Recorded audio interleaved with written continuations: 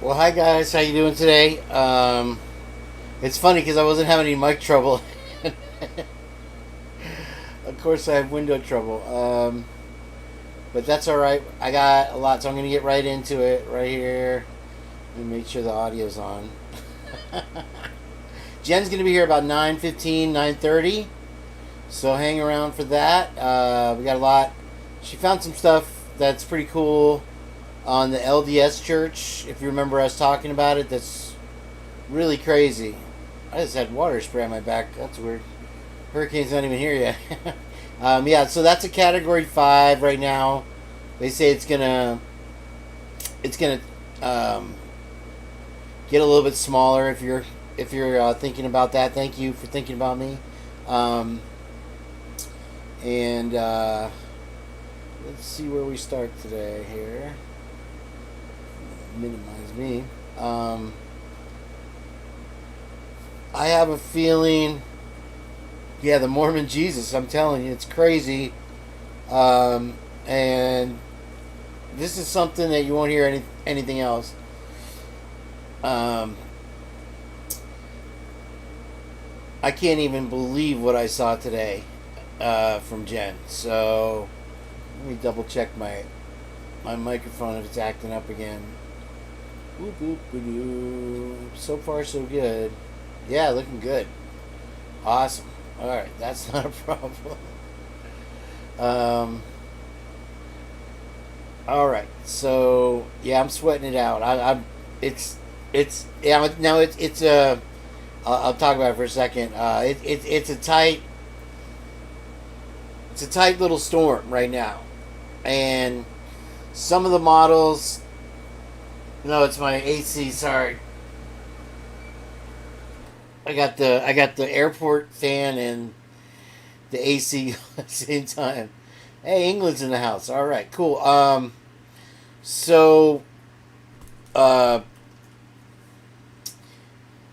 It's tight and it's right about to hit the Yucatan. So there's some of the models have it going south. There's a cold front coming down that might shear it up either way.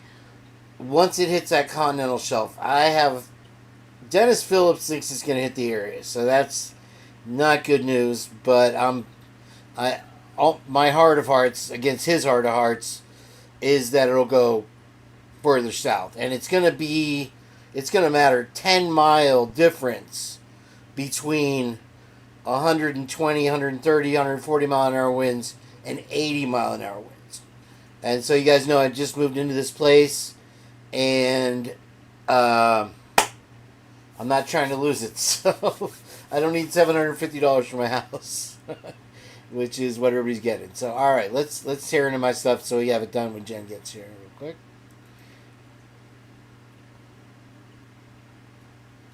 Was it really God's wish? All right, I don't know what that was. I guess all that LDS church has got me pulling all kinds of stuff up. Horrifying experience when she first realized the complex was on fire. Well, I woke up to go get me a cold pop, and then I thought somebody was barbecuing. I said, oh, Lord Jesus, it's a fire. Then I ran out. I didn't grab no shoes or nothing, Jesus. I ran for my life.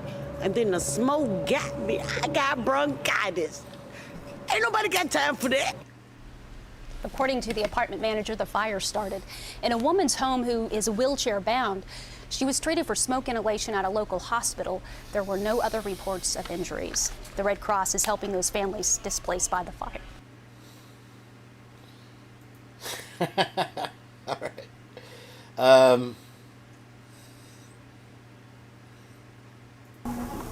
You can interrogate me, but torture, nigga, I won't confess. Pay attention to the girl in the black dress. To someone walking by, this might look like a normal interaction, a typical couple booking a room at a motel. But notice how she keeps her distance from the man, crossing her arms and looking around anxiously. Seconds later, he orders her to stand closer to him, and she quickly wipes. The security footage hides a disturbing secret. This man claims to be a cop, but he's not here to protect her. When officers arrived on scene, they found a man had been shot in the stomach. Minutes later, another call from a gas station just down the road. The young man stole a car and went on a spree straight out of Grand Theft Auto. I used to kill that other girl, and she kept screaming, and I thought her forever. I just bought that girl in Central Oregon. I had one I met in Real, and if you guys are wondering if I'm not thirsty, her, no. An aspiring cop turned murderer is on the loose, killing and carjacking anyone in his way. The only person able to stop him is the one he expects the least, his own hostage, 19-year-old Andrea Mays.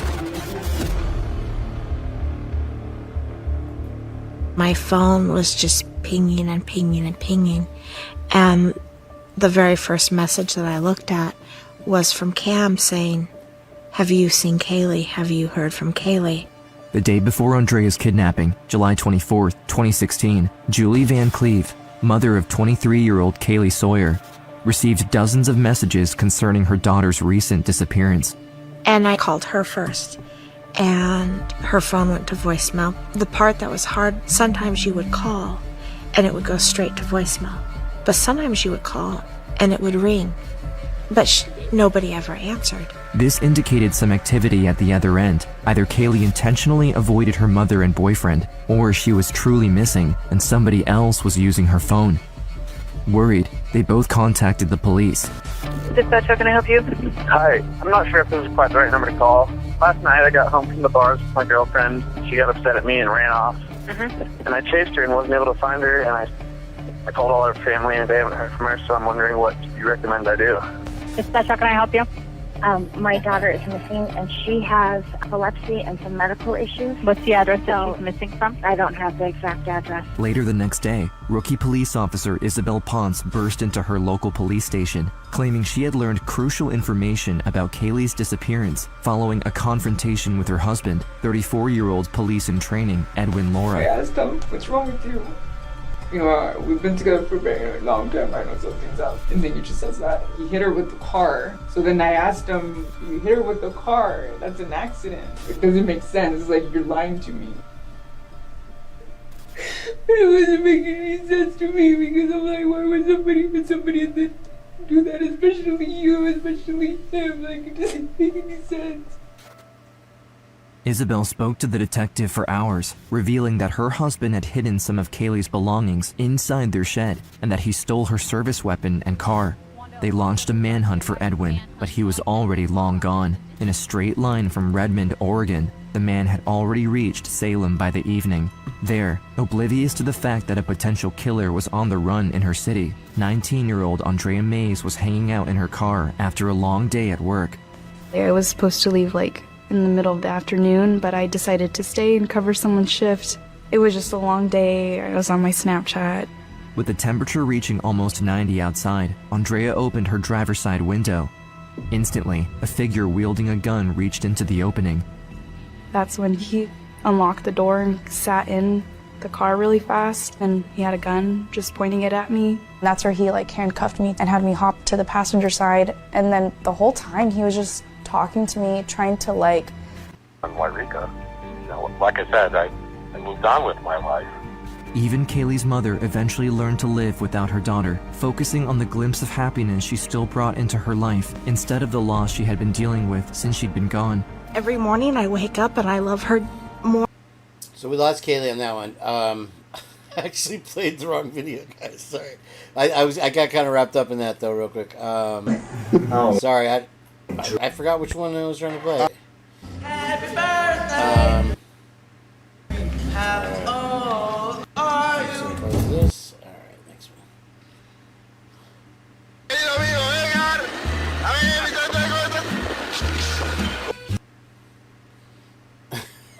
These are hilarious, sure.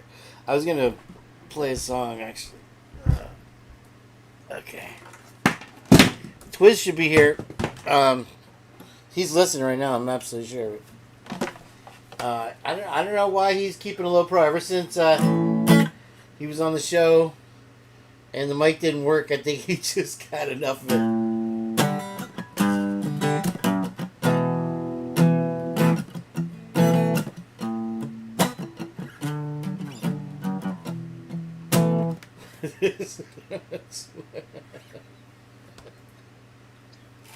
I don't know how much longer that girl lived, but it could have been much longer. Okay, so that's it. I'll play a little bit more.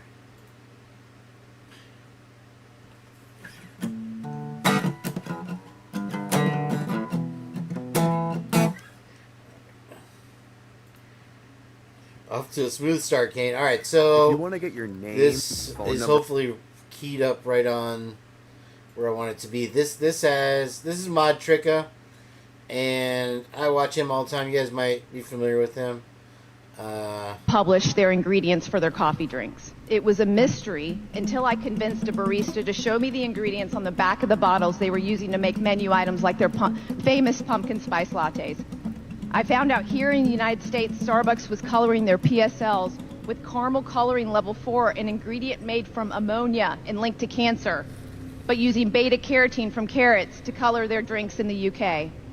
After publishing an investigation and widespread media attention, Starbucks removed caramel coloring from all of their drinks in America and started publishing the ingredients for their entire menu. I'm glad they actually removed this, but I don't know how they got away with this in the first place. That's like serving a latte with a double shot of Windex. The Illuminati. I've had people on here and they talk about the Illuminati. Do you believe in it?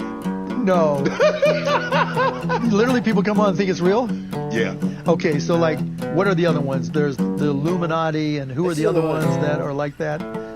There's like other secret groups, right? Yes, secret societies. Right? I'm rich as I'm Jewish. Nobody asked me to join any of them secret societies, right? Nobody. I'm like, hello? Can I at least get an invite to a cocktail party? Nobody. I'm like, okay, maybe it's me.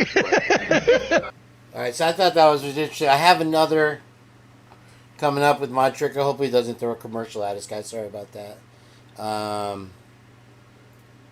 But this guy got sentenced. A Boise judge sentenced a man to life in prison after he helped an inmate escape custody at a Boise hospital in a gunfight that injured 2 officers. Nicholas Umfenauer pleaded guilty to half a dozen charges about a month ago. Authorities say he shot 2 Idaho Department of Corrections officers while breaking Skylar Mead out of custody in late March. The judge said she needed to give him a severe sentence to protect the community. As part of that sentencing, Umfenauer could seek parole, but only after serving 40 years behind bars. Now, Umfenauer and Mead also face first-degree murder charges in the death of a North Idaho man. Investigators say they killed him during the 36-hour manhunt across the state. They're being investigated for their potential involvement as well in another North Idaho homicide. As of now, Nez Perce County hasn't confirmed when they'll move Umfenauer up north to face charges. A Boise judge sent. So, yeah, if you're not familiar with the Mead thing, the old man that they unalived was helping. Let's say you open that front door. Here's an officer. He's got a warrant in his hand. And he's saying, I'm here to execute a search warrant. First thing you do is ask for a copy of the search warrant. Here's why this is important. The warrant lays out the rules of the search. You need to see what those rules are. And you need to make sure you can't do anything about what they're going to be searching for based upon what's already been agreed to by the judge. But you can absolutely not consent. You can say, I do not consent to a search of anything else that's not provided under this search warrant. So very important, because if you fail to do this, officers will just search wherever they want. They'll get into your house and they'll start looking everywhere, and the officer only has the legal authority to search where the search warrant provides that legal authority. And anything beyond that, you need to make real clear that you do not consent to that. Let's say you open that front door. Here's an officer. He's got a warrant in his hand. And he's saying, I'm here to execute a search warrant. First thing you do is ask for a copy of the search warrant. Here's why this is important. The warrant lays out the rules of the search. You need to see what those rules are. And you need to make sure you can't do anything about what they're going to be searching for based upon what's already been agreed to by the judge. But you can absolutely not consent. You can say, I do not consent to a search of anything else that's not provided under this search warrant. So very important, because if you fail to do this, officers will just search wherever they want. They'll get into your house and they'll start looking everywhere, and the officer only has the legal authority to search where the search warrant provides that legal authority. And anything beyond that, you need to make real clear that you do not consent to that. Let's say you open that front door. Here's an officer. He's got a warrant in his hand. And he's saying, I'm here to execute a search warrant. First thing you do is ask for a... So, yeah, I know Roxanne, and I learned the chords, and then I always forget them. I can play. I'll be watching you. I don't remember the chords right now. I'd have to look at them. Here's how you can take advantage of infinite. That'll take time. Pee in the plants or something like that, and usually someone's sleeping on the couch, or maybe sometimes even in your bed next to you when you wake up in the morning. They just don't give a shit because it's their house. It's always been their house, just like it's their house now. That's why these guys are doing this. I mean, look at all the guys down there. This is a sorority girl's house. Why are all those men there?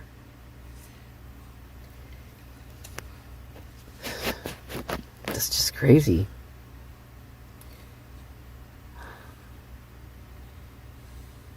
It's literally their hub, man. It's all right. So in this video, hey, there's Bubbly Waters. I love how she always waits. Usually I play your music and then you come in. It's a great intro. But she makes the case, a great case here actually, about in this video about something we've watched a million times, all of us. And if you notice the screen, she points out the screen here. Let me see if you can. I got the chat in the way. Okay, you can't see my cursor, but you know the screen over here. And okay, so she verifies that was there before the tragedy. And then if you notice that this side of the house, now let me play it a little bit more. And think about this. All of the things have been busted lately. All the drug rings with the frat houses and all that kind of stuff, all over the states. Big ones too, really big happenings going on. And why not Idaho? I mean, why do people think, oh, that's not happening there? Oh my God, seriously? Right here, just this little clip that we watched shows all that activity going on. That is nefarious activity. So she raises the point, and I'll fast forward so you can see better what I'm talking about. That the screen is off normally, and was it because somebody locked their keys out or whatever, and they had to go in, or if the frat guys use this as a frat house, which makes a lot of sense if you think about it, because she says the people are there partying when none of the girls are home.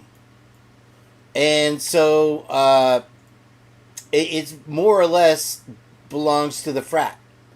And she theorized that I thought it kind of blew my mind. Yeah, nefarious is a good word. That the screen is off because this is the farthest facing wall from where the police would come, because you have to do a U-turn to even get here from the back.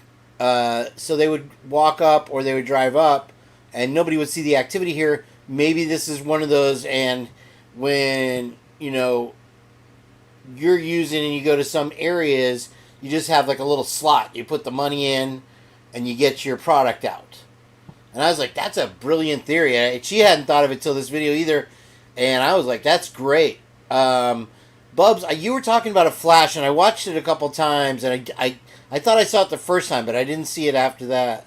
But there's all kinds of stuff. If you have a lookout at Sigma Chi, then you know when people are coming. You have this balcony that's a lookout. Now, what I noticed is, first of all, she makes the point that, and we all know, the music wasn't loud at all. They had no reason to traipse up there. Secondly, most importantly, is what on earth are they doing at the back door? When you are a police officer and you go to knock on a freaking door, you knock on the front door. You don't walk to the back of my house. You have trespassed now.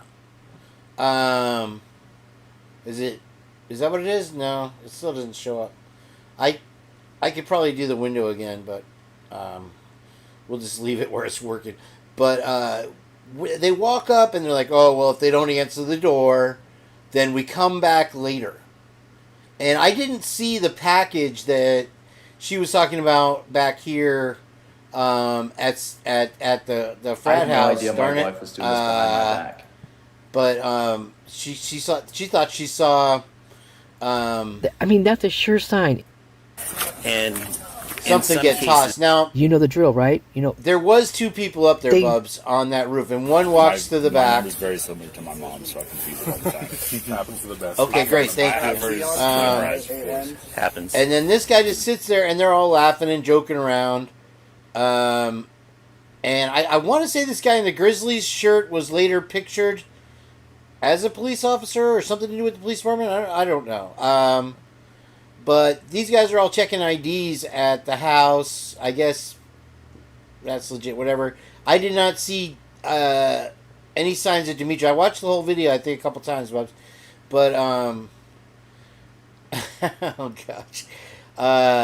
And I wasn't sure what you meant by that. Hey, Tax Max Thunderclap, what's up? Oh, man. What's up, Jeff? Here we go. Toes, what's up?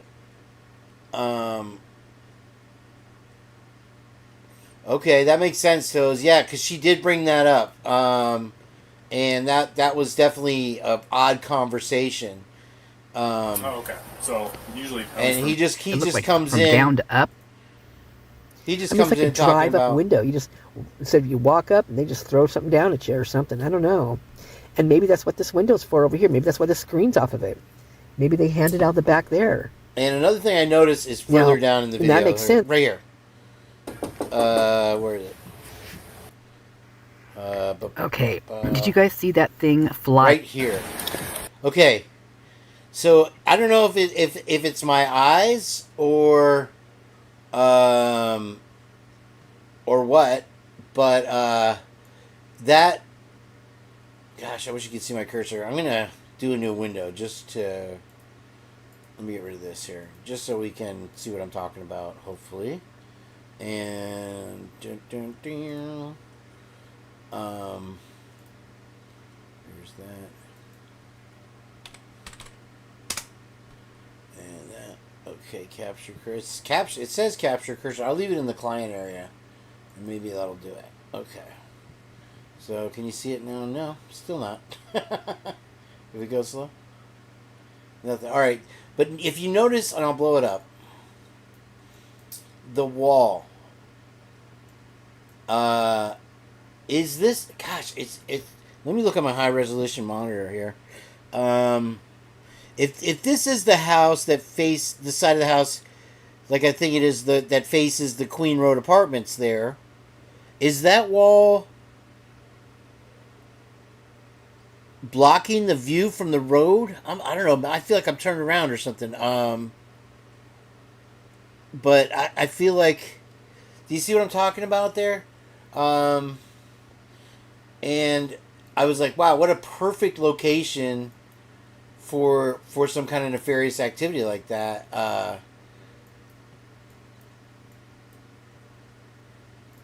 If you follow me, I don't know if I can make it any bigger. Let me see.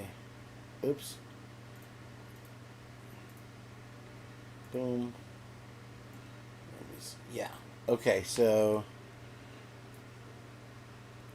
Yeah, I didn't... Alright, you see the steps up here. I know that's that retaining wall. And then it looks like... the tree's kind of blocking it. But you could just walk up that pathway and walk right up to the back of the house here, get something, and then go back. And nobody's the wiser. So I felt like that was pretty interesting right there. And now I'm probably going to have to make a new window because I made it so big. Where is it? Let's see here. Okay, there. I can make it smaller now.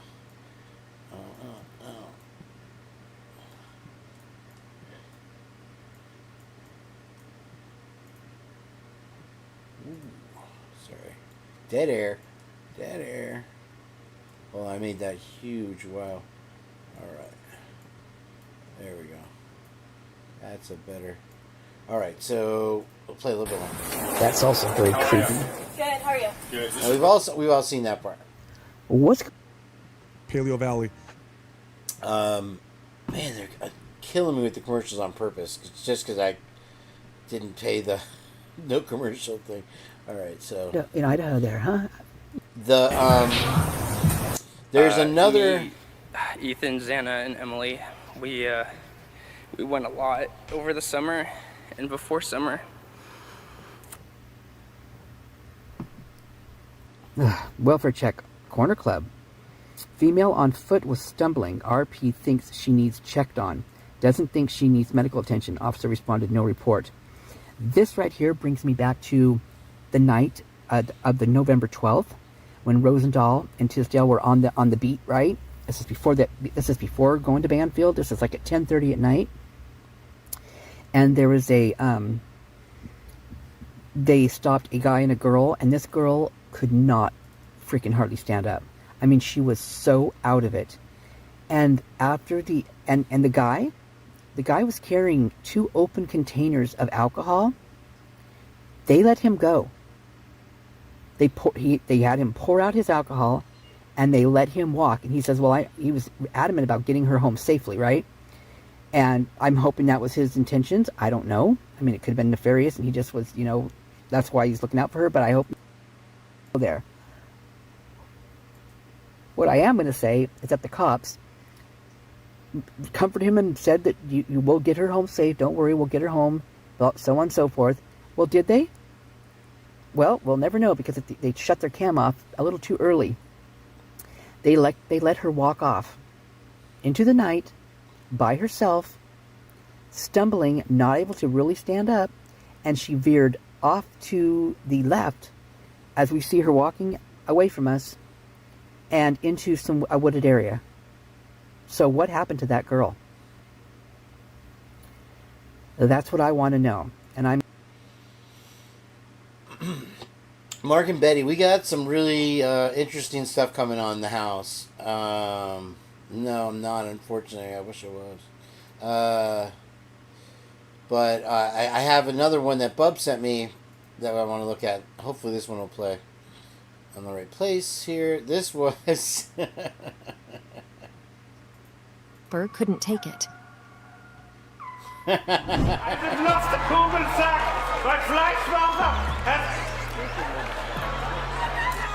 The renowned English comedian decided that for the... Yeah. Oh, you guy. But it's the... Where is it? Because, sir... I just had to play that one. Okay. Anyway, I don't know if you've seen that before. I hadn't seen it before. Ruth and I have sex almost every day in a week. Almost Monday, almost Tuesday. Ruth and I have sex. That's what's his name? Henny Youngman, or yeah, I think Henny Youngman there. Oh man, they're killing me. I had all these queued up perfect. They know what you're doing. To buy the University of Phoenix is one step closer to completion. Today, University President Scott Green announced the Higher Learning Commission has approved the University of Phoenix's accreditation under the nonprofit that is affiliated with the U of I. Green says U of I is still working with the Northwest Commission on colleges and universities to make sure it supports the affiliation.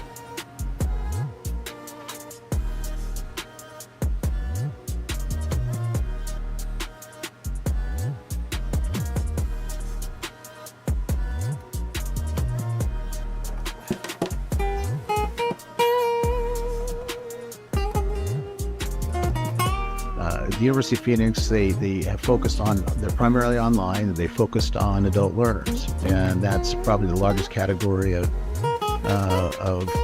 educational opportunity in the United States. The outpouring of support over the past 6 weeks helped sustain us during the most trying time. They provided the strength that helped us navigate the international scrutiny visited on our students and employees. We are truly thankful for the compassion and acts of kindness shown to our community. So this is, I believe Jenn sent me this video. It's True Crime Design.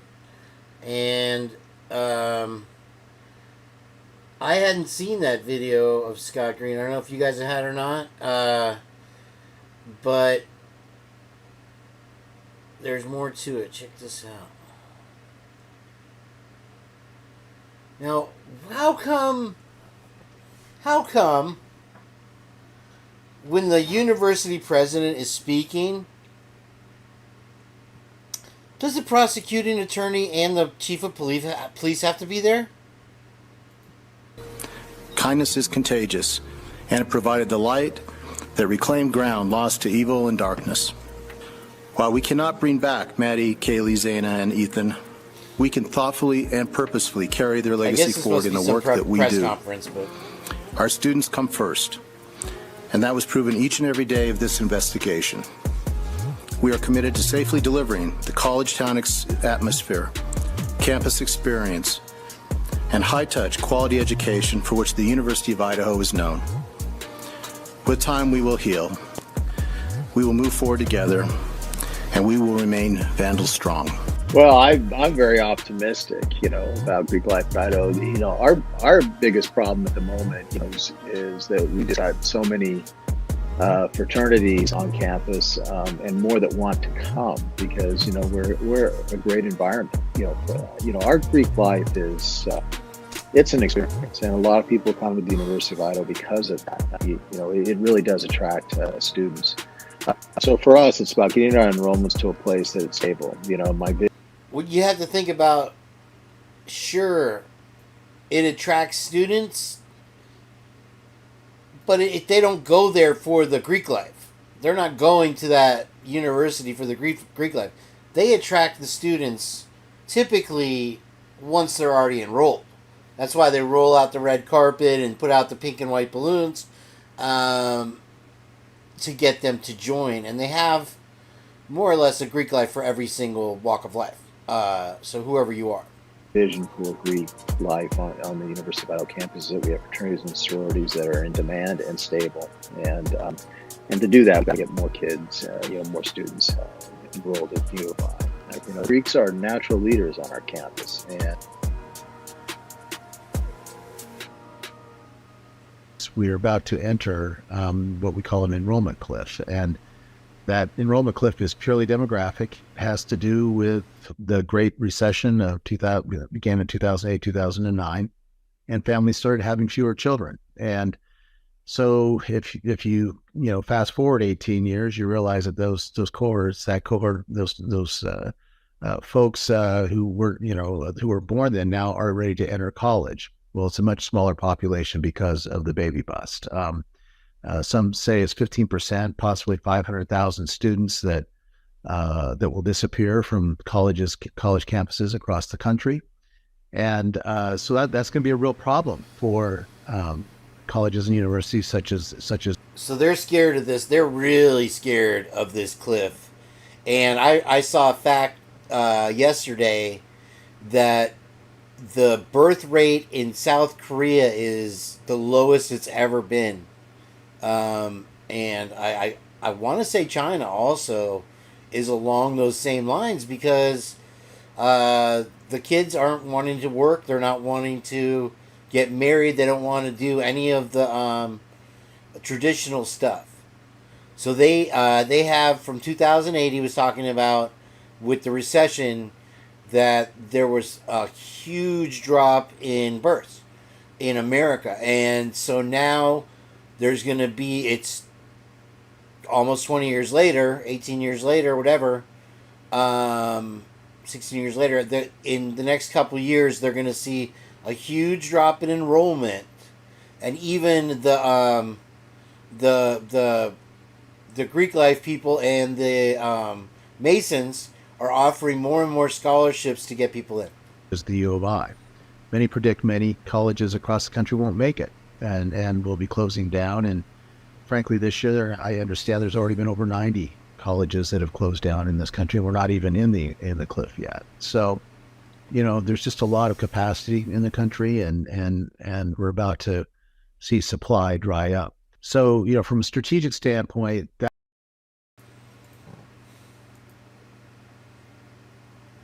supply, really? That really piqued our interest. Also, it's frankly quite a good deal for the University of Phoenix and for the University of Idaho. The University of Phoenix is a for-profit educational entity at the moment, and that's come with a lot of baggage for them. They would like to be a nonprofit, and we provide an opportunity for them to become that. And And that is very significant because that means that all the taxes that they're paying, they'll pay about $20 million in taxes this year. And all the dividends that they've been paying, which has been tens of millions of dollars a year, will now be available to both the University of Phoenix and the University of Idaho for student success. So, Mr. Sentinel, that's a really good point, and I don't mean to keep interrupting this, but they literally don't see people as people. They see them as dollar signs, and it's the way that businesses think. And I'm going to get more into it later, but the problem with these billionaires that they're going to face, that I guess maybe they have a plan for it. What they want to do is that they want to fly over the cities in their luxury drones and look down at all the peasants and think about all the money they're making. The problem is they're going to replace the workforce with drones and robots. So you're going to have factory workers, warehouse workers, police officers, everybody replaced, and they're not going to be paying people to do anything anymore. So there's not going to be any money going back into the economy, so their money is going to dry up, and they freak out even more than we do when they're not in the black and the numbers aren't rolling. That's why they start wars. That's why they do all the things that they do, because all they care about is the bottom line. Somebody was telling me the other day, money is never enough. That's why you don't see these people helping us that are starving, that can't buy gas, that can't pay rent, that are millions and millions of people one day, are living a normal life, and then them and their kids are homeless. And it's happening over and over. So, from that standpoint, it's a good deal for both of us. And the not-for-profit we're setting up will acquire this at less than 2.5 times EBITDA. So all those accountants and business people out there, they'll probably salivate at hearing that. I mean, how many deals do you know that have been transacted? I mean, salivate.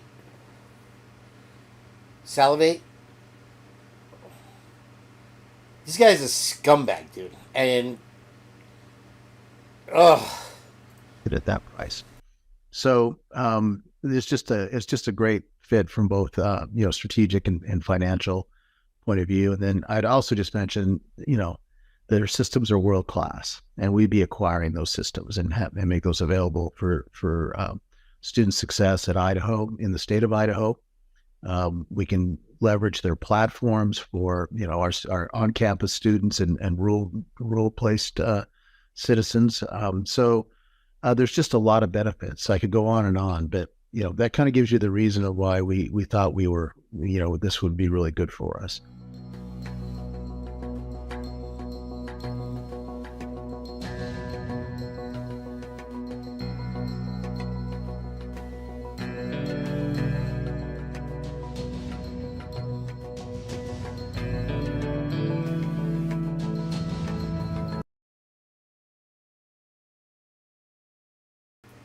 So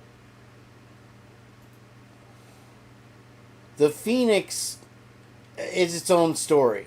I think it goes back to Greek mythology. But what it represents is basically the fallen angel getting cast down to earth and then rising from the ashes, which is the modern interpretation of that.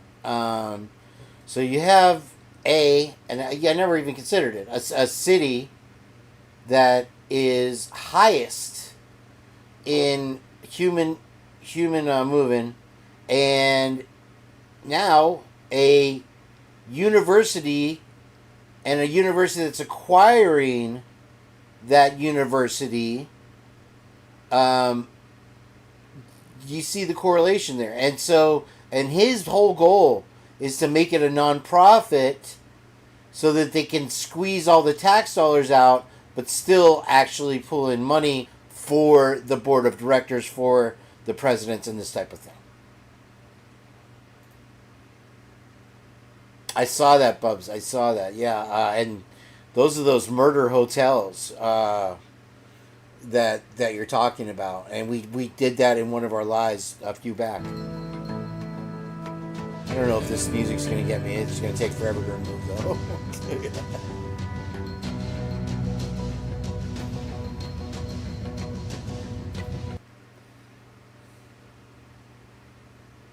Yeah, they're so thrilled that their numbers went up 3.5 after the tragedy, and he claims here that they're gonna make the off-campus house a low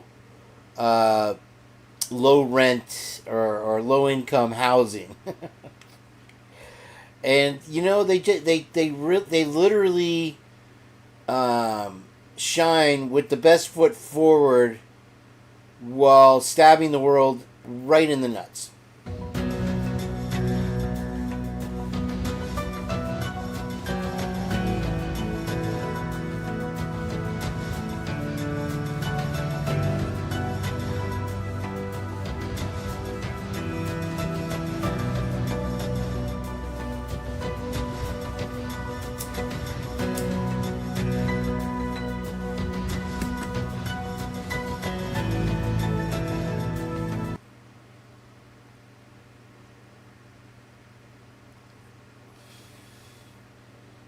So that, if you're reading that, data-driven historical studies, for one, suggest human sacrifices helped communities take on more complex forms. Now, don't adjust your sets, folks.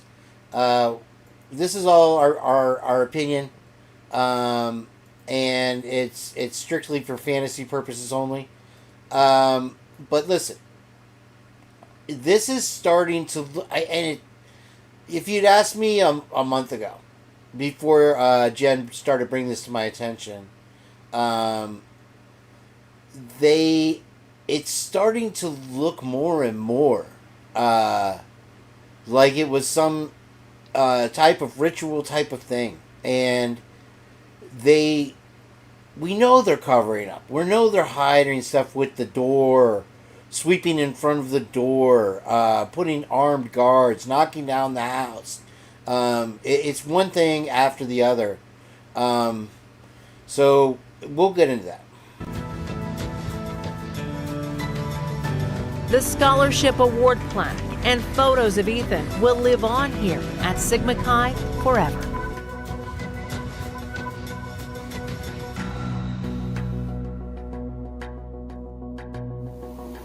Xana Kernodle, Ethan Chapin,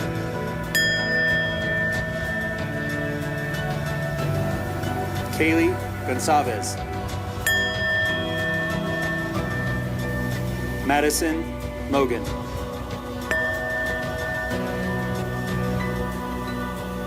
The house was donated to us. Frankly, there was a lot of damage done to the house, and it really was not safe as part of the investigation into it. And all that had to be remediated before we could do anything with it. So we've completed that remediation. We've taken, all the personal items out of there and given the families an opportunity to retrieve what they wanted. Now it's just a matter of tearing down the house at some point. We aren't going to do it during the school year. We just have too much going on right now. So we deferred that decision, but probably till at least after this semester is done. But the house will come down, and the idea is that we do want to do something with the land that would benefit future students, and so the idea is that we may use it for low income housing or something like that. But and probably get our College of Art and Architecture students involved in that. But we'll see. We still have decisions to make on it, and frankly, I want to make sure that we do what's right for the families and the students, and so we're taking our time in deciding exactly when and how to do this.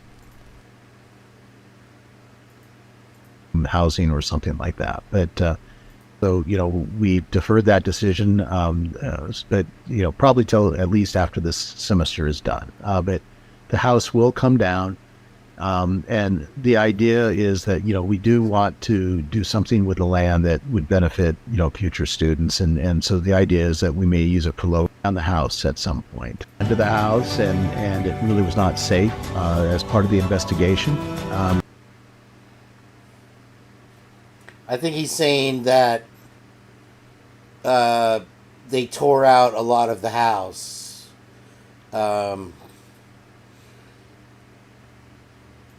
And that somehow made it unsafe. And he uses a lot of terminology that is meant to kind of just, he's using big words to cover up the fact that he's full of shit and against everybody's. He even said, they even say that the prosecution wasn't against it, that the defense wasn't against it, but common sense is 100% opposed to it. I mean, you can do what you want with it once somebody's in custody or convicted that actually was a part of it. But when you're going to listen to the words he uses, dude. But we'll see. We still have decisions to make on it. Defer. And frankly, I want to make sure that we do what's right for the families and the students. And so we're taking our time in deciding exactly when and how to do this.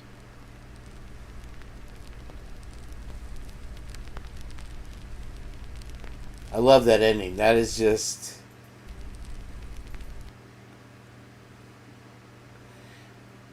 really great. So that is True Crime Design. Do all the things for them, and fantastic video, really great. And yeah, the wording he uses, you could tell it's meant to mislead, and maybe we'll get the architectural program in on it, and as opposed to doing a memorial there, since it's an off-campus after-hours house, whatever. So, fantastic job.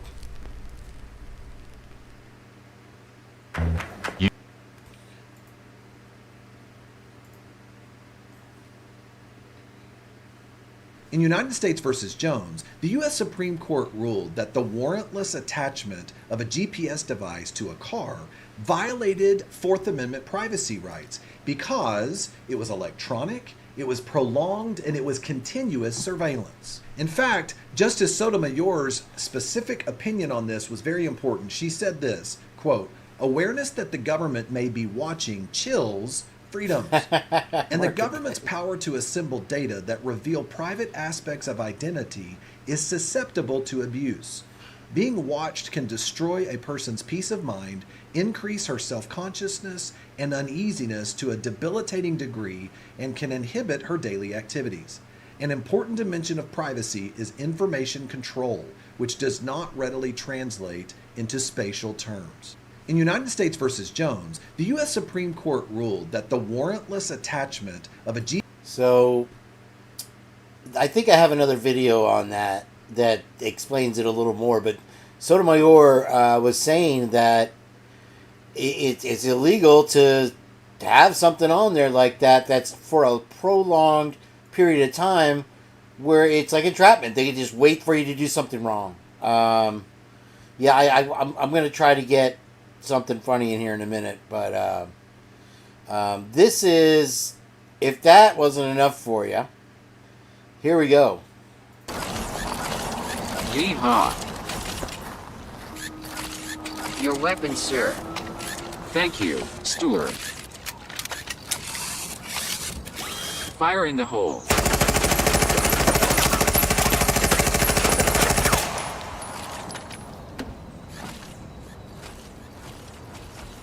I'm alive. Yay. I mean, dude. Sure. And they do with everything else with these robots. They try to push it off like some cheeky, cute little thing. And it is absolutely terrifying that they've got AI becoming this autonomous entity already on its own, and people are gobbling it up, and the 666 Google is pushing it out there beyond what even the creators of it think is safe. But what happened? What's up, Heather? Yes?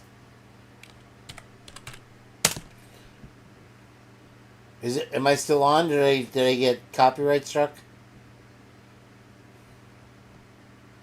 No, it's horrifying. I mean, when are we going to learn from Terminator 2? What, they got the cowboy hat? That is a freaking robot, dude, with a machine gun. Okay? So they're going to build all these robots, and we know what these people that have money have in mind. They're going to build all these millions of dollars of freaking... These robots right here are millions of dollars. And they're going to build... They've already built armies of them. And they're just going to send them out to fight each other so that they can just keep producing more. That's their goal. And look at it. Your weapon, sir. Thank you, Stewart. Fire in the hole. What kind of aim do you think that thing has? You think it's going to miss? I'm going to tell you right now that the first robot that I see, I am going to have a serious talk with, if you know what I mean. If I could find something that will anyway, I'm not going to say it, but you know what I'm saying. First one I see, I promise you. I'm going to tell Papa.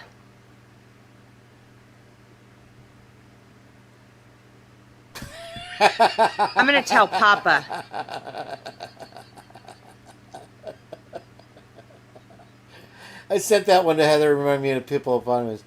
All right, Jen. Jen's still... All right, we'll hold off on that one. I'm going to skip ahead to my other window, and we'll come back to this. Only because I have a lot on that other one that's really good I want to make sure we get to. Let's see here. Not that one. This one here, number 1. And that's up. Okay, good. So...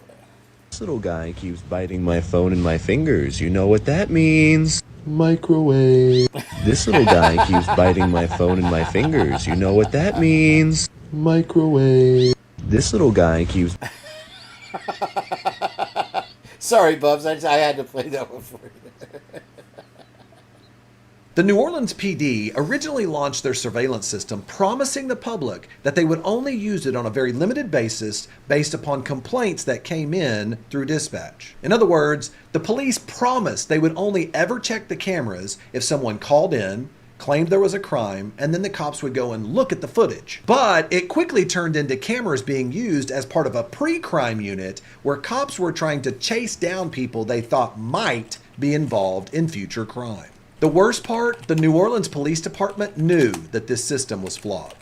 The New Orleans PD originally launched their surveillance system promising the public... There you go again with the promises. And then they turned on it. Jeffrey Weinstein, it's very nice to see you, man. I played more tonight, but I didn't put my new strings on, so it's a little out of tune. It's kind of bugging me. Here they have this surveillance system, and so now he was saying that they use it on their pre Kang Fu fighting Kang Fu, so once again they've lied to us, and it's gonna hurt everyone. If you're in law enforcement now, you have all these privileges and da da da da, but once you're out, what if you are dishonorably discharged or drop out like most of them do?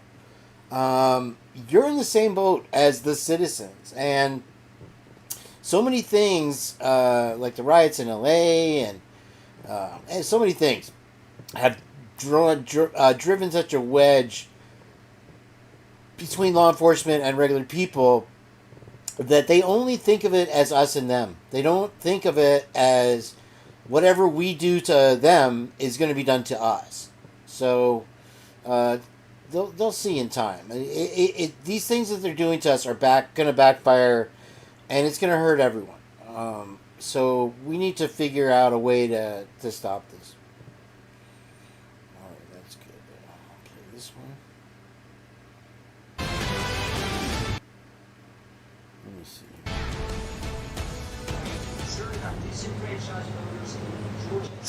I'm not thinking about voters right now. I'm thinking about lives. And to be honest, it's much bigger than anything else. But we're thinking about lives. A lot of lives lost, a lot of people missing. And that's what I'd be focused on right now. So a lot of people, and Bubs will get a kick out of this, that I've talked to, and in the news, they don't think that what happened in Asheville, North Carolina is a big deal. And they're laughing, again, like the cats and the dogs thing in Ohio, at Trump, that he's saying thousands of people are missing. And I believe I have the video that Bub sent me about, from an actual citizen that lives there, about what's really going on. All right? And you have the little tour by Kamala Harris going through, oh, la-di-da, and they give out the $750 to who they can get to. But they're literally arresting people that are trying to help. Here, now, Trump actually went there and did something. Love him or hate him, he's actually trying to make a difference and stepping up where it needs to be done. So I don't want to play any politics on you guys. I just wanted to point that out. WSU student charged in campus threats and extortion cases pleads guilty. The Washington State University student charged with multiple felonies from cases involving threats and extortion on campus has pleaded guilty. Taylor Asante pleaded guilty to felony harassment in Whitman County Superior Court on Thursday. In plea agreement, prosecutors dropped their extortion charge.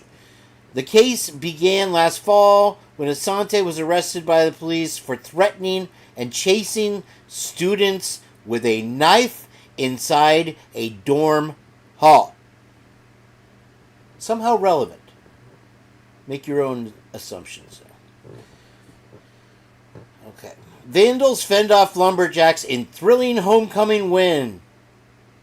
Yay. Alright, so this is, I guess a lot of people are probably talking about the t-shirt that the aunt or whatever was wearing, and this is the House Bill 186 that has been approved now by the governor that will allow them, and I don't know, in the fine print here it doesn't say whether they can choose that, whether the convict can choose it, or whether the state can decide how they're going to be alive, but they feel that the lethal injection, which is currently the method, isn't effective enough. So they want the firing squad to be implemented, and that's what this 186 is all about. So I'll put this link here if you'd like to read more yourself. There's not much.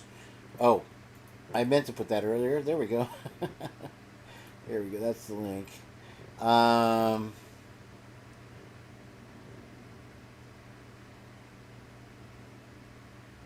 So let's see the next one here. I am a fan, Caitlin, by the way. Really, Michael? Because I heard that little apron joke you did. You make a lot of jokes about women's sports, don't you, Michael? I wouldn't say a lot, but, it's not on the regular. Yeah, no, it's definitely a lot. I actually sort of made a supercut. Take a look. Well, no, we don't have to do that. A number of sports bars around the country are promising to only show women's basketball games during March Madness. The bars are known collectively as the empty ones. A new report claims that recent stories on the Sports Illustrated website were actually generated by AI. And it's already making glaring mistakes. For instance, it made up something called the WNBA. Iowa's Final Four game against UConn was the most watched women's college basketball game ever, with 14.2 million viewers, beating the previous record by 14.2 million viewers. Call him with the receipts. Thanks, man. I wanted to play that one for Lana. I thought it was cute. All right, so...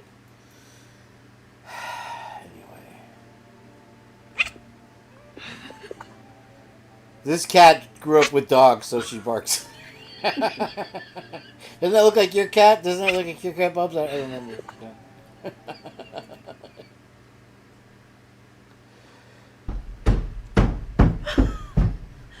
Why are you stopping like that? The last ice cream!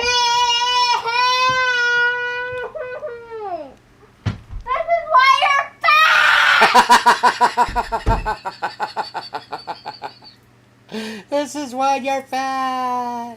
That makes me want ice cream, though, damn it. How about you give me and Man Mountain $750 each and send Uncle Fester there home? He's not carrying a gun. He's useless. Is that true? You didn't bring a gun? I didn't think I'd need one. It's a protection job. It's basic common sense that you need a gun to protect your employer. I mean, duh. If I need a gun, I'll use one of his. Really? One of my guns? How do you picture that happening exactly? Well, I guess I'm gonna take it from you. Take? How are you gonna take one of my guns? Let me see it. Here. I'll make it easy for you. You can make it not so easy. Sure thing. You got it. Son of a... Oh! Wow. So...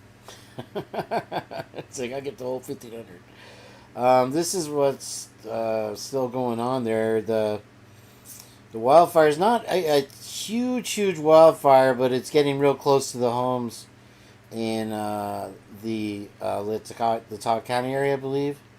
They're using planes to try to douse it. So it's a pretty big fire.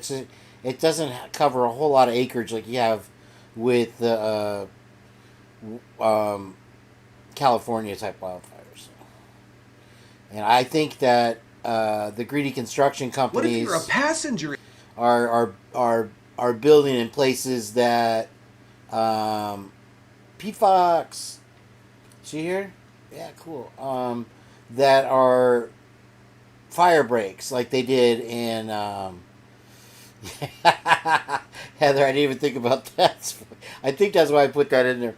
Don't make me play that song again.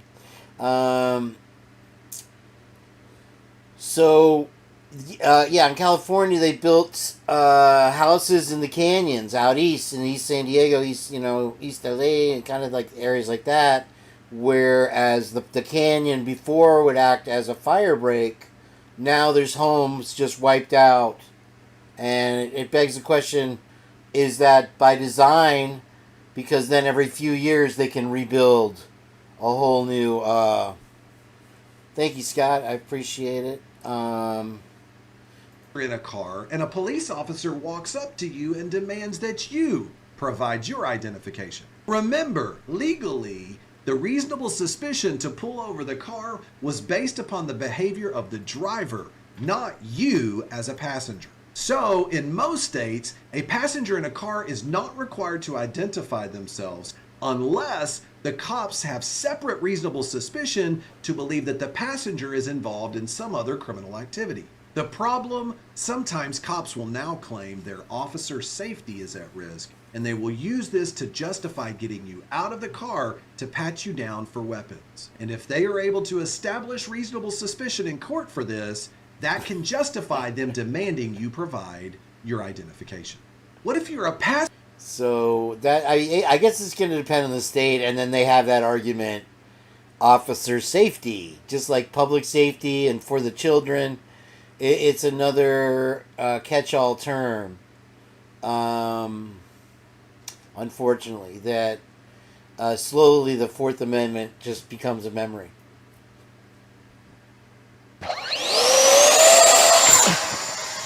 Guys, this thing is super easy to control.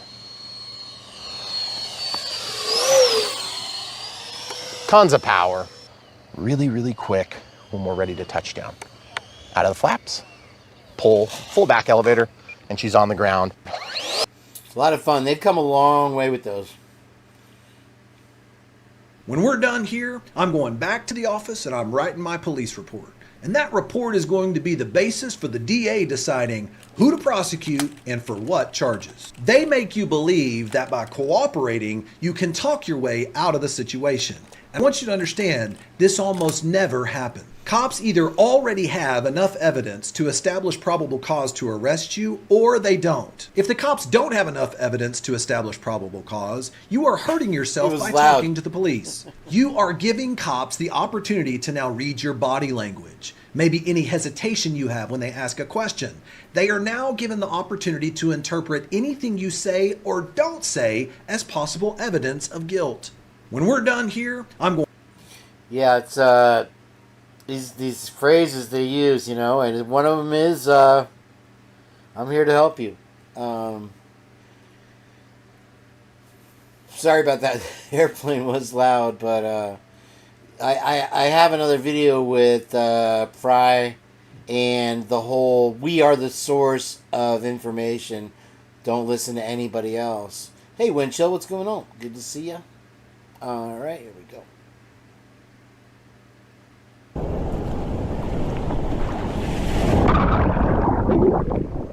Look at this right here. You can see the reef is right there. So that wave isn't that big, you know, three foot or whatever, but it's and there's a couple places like that where I surfed in San Diego. One of them was called Hospitals, Horseshoe. Horseshoe's a huge, only breaks when it's 15 plus, and you'll literally see little boils popping up where the rocks are that it breaks on. So that guy, he bailed out right at the right time. Anyway, sorry,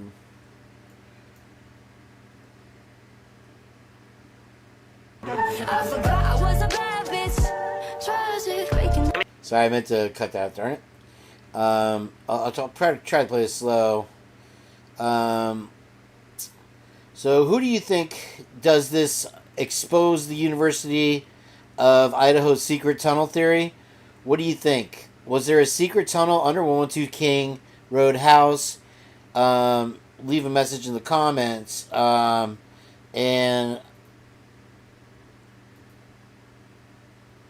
you know, there's so many anomalies. This door is becoming more and more suspect, and I think Drip Drop even spoke about it in his new video again. But anyway, this whole thing here, oh, you can see my cursor now, does seem like some type of, you know, maybe it was a mine shaft or something that was left over that nobody ever tore down. So why did they leave? Why did they dig out so much and then leave that area? It makes one question. So that it's very interesting.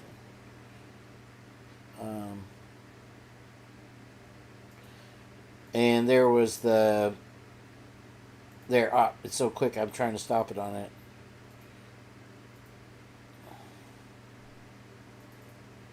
Those are all the various places, but this one had. I was telling him. He thinks it looks like a doorknob. And this bedroom, did she know or have access to this secret door? Does it lead to a room or tunnel? And was there stuff hidden in there? Possibly weapons or rugs. And when I first saw it, I thought it was just a 440 or 220 or whatever power outlet. Now that we've seen more, you have to wonder. I mean, the way that this closet is designed, it does look at how it's cut out.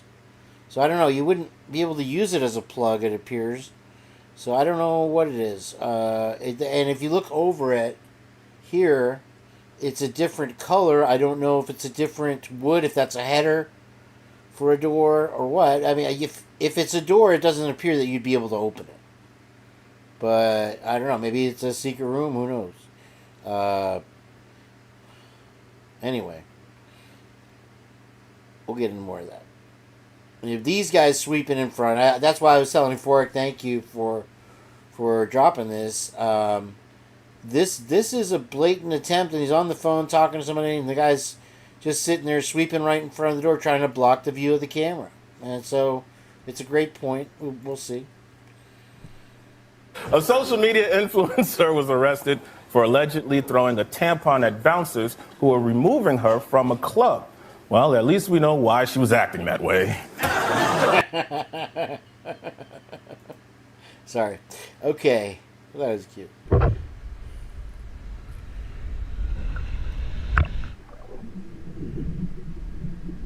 Your moment of zen.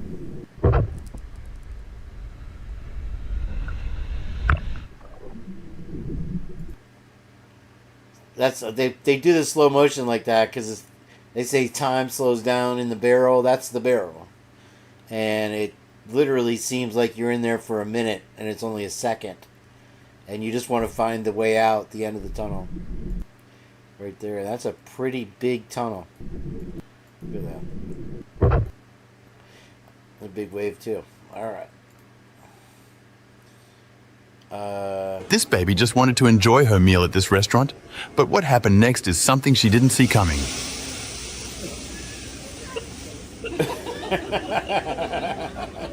This. I am nothing! What is that? You don't know Mad Geeked? Oh my god. I don't know what it is. Where's Freak Bob though? Freak Bob? Damn, bro, he knows the whole lore, bro. I am nothing! What is Mad Geeked? So it's called Mad Geeked. I thought it was funny.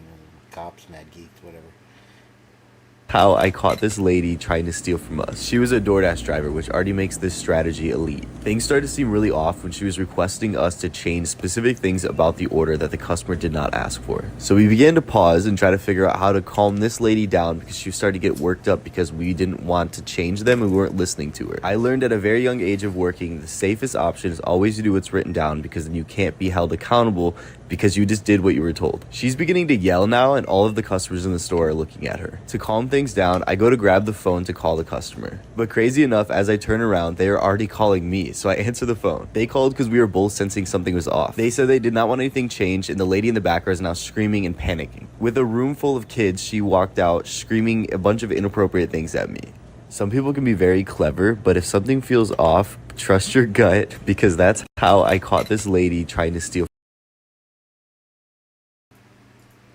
Trust your gut, folks. Trust your gut. What is anything? And if that doesn't make you want some ice cream, I don't know what will. I'm not working for the ice cream companies, but that's where we're at today. I've never worked for DoorDash, but I understand that it's more or less the same as Uber Eats, which I did do. And so every step of your way is documented and tracked and recorded by the app. So if there is a delivery or was a delivery, it is 100% documented. And when they have warrants for that, then they've obtained that information because I'm sure they keep that record for at least a year. So the only thing you can wonder, and the thing that I questioned about it was, are they calling it DoorDash when it was just a campus delivery service, just like the campus taxi service kind of thing? Meanie. Okay, here we go. I can't believe a bunch of adults got together and thought this was a good idea.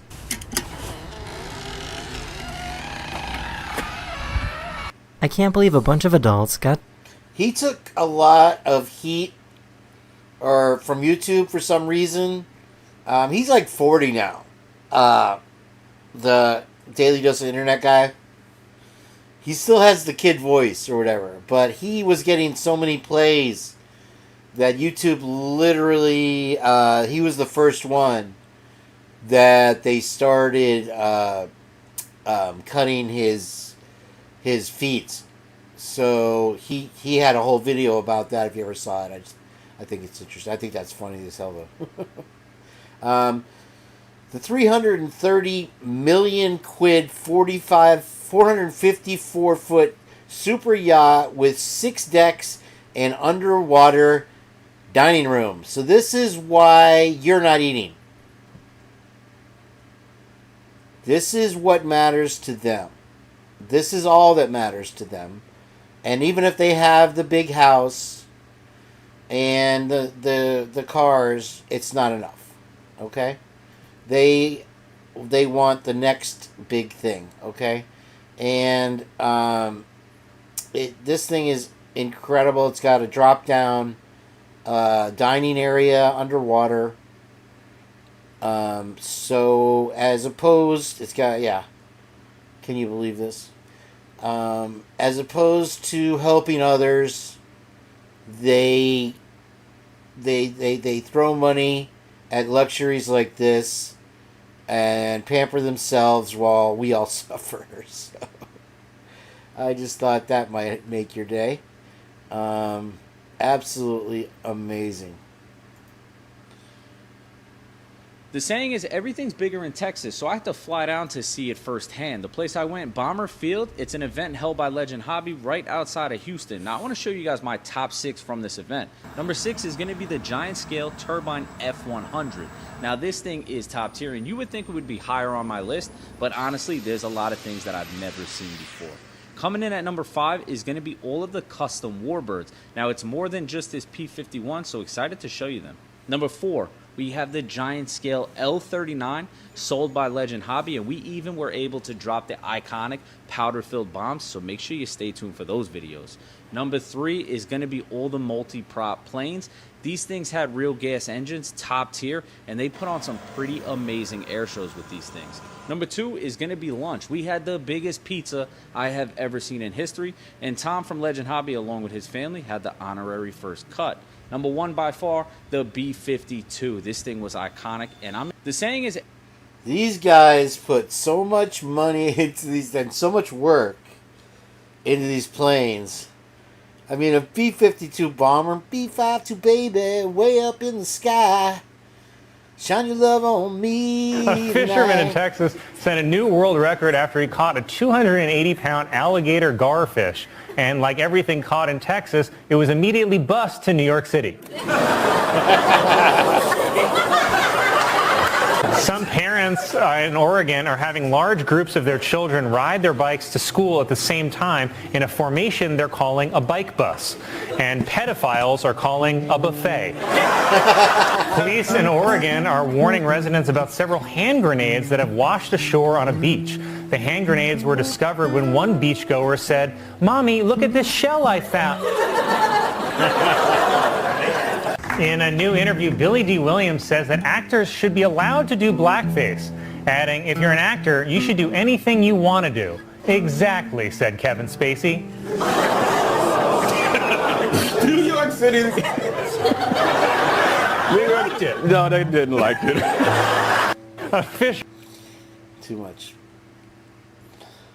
So you probably know by now that Amazon delivery drivers frequently pee This in bottles is because the gonna company's insane trigger warning. targets leave them with no time for bathroom breaks. But when Vice reporter Uba Butler interviewed workers at a warehouse in Glendale, California, he discovered that they also get penalized if they're caught with those bottles. So instead of keeping them in their cars, the drivers just toss the bottles onto the side of the road so they don't get in trouble. So what he does in this situation is he collects as many piss bottles as possible, and then he thinks of a product that sells both quickly and without scrutiny. What better fits that description than the high caffeine energy drinks backed by internet stars like KSI and Logan Paul? So Butler markets these bottles full of nothing but human waste as release energy. He then lists it on Amazon for sale in the refillable pump dispenser category, and it goes live. But then, as Butler explains, Amazon's algorithm automatically moves the product into the energy drinks category, bypassing the entire platform's protections around food and drinks licensing. Now, none of this is subtle. The drink is very clearly marketed as the urine of Amazon delivery drivers. But then finally, Butler's hard work pays off because occupying the #1 spot on the bestseller list for bitter lemon drinks on Amazon is Release Energy. Yeah, so just so you know, that's out there. And I love how the guy turned it around, but that's disgusting. Absolutely gross. Yuck. So this isn't the JLR you're thinking of. This is almost as scary as the other one, guys.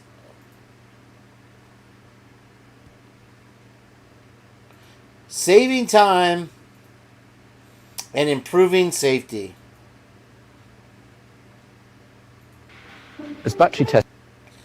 And this is what I'm talking about, y'all. It's out there already that they are putting these on the floors of factories. So even if there are workers, that's going to be your boss. Okay? Good luck talking back to that one. They're not... These things are like indestructible. They move faster than sound. You can't even see them when they move fast. Boston Dynamic. And they will replace us in our jobs, in jobs that nobody wants, right? But there will be no jobs left. And so eventually the billionaires will realize that the money's not coming in. Why not? Because nobody's getting a paycheck. Anyway, I have my soapbox there, guys. So.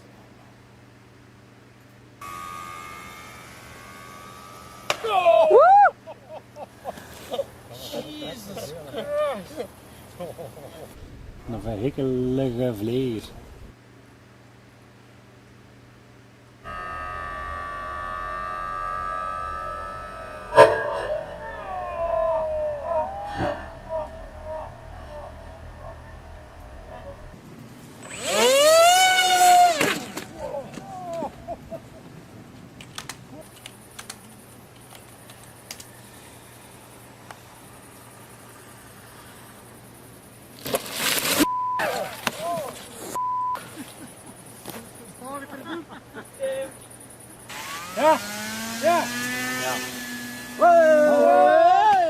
That didn't last long.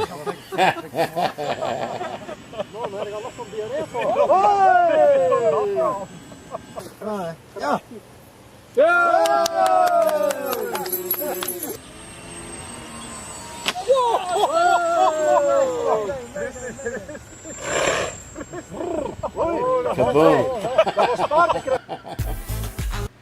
All right, let me drop that one.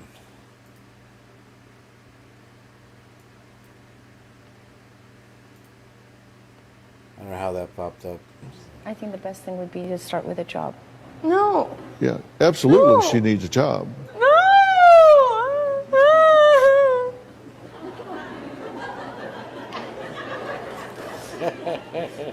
And I think it would be great if you volunteered some more at the soup kitchen. You could do some great volunteer work down there.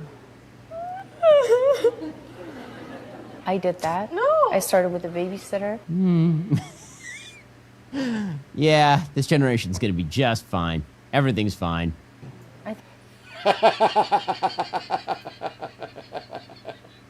How did you resolve the urges of a believer?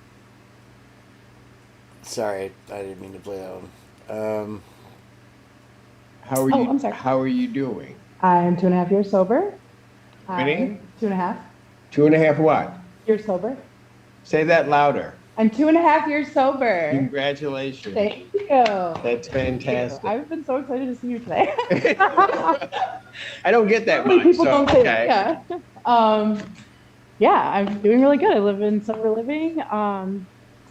And I live in a program where I get to have my son there. I have him back after 6 years. Oh, fantastic. Yeah, full-time mom again, which is a trip, but it's cool. It's good. I sponsored 3 women. I've been through the steps a couple times. Tell you what, Alexandra, man, you earned it. You earned it. I mean, you're here, you're breathing, you're living life, you're happy, you're smiling. And I don't want your money. Got what I wanted. Thank you. How are you? I love that story. A new study finds that your risk of developing diabetes depends on how fast you walk and whether this sound plays while you're walking.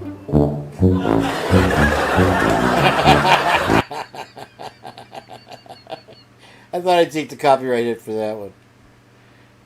This is my beautiful, gorgeous angel who has never done one thing wrong in her entire existence. And this pile of lard has a warrant in 3 counties.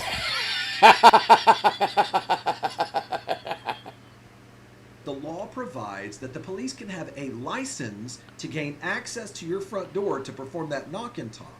But that is only true if you provide that same access to the general public.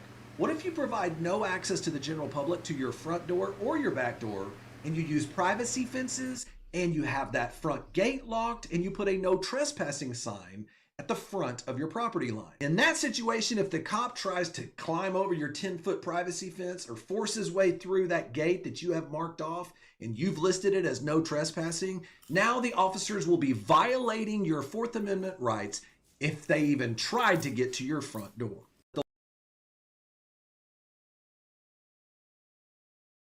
I thought that was relevant as far as the video we watched earlier with the police walking up to the 1122 from the back door. Because that's clearly a violation. They've trespassed onto private property. They're not walking up to the front door. Now, they didn't have a privacy fence, but you wouldn't expect anybody to walk up to the front door. So I thought that was relevant. Interesting, rare photos you won't believe. Part 22. Hydnora africana, a strange plant with a foul odor, cleverly trapping beetles to ensure pollination. This is what early humans looked like 160,000 years ago. A truck with 6.4 million kilometers on the odometer found this mysterious stick hidden in the bushes, nature's little surprise. A trader reacting to a $1.7 trillion loss on Black Monday. In 1961, Joan Trumpauer Mulholland's fight for civil rights stunned authorities, who tested her for mental illness, unsure why a white woman cared. Jacob Miller, a Civil War soldier, lived with a bullet in his head for 31 years. Missing since 1997, William Molt's car was found underwater thanks to Google Earth. Here's the clearest image of Jupiter ever captured. A city in Oregon has free sparkling water filling stations. A 3D crosswalk in Iceland slows traffic with an amazing illusion. Interesting. That if they start doing that in the streets here, I don't know. That's going to cause all kinds of accidents. Jen, let me finish up because I only have like 4 more tabs on this one, and all our stuff is on that other window. So I'll just finish. I only have like 4 more tabs. Bear with me 1 second, guys. That's where the water line was, an extra probably 10 feet off the water. Past that, there's even more buildings that are just completely gone. The North Carolina governor says that people here are desperate for help. Hundreds are still unaccounted for, and you can see why if you take a look at the damage behind me. This is complete destruction.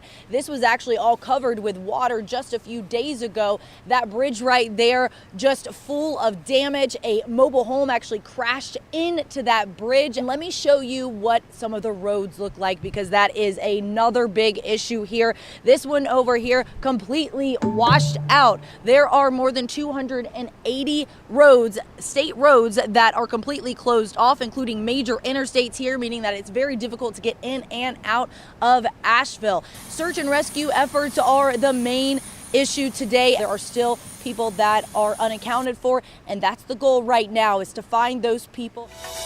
Thousands of people are unaccounted for, missing. Still. I still don't understand how that storm affected them so terribly. It was supposed to turn left, and I guess it just kept going on its path. So you never know. That's why I'm still holding out hope that Milty will make a turn to a less populated area in Florida. But that remains to be seen. This is my beautiful, gorgeous angel. Okay, we're almost there now, Jen. Sorry. All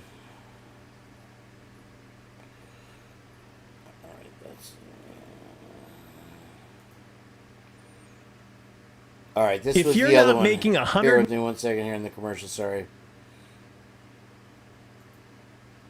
Yes. Okay. The rails and the cat. So let me find it.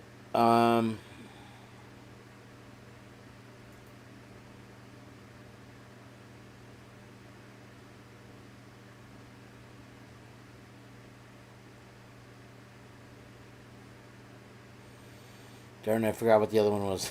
Sorry. Where is it?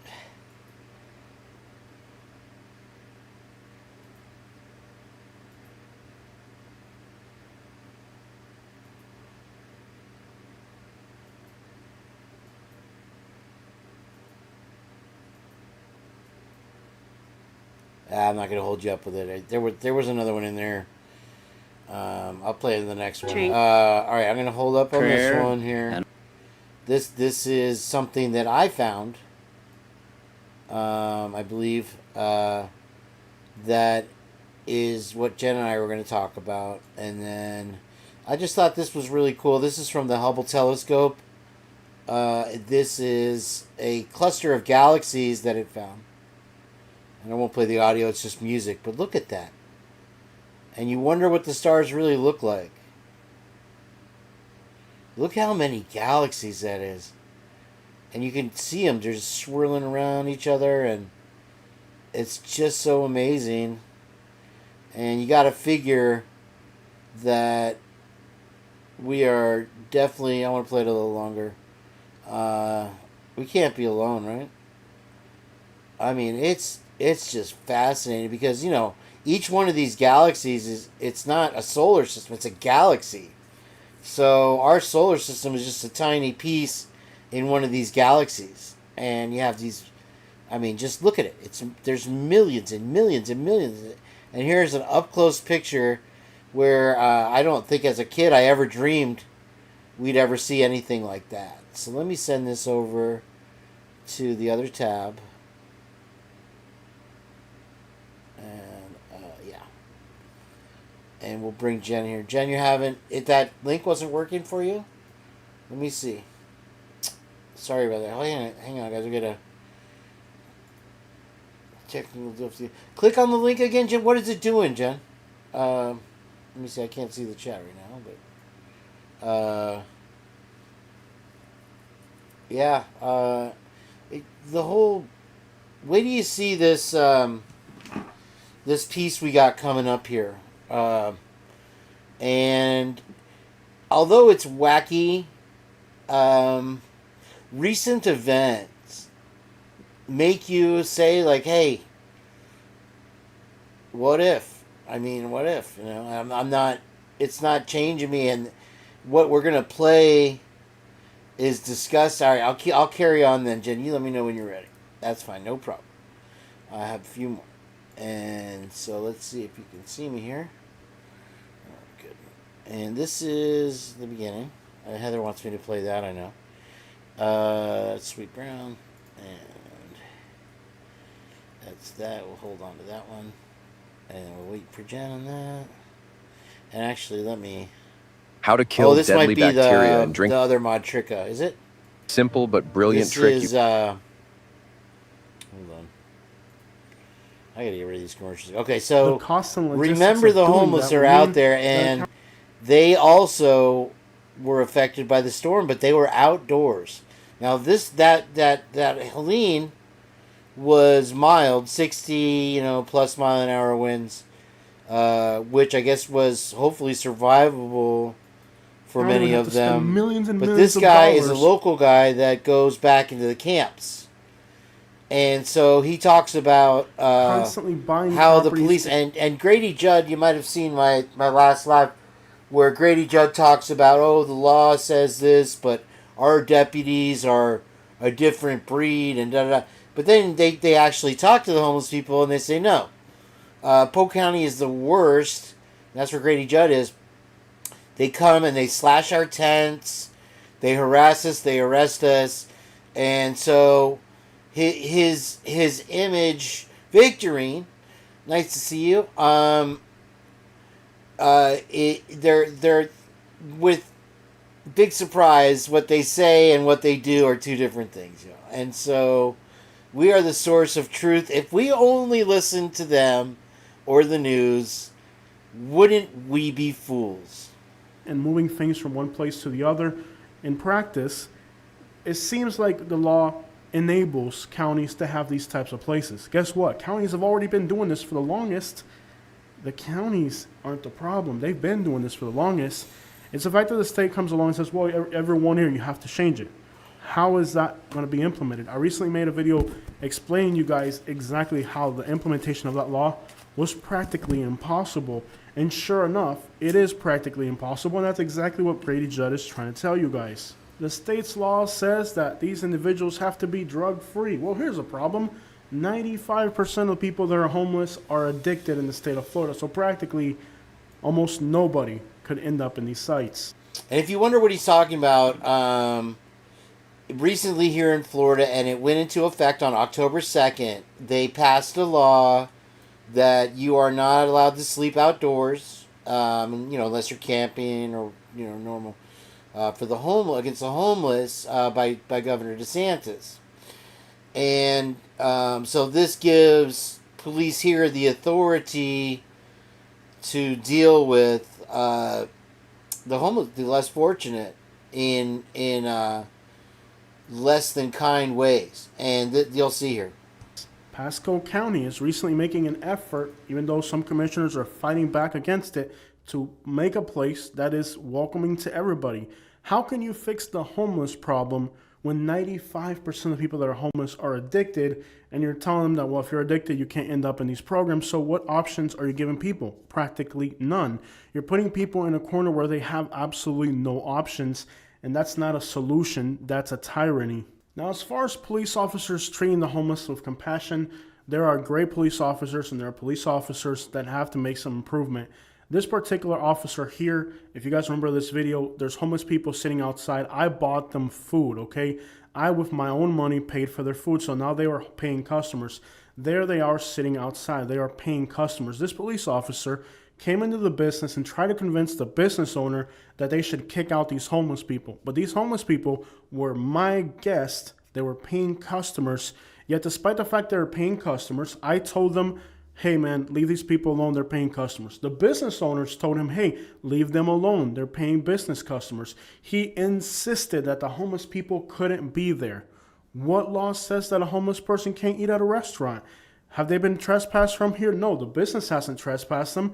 I'm a paying customer and I paid for their meal. That's the problem with law enforcement in Florida, is that there are individuals like this cop right here who persistently go out of their way to target the homeless people, to tyrannize them, to persecute them, and they have rights just like everybody else. In this particular case with this police officer in Harrisburg County, the people that were eating at that table, they had the right to be there. Yet Grady Judd gets on his grandstand podium once again, you guys, and tries to explain that even though the law was enacted, that his officers are totally the friendliest people in the world and they're out to help and I mean, that guy is more full of it than anybody in the world. Jen, let me know when you're ready there. I didn't know it was possible to offend a hot dog.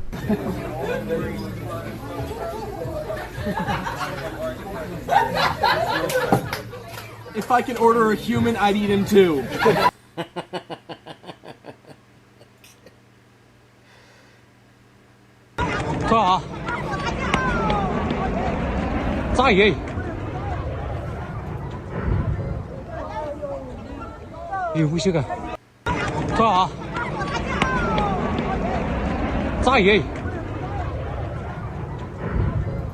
So I don't know what kind of rocket that was, but sure is close to a civilian area there. I don't know what's on the other side of this hill. Pretty scary thought. Think about a rocket coming down to your house. This is...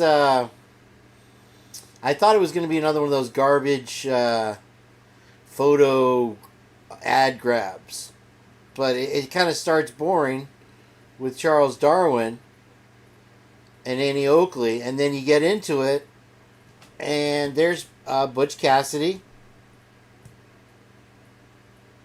and Tolstoy,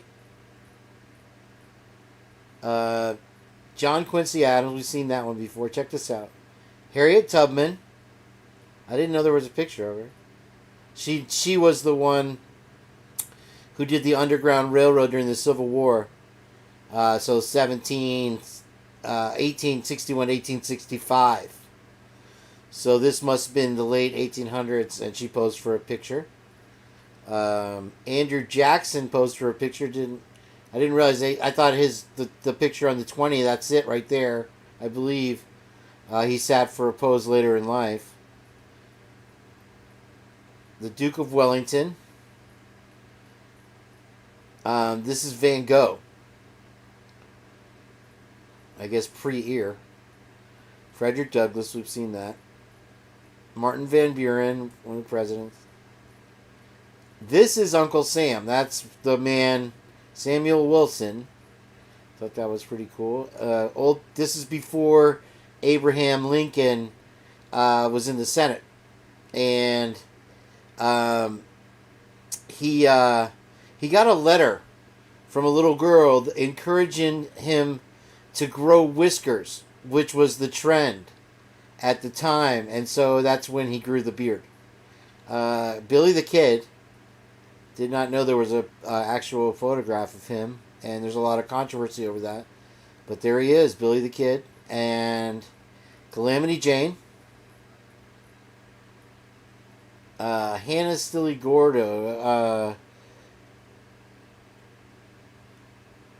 earliest born person. She was born in 1746. She was...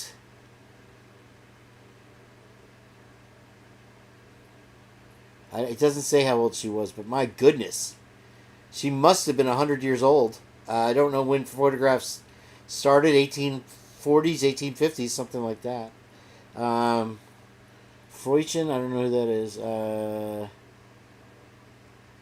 He was the first best-known Arctic explorer. This is Jane Doe. This is what they used to do. They would take a picture of the person that had passed. So this is a post-mortem picture. Pretty sorry. Rasputin. This gets better. Rhoda Derry is an interesting story. She was dating a guy, and the mother didn't like her. So supposedly the mother put a spell on her, and from then on out, she had mental issues and was committed for the rest of her life. She was afraid of witches, and the mother cast a spell on her, is the story. Harriet Beecher Stowe, abolitionist. She wrote Uncle Tom's Cabin. That's Harriet Beecher Stowe. Helen Keller. She's actually very attractive, isn't she? She helped so many people, and I believe she invented American Sign Language. What a picture! That's a good one. There's Custer, and his brother was also a military. There's Benito Mussolini, and then Geronimo. What a picture, huh? That's a rough dude. The Wright brothers. Daniel F. Bakeman, revolutionary, served in the Revolutionary and was a surviving soldier to receive the Veterans Pension Service.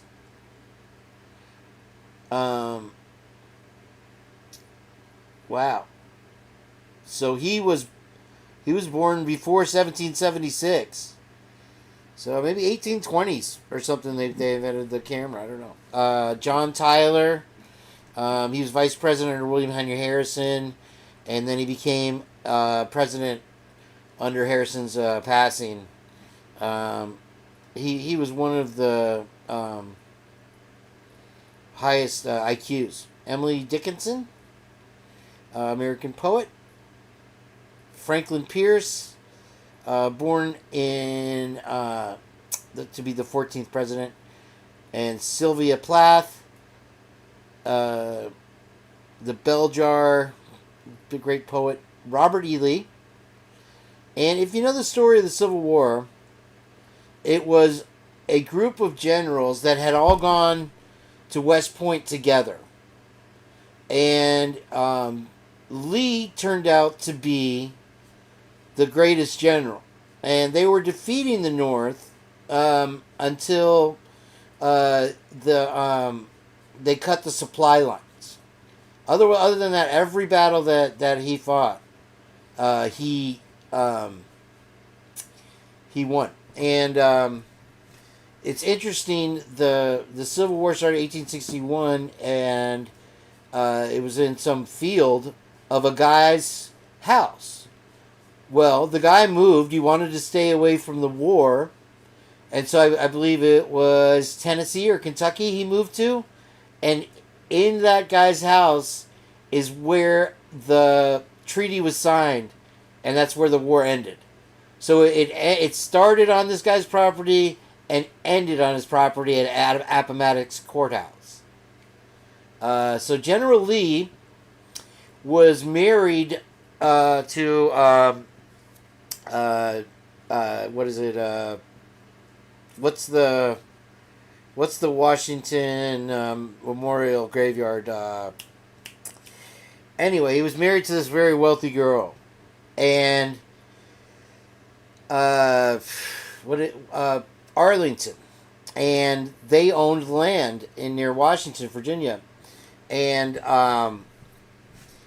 to punish them, they took the land from Lee and his wife and made Arlington National Cemetery and buried all the soldiers' bodies in their yard.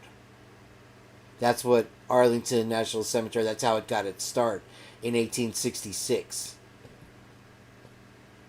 Or, yeah, 1866. That's Mary Curie. She was a chemist and physicist, and she pioneered in radioactivity. Ichabod Crane, the actual Ichabod Crane from the Headless Horseman, he was a career military officer. He served in numerous wars, including the War of 1812, and people might recognize his name as a protagonist from Washington Irving's novel The Sleepy Hollow. That's Chief Seattle. It was a Cherokee. Duwamish, the Suquamish and the Duwamish, and Leo Tolstoy. I tell you, this was to me very fascinating. Here's Van Gogh again, self-portrait, and Conrad Heyer, earliest born man to be photographed. I thought it was interesting. James Polk, where Polk County comes from, he was the 11th president, and he won the Mexican-American War. Johnny Appleseed. There he is. That's Johnny Appleseed. And Jefferson Davis was the president of the Confederate Army. One of the presidents of the Confederate Army. One thing that people don't know is that the Confederacy moved its capital like 12 times. It started in, I think, Virginia, and then wound up in like Louisiana. And so he was the president then. There is John Herschel, and a mathematician, chemist, photographer, Butch Cassidy, and then they had Ernest Hemingway. And there is the one from the Rolling Stones song.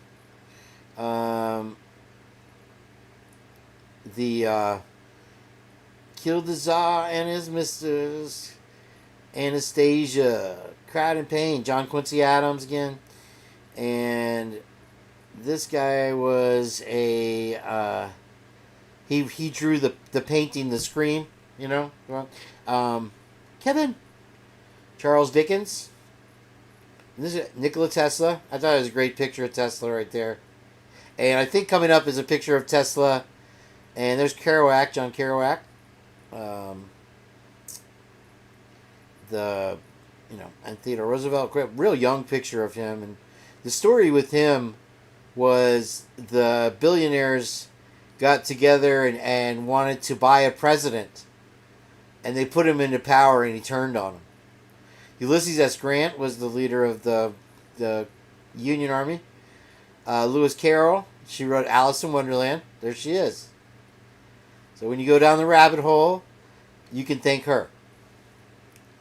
And there's Karl Marx, who wrote the Communist Manifesto, and Jack London, Call of the Wild. If you ever read that as a kid, it's a terrific book.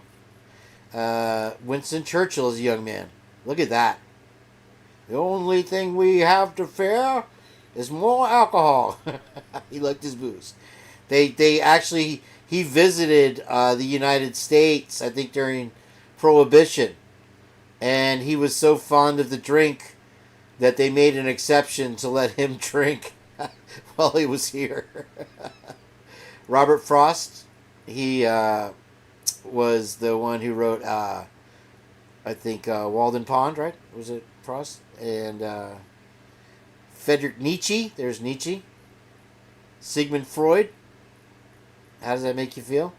Walt Whitman, and This Is the Czar, from the Rolling Stones song again. And Pablo Picasso. Now, Pablo Picasso used to carry around a fake gun and pull it on people and shoot them. And he thought it was the funniest thing ever. You know, because people were always... and there's Poe, we've seen that.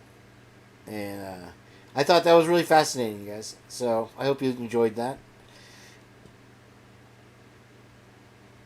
There's the poll. Let's see how we're doing there. It looks like Heather pulled in front of Lana for the win. If anybody wants to go to my community page and vote, that's there. These are all memes that I did. So now there's some Idaho 4 memes out there, I guess. This one, Audrey C's DNA podcast was my favorite. I was surprised it didn't get more votes. I really liked the one, the Heather one. I think that's funny. But when you probably can't read it, but when you find an important clue, but it's lunchtime, and that's when they were doing Maddie's jacket, and they threw it back. I thought that was cute. Anyway, I thought it'd get more. Jennifer Lawrence made the news when she demanded equal pay for women in Hollywood, and she received, overwhelming support. There were marches on the street with nurses and factory workers saying, how the hell can a 25-year-old live on 52 million? This is let me check on Jen. Is she? I haven't been even looking. I had no idea my wife was doing this behind my back. After coming back from a work trip, I came home Jen, to find all her windows. I don't know what this is here.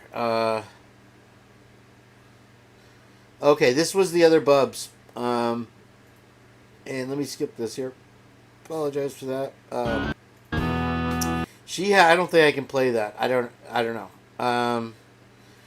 But this was the one in Fort Wayne, Indiana, where they found 2 confidential informants unalived. And if you don't think that's relevant to Idaho 4, think again. Because regardless of whether it's connected, well, listen to the story. Police informants were killed last week by a man police say is a local drug dealer. It all started last Friday when 2 bodies were found in a river in Fort Wayne. Fox 59's Eric Graves breaks down these court documents and their connections to a drug investigation in Richmond. Eric? Court documents say a Richmond Police Department informant was picked up at this apartment complex just a day before his body was found in a Fort Wayne river. Fort Wayne police say last Friday, volunteers cleaning up the St. Mary's River found 2 bodies inside of trash bags. The coroner identified the 2 people as Matthew Johnson and Christina Dixon, both reported missing out of Richmond earlier that week. Johnson was shot and stabbed, and Christina had been strangled. Court documents detail how multiple witnesses and the Richmond police helped connect this man, Dominique Washington, to the 2 victims. Richmond. I mean, that's even close in names, right? What is it? Dominique Wilson, Demetrius. Helped connect this man, Dominique Washington, to the 2 victims. Richmond PD told Fort Wayne detectives Johnson and Dixon were both police informants in an investigation that led to a drug raid 2 weeks ago at a Richmond home where multiple narcotics were found.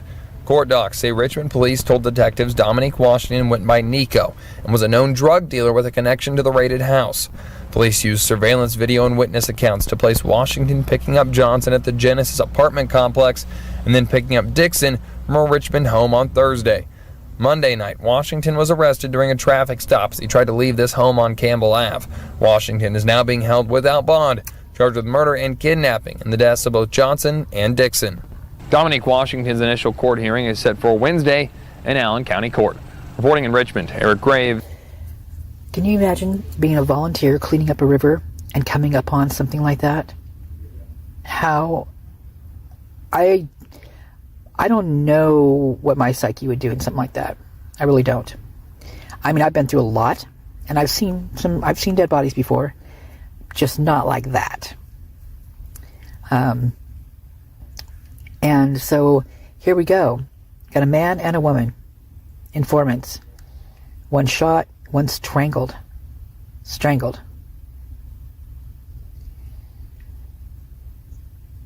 It's a serious business with this informant stuff. Okay, so Bubs goes on to talk about how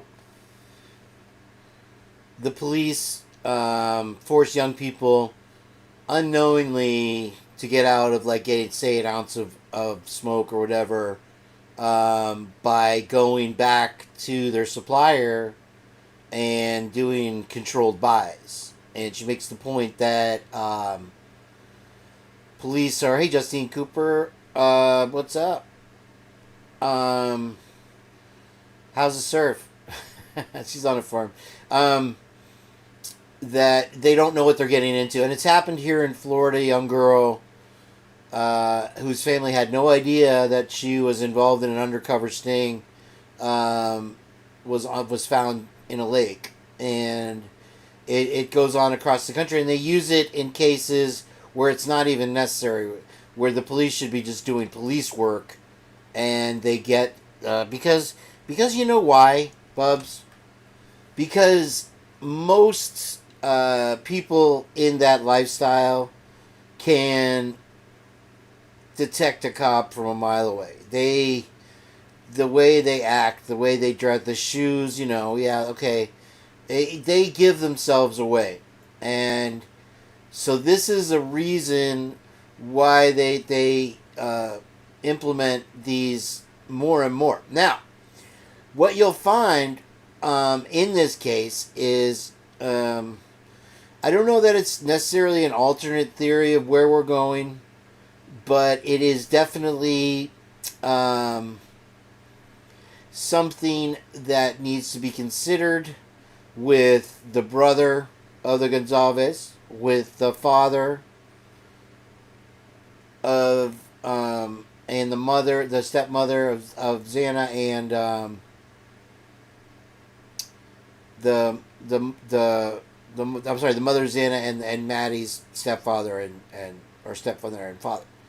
So you will see more to come with that, I believe, in the future. There will be a price to be paid because somebody, you see that somebody was let off on a huge charge in an area that practically gives the capital punishment for small amounts of possession that were let off scot-free. And, you know, with Ms. Kernodle's case, she's back, you know, she couldn't get out of the lifestyle, and that's sad. But now you're seeing the fruits of their labor with these 130, 330, 2 people, 4 people, 8 people. All of a sudden, all these people are being rounded up as a result of these investigations that one could argue were the result of these cases with high-level people like that turning states. And so with the theory of Steve G and his brother, I believe it's Nick, I'm not sure, Nate, something. You know what I'm talking about. But I think I have that one coming up. Jen, where are you?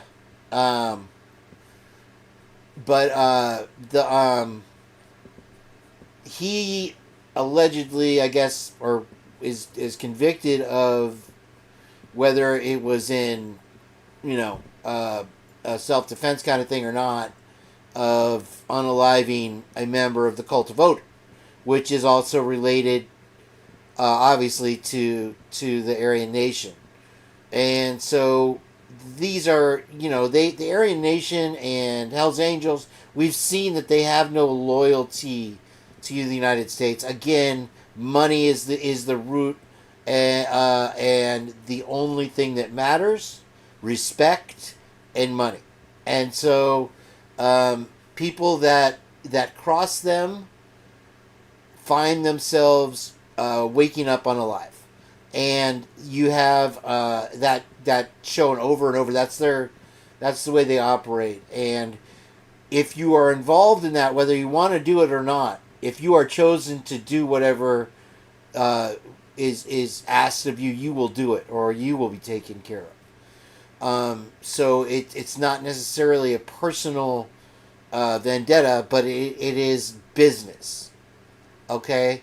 And so when you have secret societies at the helm of everything, and you have wealthy people that want their way and they want more money, and they don't seem to care how they get it, you wonder what if they would stoop to make those kind of connections, if you follow me. So that question needs to be asked. Is there more involvement? Is there more greed than we can even dream of in that town? And that's all we're saying. These are our theories and our personal opinions. Nathan, Nate. I'm saying Nate.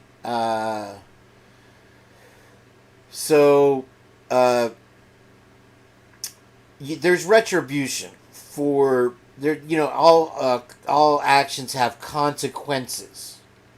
Okay, and with Kaylee, the injuries were different. They were more violent. And these types of things are done to send a message. This is not, in my opinion, a stalker or even necessarily a frat boy, even though I can't rule that out. I can't 100% say who did it.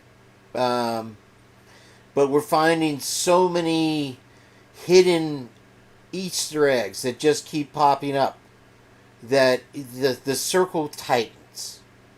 Okay? So here we are, we're circling the wagons, and it as we get deeper and deeper, we look back and we see what they've told us, and we've seen what they try to get us to believe, and we look at it, and you can almost at this point look back and laugh that you tried so hard to explain their words when they were never going to make sense at all. And it's like AR said, we don't have all the evidence at this point. But if there was something more substantial, in my opinion, that would have been the first thing out there to give to this grand jury.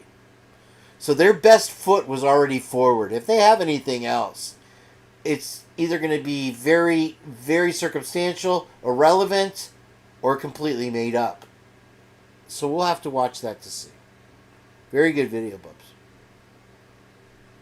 That was a great find. I found the original video. Don't drop it. No, it's on. It's hot on the bottom. Why is she grabbing it from the bottom?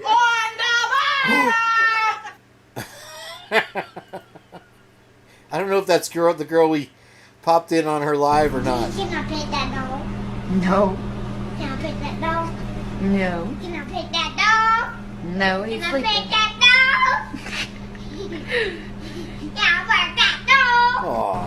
Can I pet that dog? No. Can I pet that dog?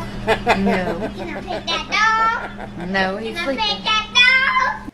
Oh, man, I love it.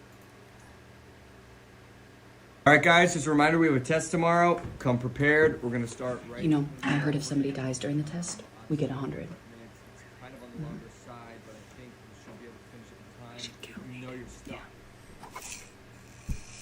Hey, Edith, I got you a coffee. Thank you. Good luck on your test. Teacher, somebody died! Somebody died, teacher. Nope, dead guy's got to be mid-test. Shutting it down. Those aren't the rules and everybody knows it. Yeah, today we were going to take the test and he died, so we should get 100. You killed him too fast. If you were mentally going to, then it counts. You played yourself, bitch. I think he's still alive. You gotta fucking get him! I don't know why you started kicking him and stuff, because he wasn't dead. I was going to pass out the test. Self-sabotage. I don't know why you did that, young lady. All right, you know what? You want to play hardball? All right, let's take the test. You think just because you're fucking murderers, you scare me? Please do not Hand out the test. Hand it Huh? down. I feel like doing it now. Oh, Hand out the goddamn test! Please don't hand the test. Put the test on! don't need it. All right, guys, just a reminder we're going to test. Oh man, that is such a great social statement. I don't know what else is. I'm ducking and everything. Died in the house. I got scared. I dropped my HotPocket. I'm ducking and everything. Died in the house. I got scared. I dropped my HotPocket. Right. Oh man. So what happens when a Chihuahua decides to challenge a Cane Corso?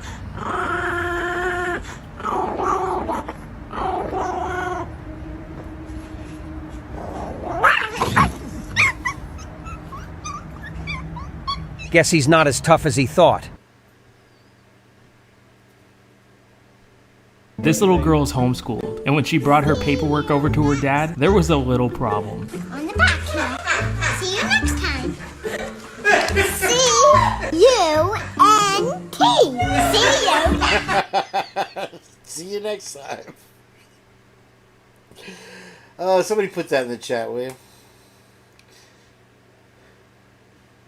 You keep your hormonal little paws far away from my innocent angel, or I will fire you faster than you can say, yes, boss. Capiche? Totally. Totally.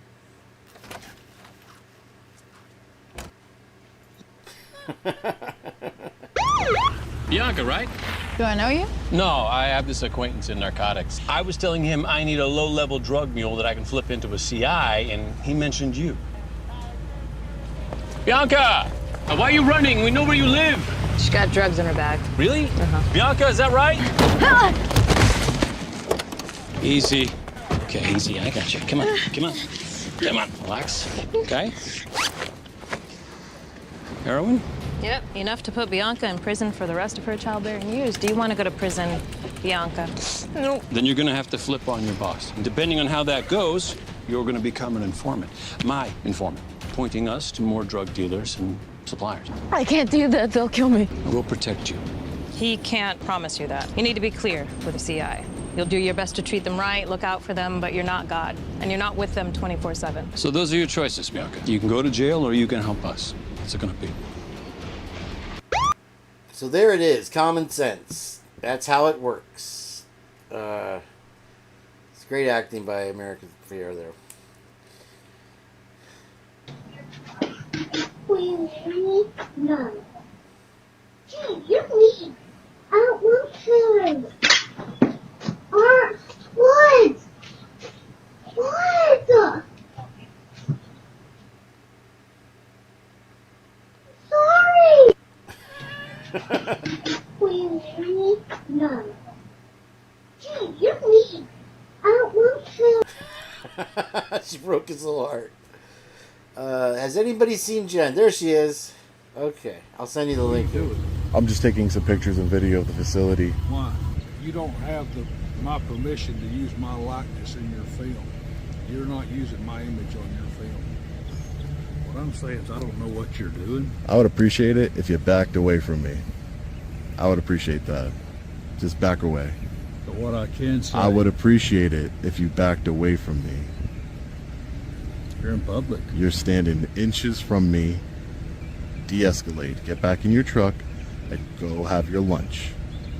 Go enjoy your lunch. This is not what you want to do.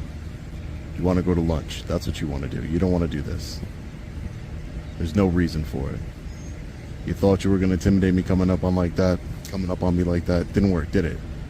Didn't back up an inch. Now please back up and de-escalate. Or go get your supervisor. Can you call a supervisor? Because this guy is trying to intimidate me. Cops. Okay.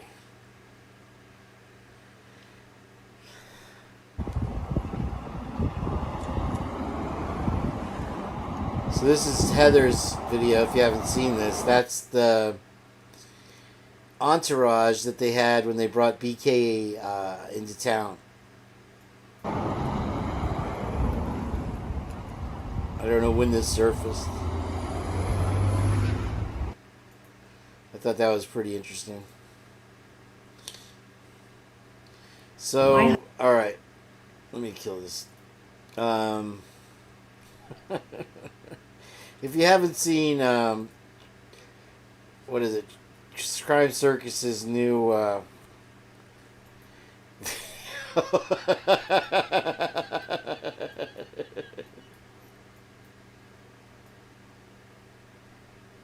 where is it?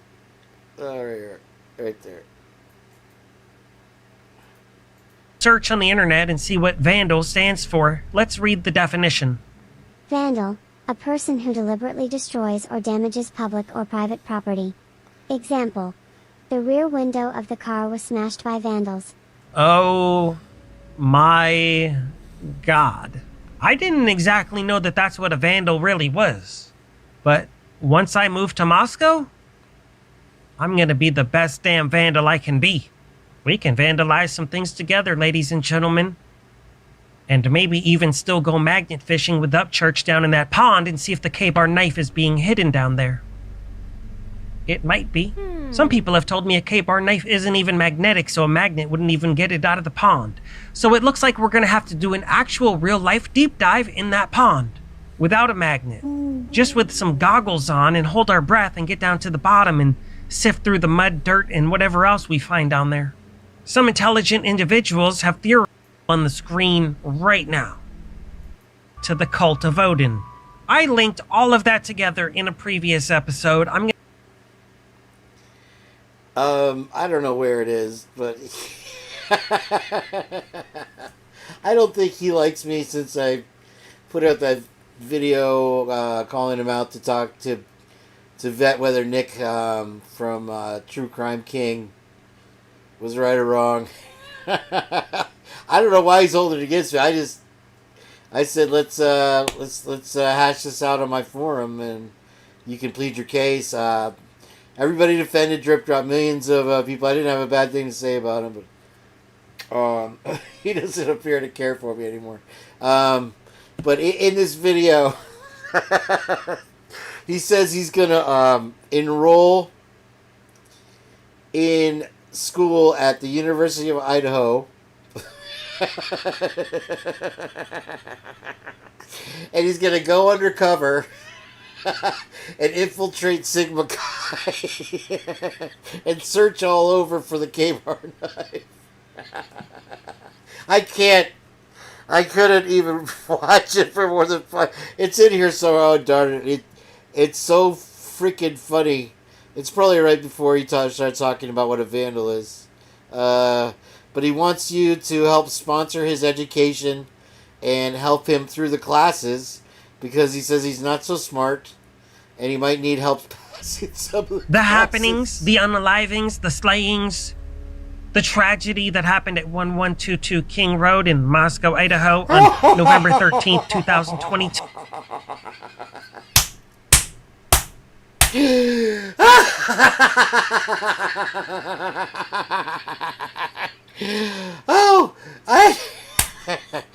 Oh man, I've had too much coffee.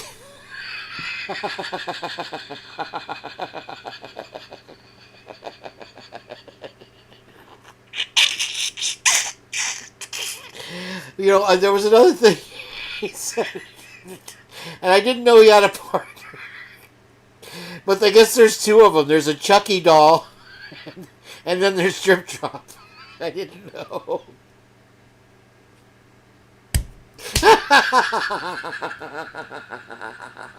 I gotta find it.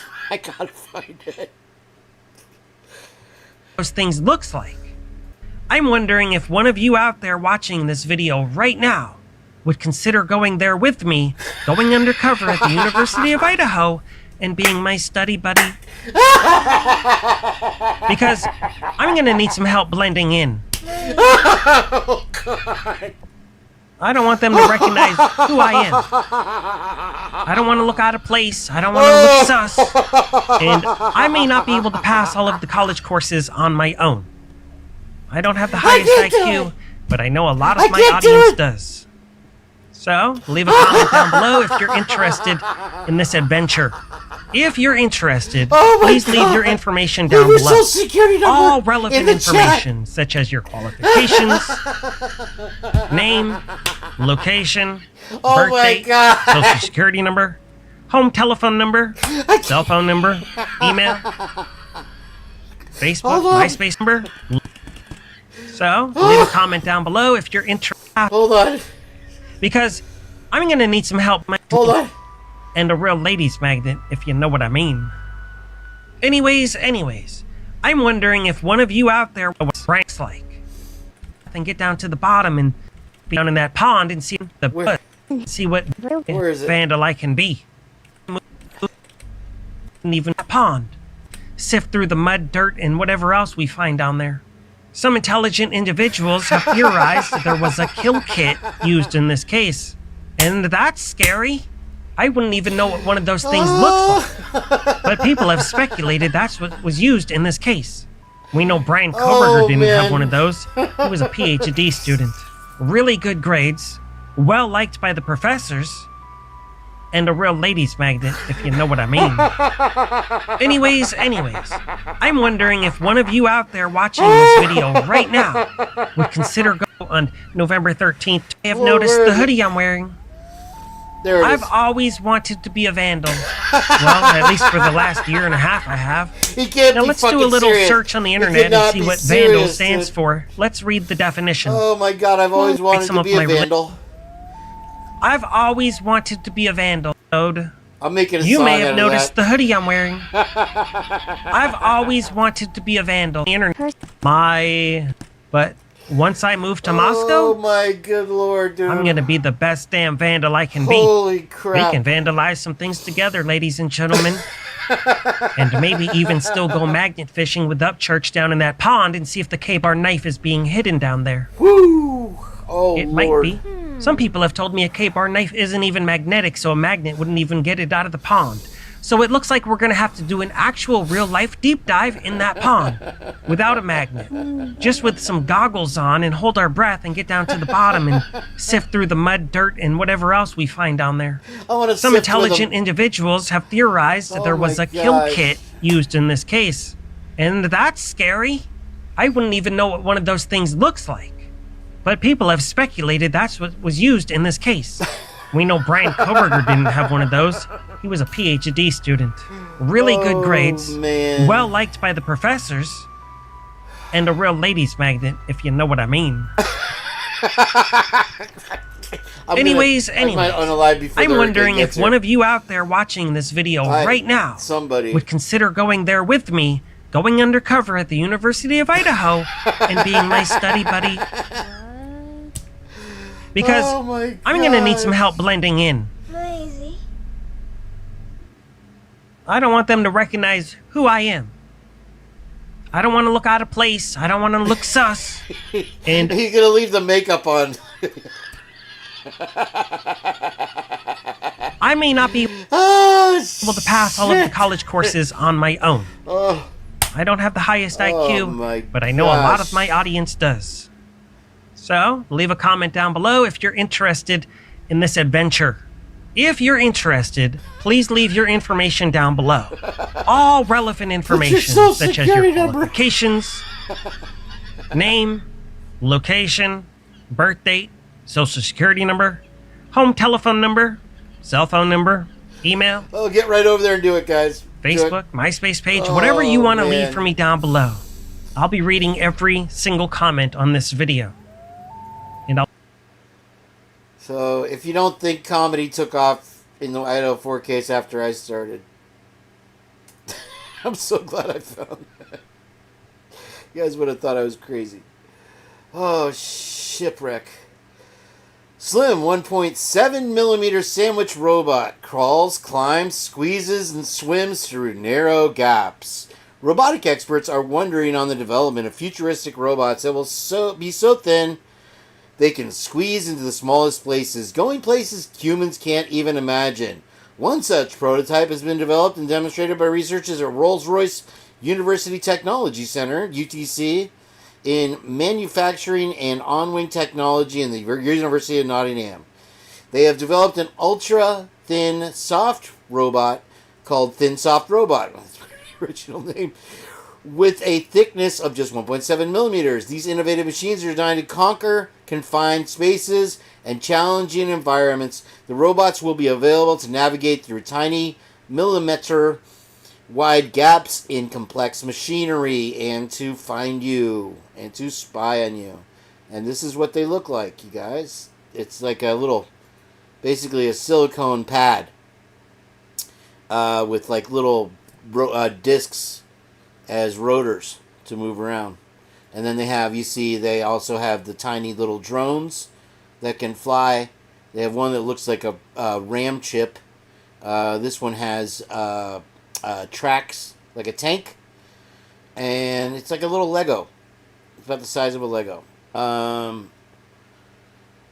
It's got exceptional power and speed, exerting forces 41 times their own weight and moving at speeds 1.6 times their body length per second. As per the press release, the robots can collaborate with multiple TS robots or drones, enhancing their performance in tasks such as inspecting challenging areas and delivery items. Yeah, right. So they'll be able to put these under your door and undetected, watch you, observe you, and they'll implement them in warrant arrests to make sure that the coast is clear for it to be safe for the robot cops to come in.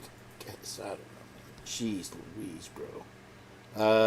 Sorry, I didn't mean to open that. Okay. So the definition of saturate: cause to become thoroughly soaked with liquid so that no more can be absorbed.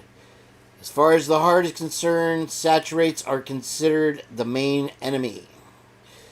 Saturates. So when you saturate an area of 25,000 people by talking to 400 people, you wonder if you're maybe misusing that word. So this is a picture that I thought was interesting. I forgot who sent this to me. Of them removing the trash, and I had questioned how they searched the dumpster, and there it is.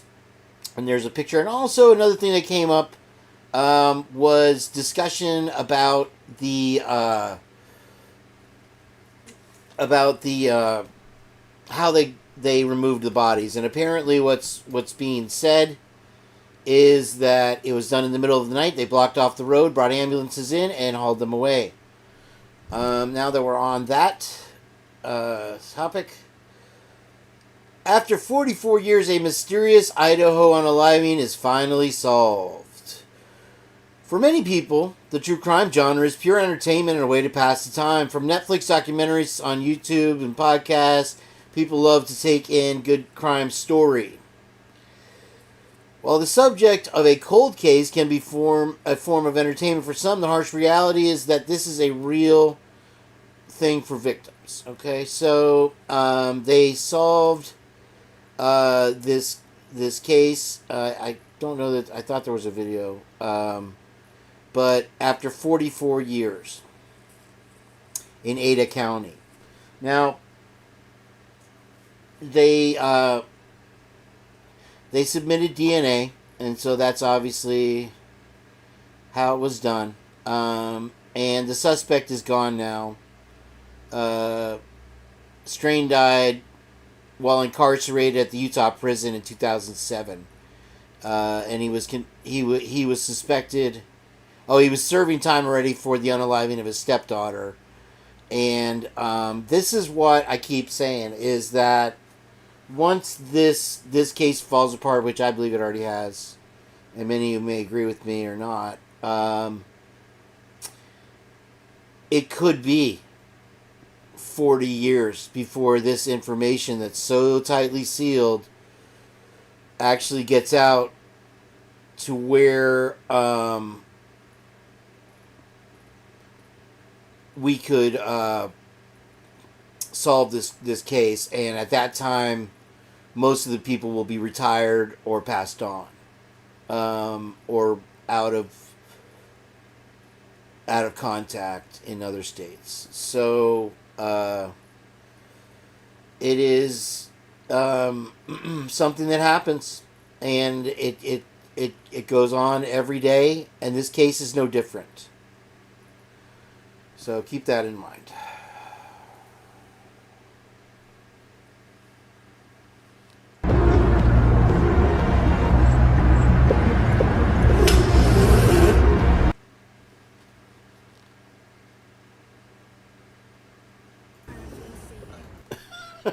I just can't understand what that thing is. All right.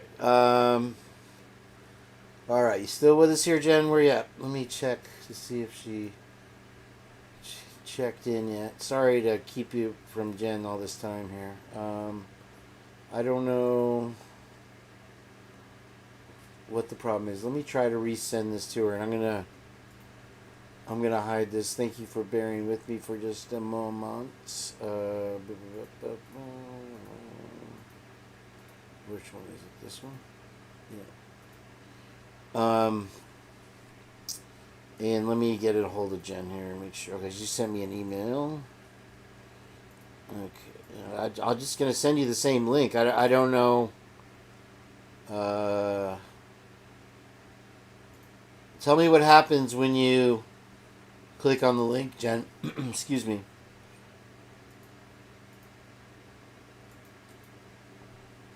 Let me get rid of this one here.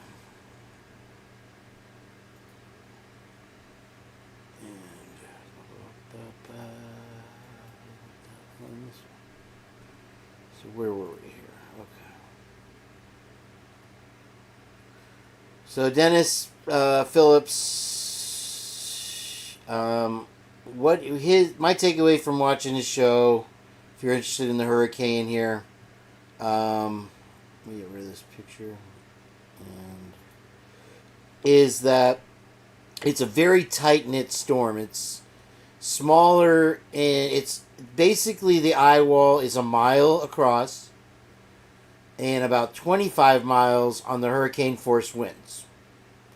So where this makes landfall, it is going to make all the difference. 20 miles to the north or to the south.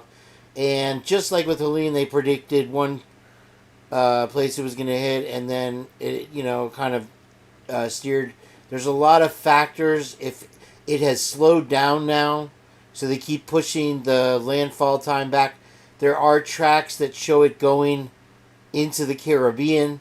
So the more reliable, the FDS or whatever, is saying that it is headed directly for me here in Tampa Bay. So I'm keeping my eye out. We'll know better by tomorrow. Let me see what she said here. I don't. Send me a link last time that lets me join with the microphone. Okay, yeah.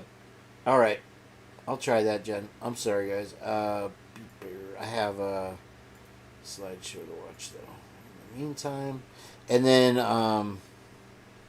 let me try a different chat room for you here. That's the picture of Nick and Drip Drop. I think that. Oh Lord. Hang on. Which one? That one. There we are. Okay. Where's Ninja?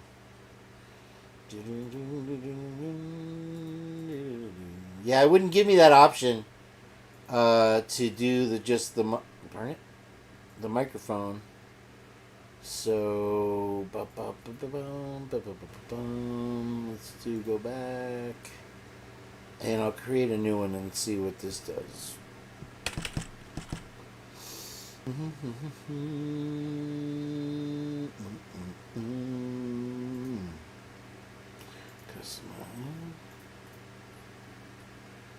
Yeah, it's not giving me the options it did before. Let me try something different. Where's Swizz when we need him, right? Let's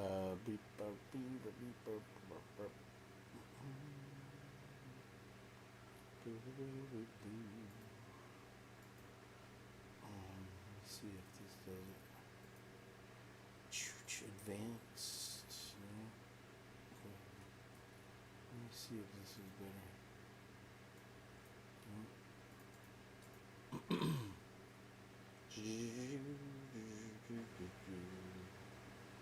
I don't know, John. I went to go get my phone connected and I forgot that Eva had confused my cell phone plan with the neighbor that she'd also signed up for Spectrum. She works for Spectrum. And let's try again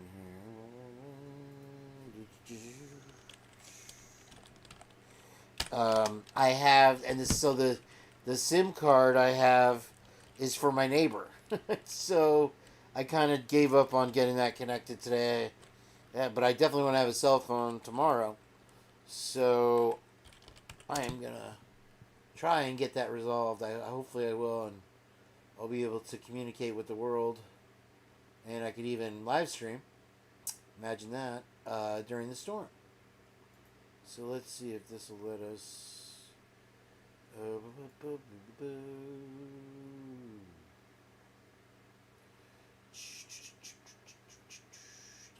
bit rate.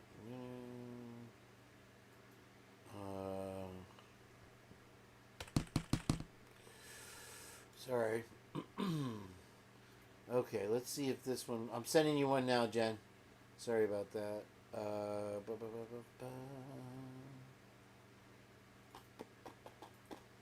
we go. Alright. And let's see if that. Let me. I have that control room ready.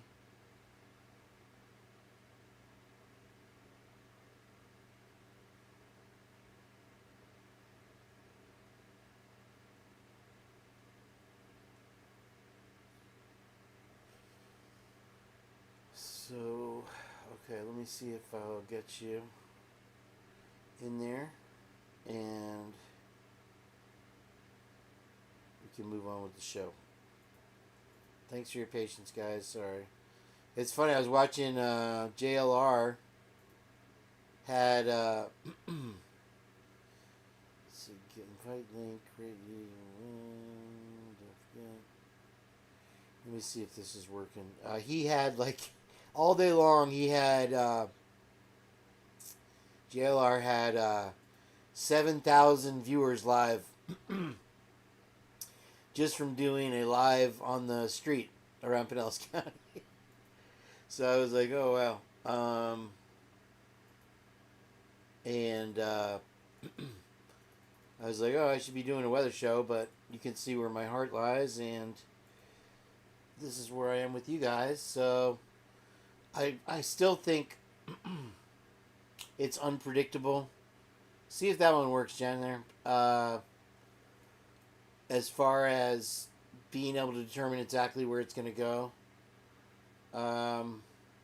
There's got to be a reason. I don't know if it's just because he got frustrated with being on my show and the audio. Which Wiz was live today? JLR. Yeah. Looks like I was Burt Reynolds there for a second. Or let me try a different approach there, Jen, if that's not working for you. Are you still with us there? Let's see what she pops in or not. OBS, where are you? There it is. Okay. And I create a room. Let's see if this will do it.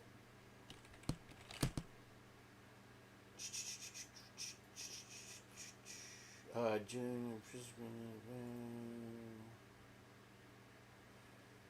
recording option, advanced URL parameters. I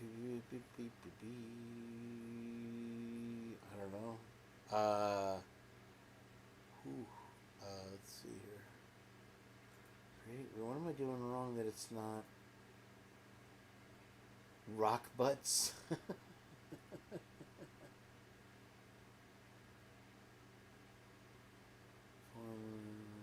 Codec, no. Let me try one more time here. Settings.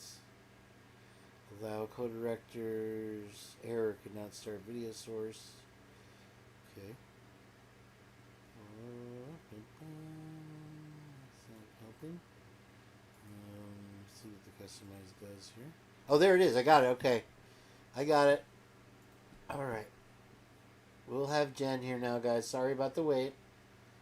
Let me make sure all the things are clicked. Show welcome message. No. Show display name. That's for display name. Disable animations. No. Virtual backgrounds. Hide settings button. Compatible mode. Guest CHD. Display raise hand. Prefix. Screen shares. Show guest tips. That's the one I was looking for. Okay. I think that's all of them. And there we go. All right. Let's see. That's done. Cool. Copy link. All right, Jen, I'm going to send you one. And let me see what this is the... And I'm going to put new in the email. And that's the one you want. So let me get back to OBS and you should be good to go. So let me get rid of that. And yep. Okay. And then go back to Jen. Are you in the... hey, Angel D, what's up?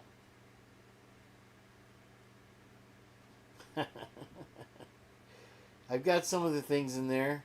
Let me see, which one is it? That one down? Where'd it go? Okay, so... Not that one. Okay, not that. Not that, close that. OCD Shaggy, finally, wow. Yeah, this is all a part of the act, Shaggy, don't you know? So, okay. I'm waiting for you to click on it, Jen. And I can add you in. Heather, wake her up. What time is it? It's only 11:30. Wow, I tore through that. I thought I'd be going until 3:30. Well, we haven't even really started. Oh, can select an avatar image. That's the one I forgot to click. Oh, well. Click on the link, Jen. Hello. Let me see where she is here. I did. Yes, I did. Echoes. Thank you. So we're just waiting on... Hopefully there's no dick pics in here. I don't think there is. Just kidding.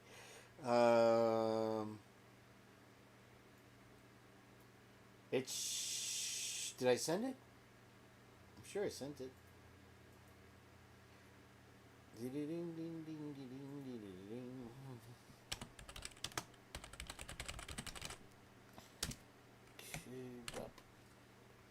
There, send it again. New.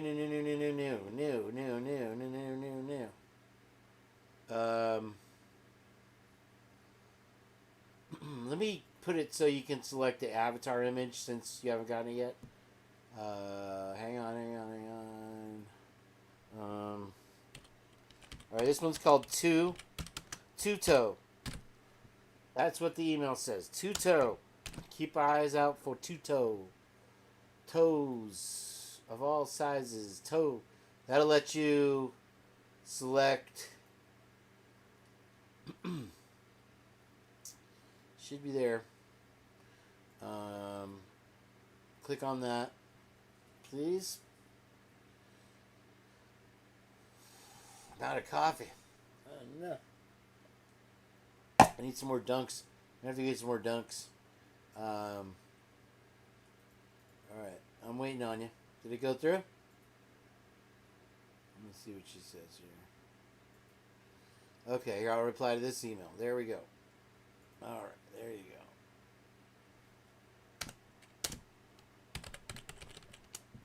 That's got yes with 7 S's or whatever. There it is. Try again. Go ahead and click on it. Please. Please, or OCD Shaggy's gonna go get mad. Shaggy, are you a Mormon, if you don't mind me asking? just out of curiosity, I used to date a Mormon. I think I was talking about that last time. And hopefully you see that one there, Jen.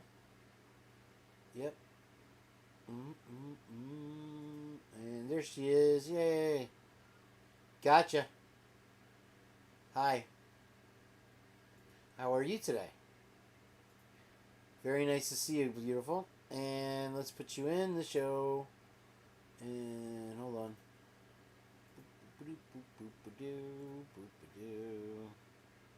Did you click image? Did you select it? No, that's okay. Yeah, if you can still, that's fine. I guess you would have to do that. All part of the show, all part of the fun, folks. Okay, cool. Hold on. Let me go back to you then. Are you having fun, Shaggy? Is your idea of Monday night live there? I'm playing a video here of myself. Shut up, Okay, Kane. is it there? I'm playing my own live. Hold on. I gotta recopy you now. Okay, I see the picture. Yay. Best of both worlds. Voice and whatever. Oh, there you are. You're in. Okay, can you... Wait, let me see. Talk. Jen? Can you hear me? Yeah, cool. Yay. I didn't even have to do nothing. That's the cool part about it. All right, Jen is now with us, folks. Welcome, Jen, to the chat. Hi. And it's nice to have you with us, Jen. So what do you want to start off with today, Jen? Did you show the videos that I sent you earlier?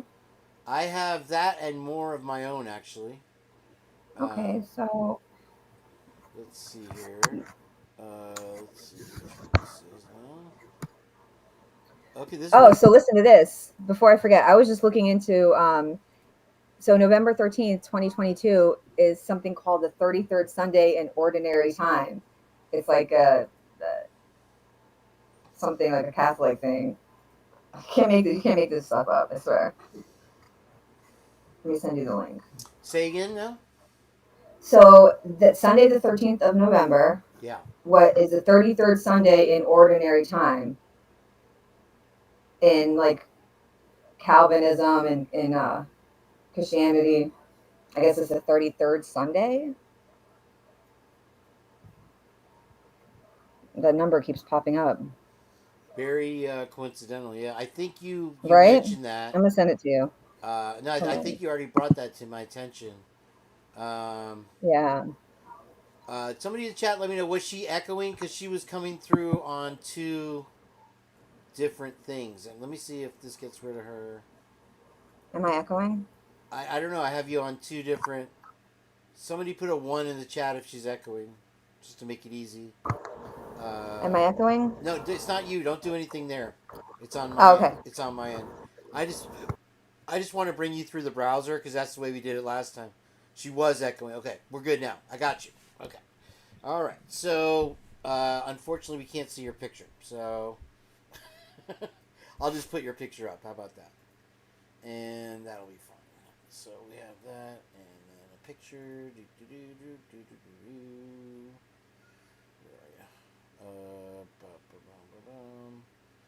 I will put the Barbie doll crying. No. How about, where is it? I know it's here somewhere. Who do we want Jen to be today?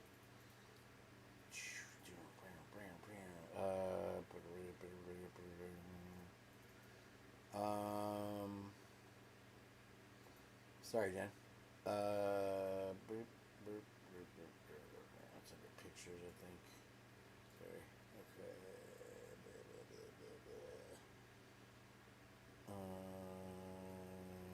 Here. Whatever you did last week, just do that again.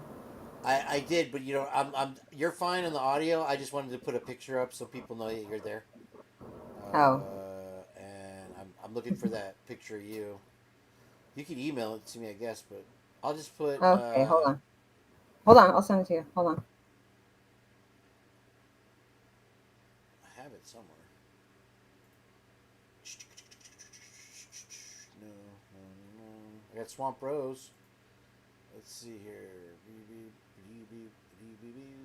Kapaka, Moscow, so it's got to be in here. I think this is it. I have so many pictures now. I'm becoming like bubbly waters. Like I have like 300 million terabytes full into my. I just sent it again. I sent it to you. Cool. Yeah. Cool. Aren't you supposed to be evacuated or something? Well, it's coming Wednesday night. I'm sorry, late Tuesday night, Wednesday morning. So I'm not gonna go. They have the shelter is at Largo High School or something like that, and I am not gonna spend a night at Largo High School that I don't need to be there. So yeah, I hear you. It's close enough that it's literally I could walk to it. So I'll wait and drive over there. I got to load up my car with all my guitars and all that crap. So, what am I looking for? Oh, yeah. Here.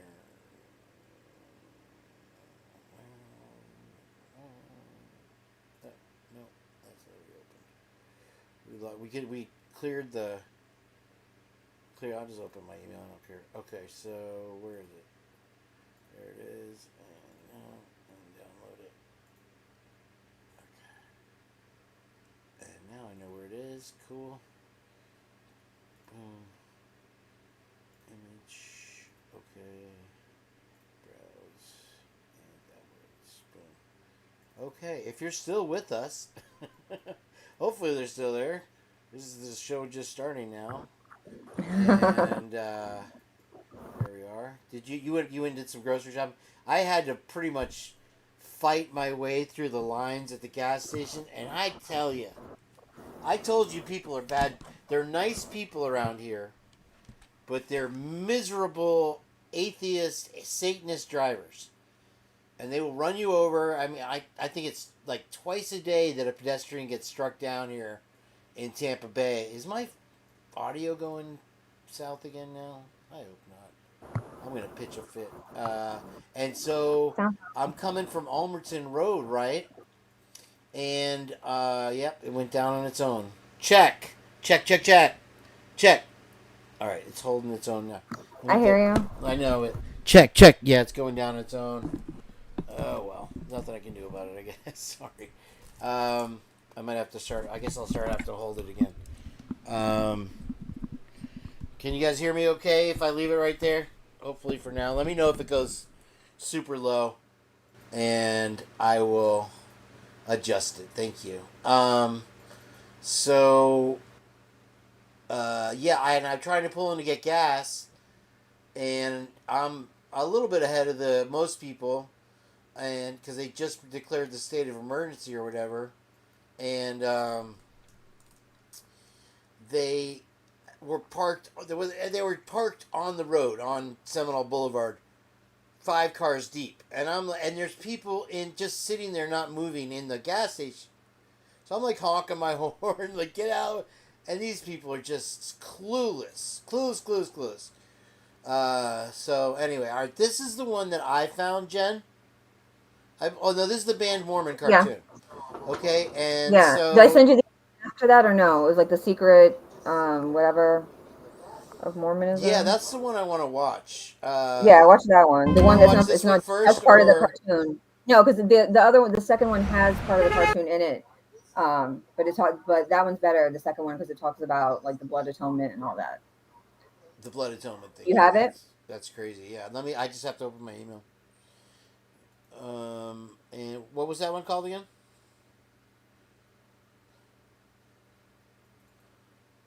Okay, yeah, I watched this one halfway through, and then I had to go do HurryKane stuff. You just cut out. I don't hear you now. This is what's that? Oh, you cut out for a second. Oh, sorry. I'm gonna have to pick up that mic in a second. Yeah, there it goes. Okay.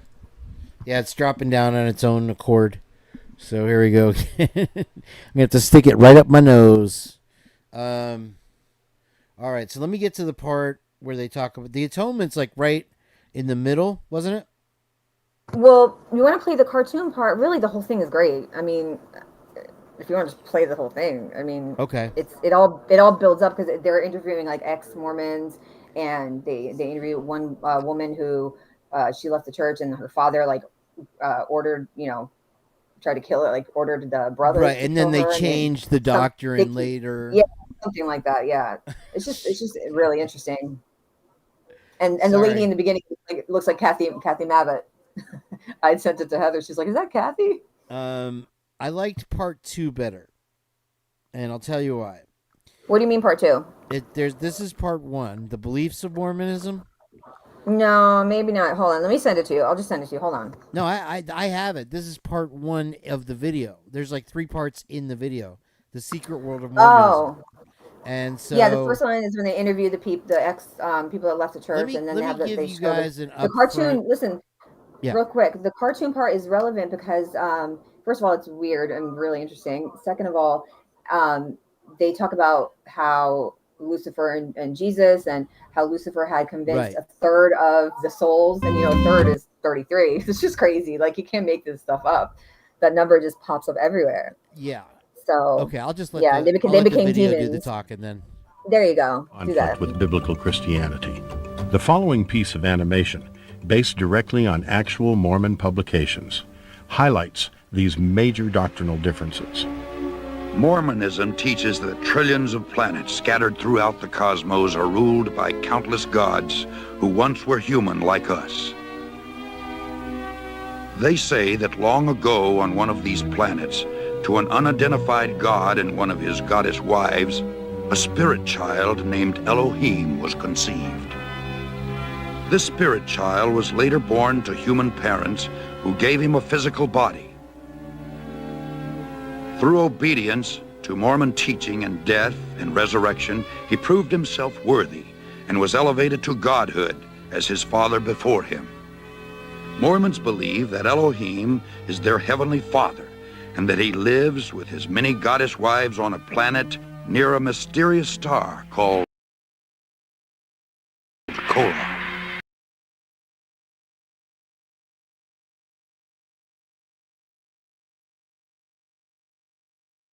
I said I thought it was funny that it was called colon. Colon. Yeah, I would have laughed too, but I missed that part. That just played, but so to give you a heads up, they believe that you, as you ascend in the church, and strike me down if I'm wrong, you gain different levels. Just if that sounds familiar to you, then put a 400. Yeah, and men can become a god, and they were saying that Joseph Smith thought that he did more for humanity than Jesus himself. Right. Yeah, like it's totally against, honestly, everything that they teach you in the Bible, but it's supposed to be part of, it says colon in the closed caption, Jeff. Thank you. Jeff knows his religion. Wives on a planet is their heavenly father, and that he lives with his many goddess wives on a planet near a mysterious star called Kora. Here, the god of Mormonism and his wives, through endless celestial sex, produced billions of spirit children. To decide their destiny, the head of the Mormon gods called a great heavenly council meeting. Both of Elohim's eldest sons were there, Lucifer and his brother Jesus. A plan was presented to build planet Earth, where the spirit children would be sent to take on mortal bodies and learn good from evil. Lucifer stood and made his bid for becoming savior of this new world. Wanting the glory for himself, he planned to force everyone to become gods. Opposing the idea, the Mormon Jesus suggested giving man his freedom of choice, as on other planets. The vote that followed approved the proposal of the Mormon Jesus, who would become savior of the planet Earth. Enraged, Lucifer cunningly convinced 1/3 of the spirits destined for Earth to fight with him in revolt. Thus, Lucifer became the devil and his followers the demons. Sent to this world, they would forever be denied bodies of flesh and bone. Those who remained neutral in the battle were cursed to be born with black skin. This is the Mormon explanation for the Negro race. The spirits that fought most valiantly against Lucifer would be born into Mormon families on planet Earth. These would be the lighter-skinned people, or white and delights. So is there no black people in Mormon religion, Jen, at all? Are they not allowed to join? I mean, I'm sure there's some. I remember watching some like Love After Lockup years ago, and they had a woman on there that was LDS, and she was black. So I'm sure they have some, but the original, teachings don't seem to favor other races in general, which is crazy. Yeah, that's wow. Yeah, I that's why the reason I asked is because I could have sworn that I've seen Mormons that were various colors. I don't know. It is one of the it's one of or the richest religion in the world. And anyway, they'll go on here. As the Book of Mormon describes them. Early Mormon prophets taught that Elohim and one of his goddess wives came to earth as Adam and Eve to start the human race. Thousands of years later, Elohim, in human form once again, journeyed to earth from the starbase Kolob, this time to have sex with the Virgin Mary, in order to provide Jesus with a physical body. After Jesus Christ grew to manhood, he took at least 3 wives, Mary, Martha, and Mary Magdalene. Through these wives, the Mormon Jesus, for whom Joseph Smith claimed direct descent, supposedly fathered a number of children before he was crucified. According to the Book of Mormon, after his resurrection, Jesus came to the Americas to preach to the Indians, who the Mormons believe are really Israelites. Thus, the Jesus of Mormonism. Yeah, L. This is obviously a old video too, with the language and everything, but it's the.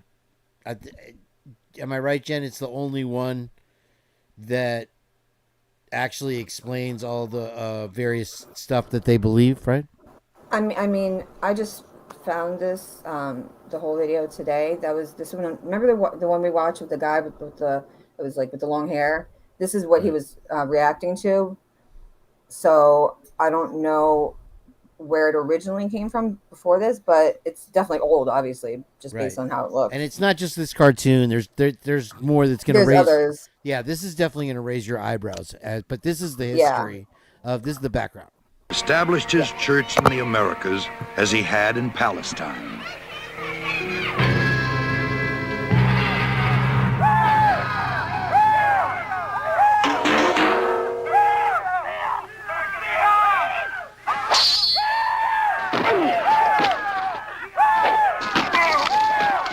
By the year 421 AD, the dark-skinned Indian Israelites, known as Lamanites, had destroyed all of the white Nephites in a number of great battles. The Nephites' records were supposedly written on golden plates and buried by Moroni, the last living Nephite in the hill Cumorah. 1,400 years later, a young treasure seeker named Joseph Smith, who was known for his tall tales, claimed to have uncovered these same gold plates near his home in upstate New York.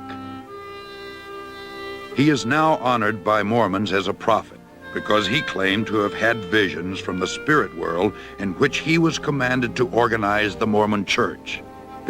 And so when I was saying that they talk about he was a fiction, he was known for telling tall tales, Joseph Smith, in his younger days. And so he wrote all this stuff, and there's just so many inconsistencies because the story keeps changing. Right, Jen? Yeah. And he was, he was 14, so, he was a kid. Right. And but also, him and I think his brothers were all Freemasons too, by the way. Well, that would explain almost everything that's coming up here. Right. This is why there's a lot similarities, like a large amount of similarities, is because he was a Mason. But anyway, he talks about the aliens coming down and talking to him, and now with all the alien stuff, you're like, well, I don't know. Yeah, wouldn't it be crazy if like all this stuff was true and like we're the idiots, It definitely they don't draw. I did say the other day that they draw from the Bible, and obviously with Jesus and stuff like that, but they have their own Jesus. It's the Mormon Jesus, right? And so let it go on here. Because all Christian creeds were an abomination. It was Joseph Smith who originated most of these peculiar doctrines which millions today believe to be true. By maintaining a rigid code of financial and moral requirements and through performing secret temple rituals for themselves and the dead, the Latter-day Saints hope to prove their worthiness and thus become gods. Remember the dead part. The Mormons teach that everyone must stand at the final judgment before Joseph Smith, the Mormon Jesus, and Elohim. Those Mormons who were sealed in the eternal marriage ceremony expect to become polygamous gods in the celestial kingdom, rule over other planets, and spawn new families throughout eternity. The Mormons thank God for Joseph Smith, who claimed that he had done more for us than any other man, including Jesus Christ. The Mormons believe that he died as a martyr, shed his blood for us, so that we too may become gods. So their whole purpose is not to serve under God, which is what the Christian faith teaches you. They themselves want to become gods, and wait till you hear the ways in which they get there. Although there are thousands of Mormon churches throughout the world, there are only a few dozen Mormon temples. These massive structures play a vital role in the Mormons' quest for godhood. Mormons must engage in a series of occultic rituals inside the temple in order to become a candidate for godhood. Only an elite selection of devout Mormons are allowed to enter. To do so, the potential Mormon god must adhere to a strict code of ethics, including abstinence from tobacco or caffeine-based products, paying a full tithe to the Mormon Church, and wearing of the magic Mormon underwear 24 hours a day. He has to receive a satisfactory interview from his bishop and from his stake president. There he's asked, or she is asked, certain rather penetrating questions about their worthiness, their morality. If he's a full tithe payer, that is the only way that we can be with our Heavenly Father. Otherwise, we could not be in His presence. You have to forgive me. I have to keep stopping it for the copyright thing, obviously, and then that's why I'm moving the pictures around. But I dated I had a Mormon girlfriend in middle school, and then I lived with a Mormon, in San Diego. And I mean, there were probably differences in her approach to things, but I never imagined that it was this far out there. You feel me, Jen? Yeah, same. It's not what you would think as far as a religion goes, and it does seem that it's driven by money at this point, and to get to the higher level, right? Right. There's levels. There's a hierarchy within the church, and after we're done with this, if you want to look at the second anointing, that's like the ceremony for like the elite. It's super secret. Like even most people in the church don't even know about it. But yeah. The motivation for the Mormon male to commit to such requirements is the promise of endless celestial sex, with thousands of goddess wives, along with a personal planet to rule and reign over. However, Mormon males who fail to meet all of the necessary requirements risk being castrated upon their entrance to heaven. So you can see why the temple is so important to the Latter-day Saint. Because if he is worthy to go unto the temple and there receive the sacred ordinances and covenants and keep them, he can eventually grow into becoming a god himself. Tell me who God the Father is to you. He is like you and I, every human being on the face of the earth. So is he a man? Yes, he is. How did he get to be God? I don't know. Yeah, he's perfect in every way. So if we are perfect, can we become like God? Yes, ma'am. Here's part 2. This is what Jen was talking about.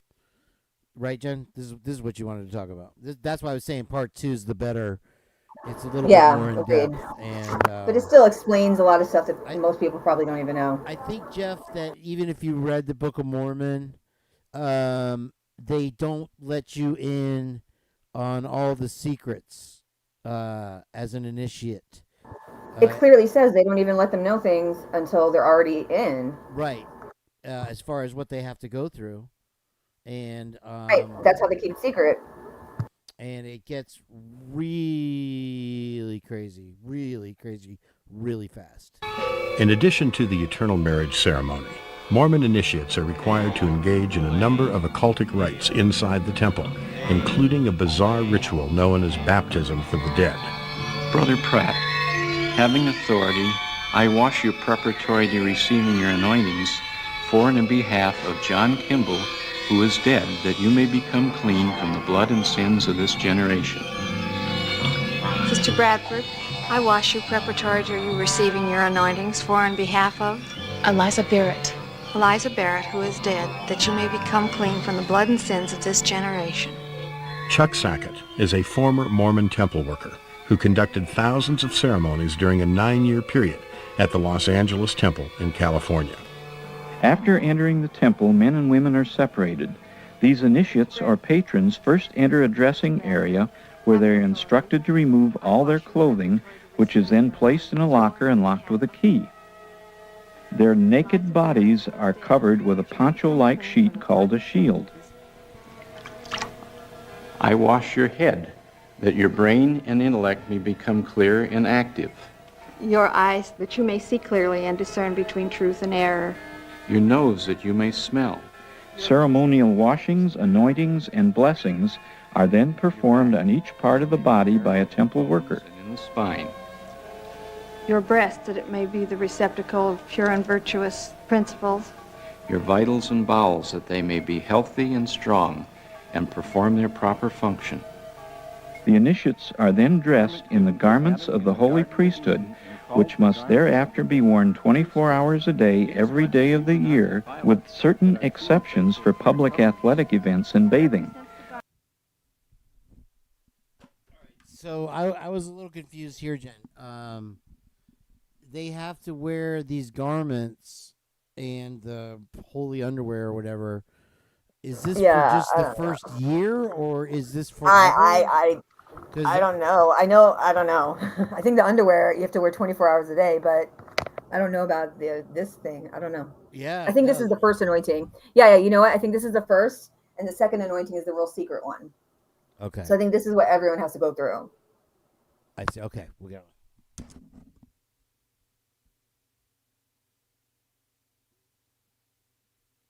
But for many devout Mormons, they are not even removed for moments of physical intimacy. It will be a shield and a protection to you against the power of the destroyer until you have finished your work on the earth. This magic underwear acts as an occultic talisman, supposedly providing the wearer with protection from satanic forces and their terrible consequences, so long as it is worn constantly and temple vows are kept. All who have entered a Mormon temple must swear a blood oath not to reveal any of the secrets they have learned under the penalty of death. The sign is made by raising the right hand. The first token of the Aaronic priesthood represents having your throat slit from ear to ear and having your tongue torn out by its roots. The execution of the penalty is made by placing the right thumb under the left ear, drawing the thumb quickly across the throat to the right ear, and dropping the hand to the side. The first... Right there, I will interject that.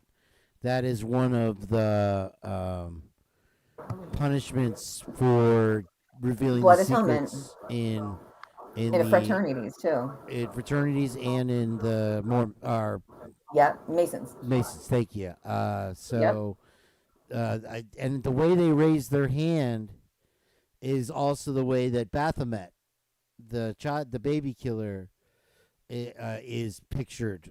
The demon. Oh, wow. Baphomet. Oh yeah, you're right. You are right. So I noticed that.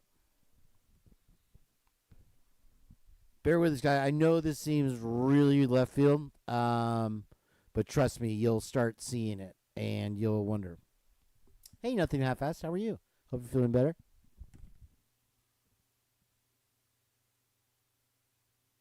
Token of the Melchizedek priesthood represents having your belly ripped open and having your vitals and bowels gush out upon the ground. The wording has now been revised to be less offensive, yet each patron still swears an oath that rather than reveal these secret words and gestures, he would agree to be killed by the priesthood. Our living prophet has told us there are three purposes of the church. One is to proclaim the gospel that we've talked about, the other to perfect the lives of the saints, and the third is to redeem the dead. Consequently, we're actively engaged in doing research work of names and places of birth dates of our families as well as all other mortals that we possibly can. In recent years, the Mormon Church has resorted to using their Baptism for the Dead program as a recruiting technique. They have begun targeting potential converts by telling them that they can provide salvation for their unsaved loved ones who have already died, thus deceiving vulnerable people with a false sense of hope. Ed Decker is a former high-ranking Mormon who spent 19 years in the church before having his eyes opened to such anti-biblical heresies. Among the Mormon temple rituals is the practice of baptism for the dead, when their dead are called up to convert to Mormonism. During these ceremonies, many Mormons have had exhilarating and even frightening encounters with apparitions or spirit beings inside the temple. Former Mormon prophet Wilford Woodruff admitted to being surrounded by the dead at one point while inside the temple, and warned that the dead will seek out others who enter the temple. Joseph Smith was a sorcerer and practiced crystal ball gazing, or fortune-telling, and was convicted of this practice by the New York courts. So it's pretty interesting right here because they start, and I always wondered, because when I lived in California, I found out more about the New Age stuff with the gazing at crystals and staring at pyramids and all these things. And this apparently, I'm going to say, is where the trend started. Don't you think, Jen? Because, well, anyway, I believe. You'll see what I'm talking about. Smith's practices of magic and necromancy led him annually during a witchcraft... Necromancy. Look it up if you have to. That means having relations with the dead. Okay, guys? Okay?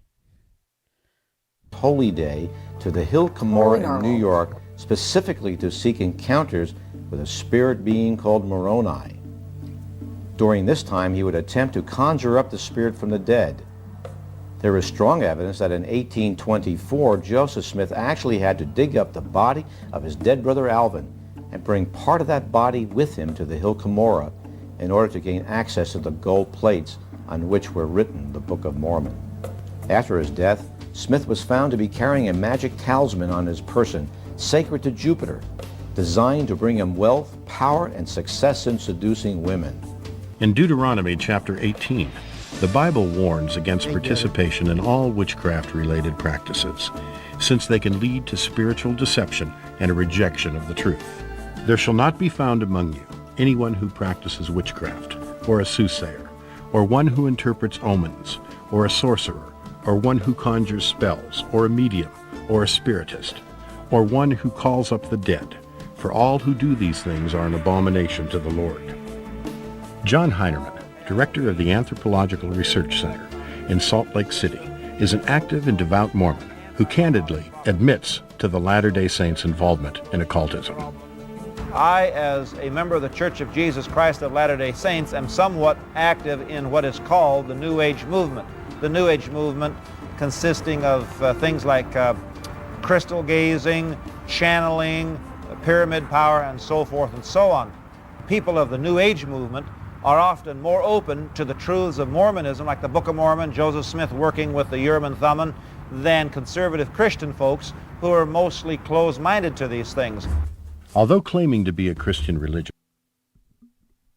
when they say closed-minded, it's forbidden, and there is. I'll just go sidebar a little bit on this. Is that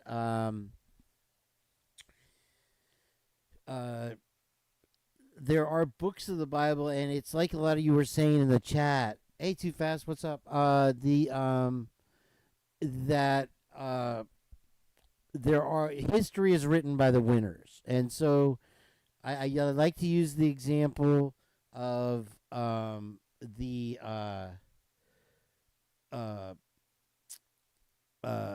Bible, where you have the Gideon Bible, you have the King James Bible, and then you have many books over the years that have been eliminated from the Bible by different kings.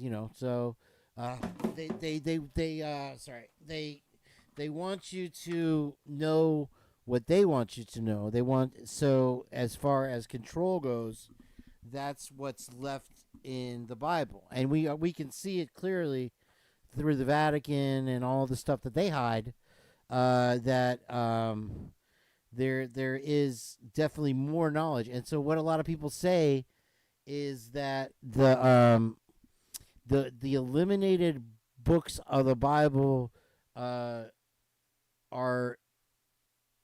words that give people power, like spells and these types of things. But I guess from God in a good way is all I can imagine. And then so you have the Dead Sea Scrolls, and Bubbly and I were talking about that previously. And right, is that you remember that? Yeah, I mean, you remember the water experiment video that I showed you, like the power of words and thoughts, and how they prayed over water, and like the water became like changed. Yes. Like words are powerful, and to me, like that's why prayer, they say prayer is powerful. There's miracles that happen, this and that. I mean, I didn't really believe it before, honestly, but doing all this research, like it's really amazing, honestly. Well, stay on with me here for a second, because we have all of my friends here in the chat, so many people. Thank you for being here, everybody. And I wanted everyone, while you're here, to please focus your mind on moving the storm south to a less populated area of Florida or into the Caribbean where it won't hurt anyone. And all of us together focusing, because I've been trying to do it all day. And I feel strongly that this number of people here, if it's true that you can have an effect, just picture it moving south and not hitting Tampa Bay, please. This is all I got. I have the Bible. I have a huge Bible right next to me, and I'm going to be spending a little time with that before I evacuate. But if everyone does it, please, if you think about it later, if you do it now, please help me out with that. As far-fetched as it seems, you never know. It could help. So if we do it together, just picture that storm going away. Thank you. The Mormon Church does not display any crosses on any of its properties. However, the inverted pentagram, which is known to be the highest satanic symbol, is featured extensively on Mormon temples and other church structures. For those who may find it hard to believe that Mormonism has... Right there. Look at that, Jen. This is the part. This is why I wanted to play the second half, because the cartoon was one thing, but for them to have actual satanic symbols, I mean, that's the most clear satanic symbol that there is, and here their church has it on their structures. Yeah, it reminded me of the Eastern Star,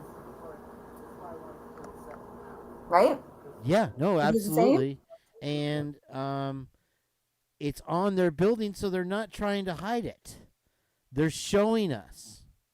And at the same time, they're using the name Jesus. They're using the word Bible, but they don't preach the Old Testament and New Testament. They preach the Book of Mormon. That's what they go by. And so just keep that in mind. More in common with Satanism than Christianity. 5 minutes. I'll be right back. 3 Yeah, minutes. it has more in common with Satanism than it does with the Christian Bible. I mean, think about that. One need only look at the 3rd chapter of Genesis, where it is Satan himself who promises godhood to Eve in the Garden of Eden.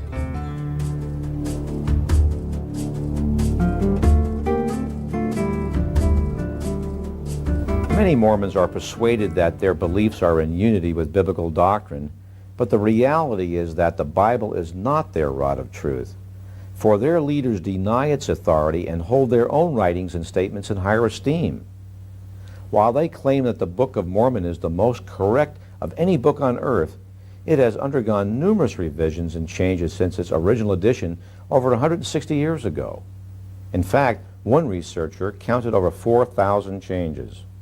Near the end of his life, Joseph Smith insisted, "There is no error in the revelations which I have taught." Yet to date, Mormon leaders have altered, dismissed, and covered up thousands of historical and archaeological errors, false prophecies, and doctrinal contradictions. The foundation of the Mormon religion is Joseph Smith's so-called first vision, where as a young boy he was commanded by extraterrestrial beings to organize the Mormon Church. Yet there are 9 different contradictory versions of this event that have been chronicled by Mormon historians. Mormon leaders are deliberately keeping from you the true history of their religion, because they know you will have a hard time believing it's from God if you saw how it really was all put together. In the unpublished accounts, we find that Joseph Smith first said it was just Jesus that appeared to him. The second time he wrote a story down, a few years later, he says many angels appeared to him. Then some years later, he says that 2 beings appeared. He changes the date, he changes how old he is, he changes the motivation, why he went into the woods to pray, he changes who was there, and he changes what the message was that they gave him. So if he were giving us an actual account of a real experience, we would assume he would have known the first time around whether it was God or Jesus, if it was both of them, what their message was, and when it happened. Yet we find him redrafting this story. Well, if you were a witness of an accident and someone asked you to tell about it, if you gave 3 accounts as divergent as those 3 are, people would say you couldn't have witnessed the event. And there are so many things in the church records, if they were open for public inspection, it would tarnish this beautiful image that the church puts out. The missionary comes to your door. We have a beautiful story to tell you about families, and they want to tell you what a glorious place this is to raise your children. I didn't know that, Jeff. That's pretty interesting. I'm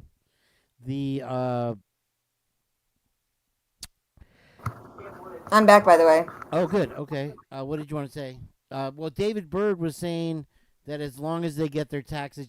Now, Jenn, what I want to know, and I don't know if you can necessarily answer this rhetorically, but what were they smoking that they believed this 14-year-old kid and found they followed this 14-year-old kid's they vision. found an entire religion on his constantly changing tall tales, and right. He was known for his tall tales, and they just took it and then accepted it as their scripture, as their way to base their life. Oh, yeah, no, it wasn't just Jesus. There was Satan and and it's like everlasting celestial sex with a bunch of whoever you want. You get thousands of wives. Yeah, you get your own planet of wives to have under your dominion and it's like have relations with. It's just for like old pervert men. I'm sorry, I don't want to offend anybody, but it's my opinion. It's like just to have a bunch of wives and and their egos. Like, it's just crazy. I mean, I'm talking about like this extremism. Obviously, I think not obviously, but I think that there's different levels to this. But also, you know that Lori Vallow and Chad Daybell, like what they believed in was an offshoot of Mormonism. It They was were they were their own. They kind of Right. branched off. Right. But that's part of believing that humans can be gods. I see. One thing I want to mention before I forget, I put it in chat, but let me just say it.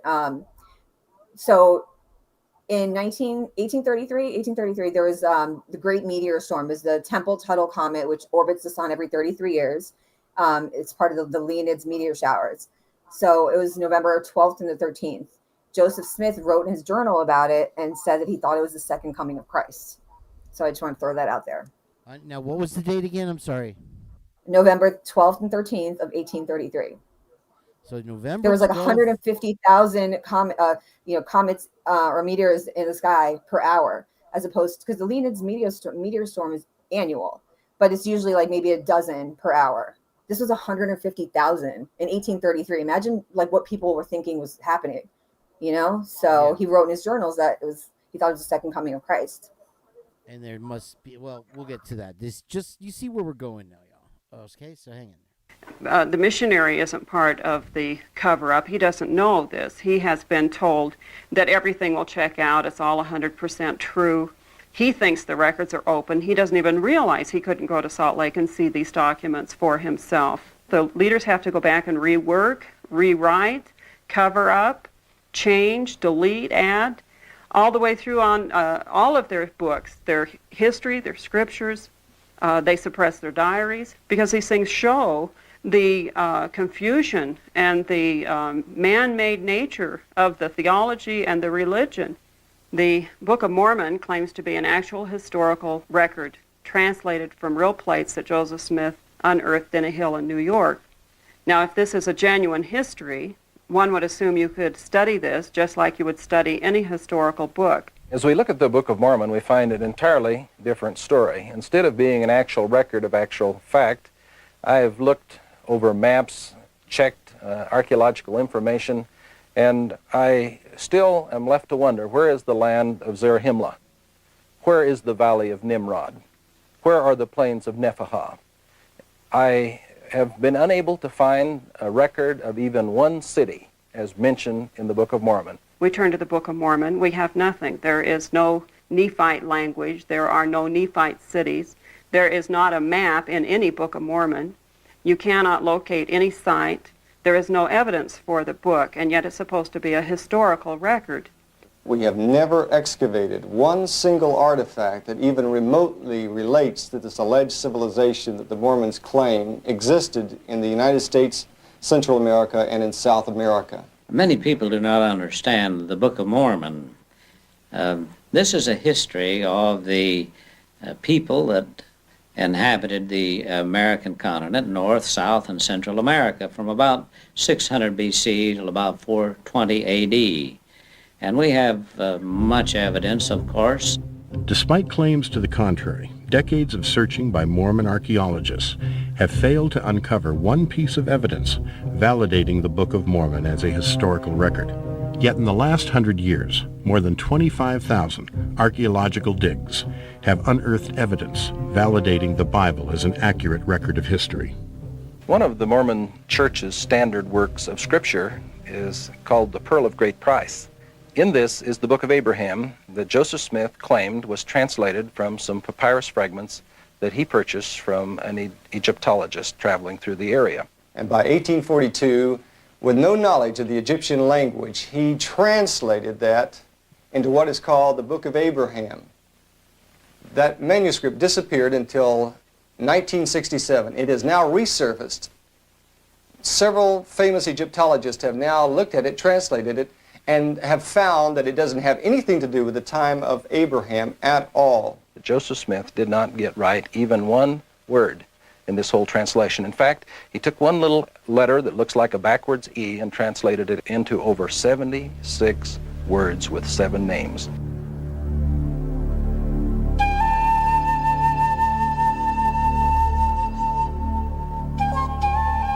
Joseph Smith used the doctrine of divine revelation to legitimize the taking of many wives and spiritualized it as an essential doctrine of his Mormon religion. In addition to his first wife, Emma, Smith appears to have actively enjoyed at least 27 other wives, many of whom were already married. His first plural... I don't. I'm looking at the pictures of those. I'm sorry. I don't know how much he enjoyed it. It was just strange for him. I'm sorry. Just kidding. But the point that Jeff made is a great point and a valid point. Not only are they very tight units, the Mormon families, they're also typically like the Catholics were around the turn of the century, very large families. Now, polygamous, but also keep in mind they believe in eternal family. You spend eternity on your own planet with your extended family. That's why they're so into genealogical records. They have a vault like in a mountain, like billions and billions of records. If you think you're going to spend the rest of your life with your extended family, you're not going to want to piss anybody off and and tell them, first of all. Second of all, is also why like in the case of like, I know Val and Daybell were a total extremist offshoot, but still the belief of an afterlife and this is only temporary, Earth is only temporary, is the reason why they don't really have that much emotion or grief when someone dies, like their child. They think they're doing the right thing. They think they're saving them. You know what I'm saying? Well, that P. Fox made a great point too, and that's exactly what I was going to say. Is that when you have many wives, of course you're going to have a large family, but you're all related, and so they consider themselves all family. It's not like with Steve G, where you leave one daughter behind and love the other. So they do have, and I think it's an important part of the religion that you maintain a good occupation and a tight family. And you saw, I don't know if they played the part where, Friday nights were spent singing hymns and stuff like that. And that was the, bingo, that kind of stuff, like really corny, cheesy stuff. And the thing is the point I made in the last video is the axiom, the main axiom that my girlfriend used to say is you'll see the Mormons at the casino on Saturday night and then back at the temple on Sunday. So, and yeah, that's pretty crazy. So there's more. Hold on. Wife was a barely pubescent teenage relative who was living in their home at the time. Polygamy became a standard requirement of Mormonism, necessary for entrance into the highest level of heaven, referred to by Mormons as the celestial kingdom. Brigham Young, successor to Joseph Smith and second prophet of the Mormon Church, vigorously proclaimed that the only men who become gods, even the sons of God, are those who enter into polygamy. Mormon scripture still says that those who abide not in this doctrine shall be damned. In 1890, government pressure forced the Mormon Church to reevaluate this divine commandment. The confusion and anger that resulted from this undermining of the validity of a non-revocable eternal commandment resulted in the formation of many offshoots of Mormonism. Generally known as fundamentalists, these groups openly practice polygamy today and hold to the teachings of the first two prophets.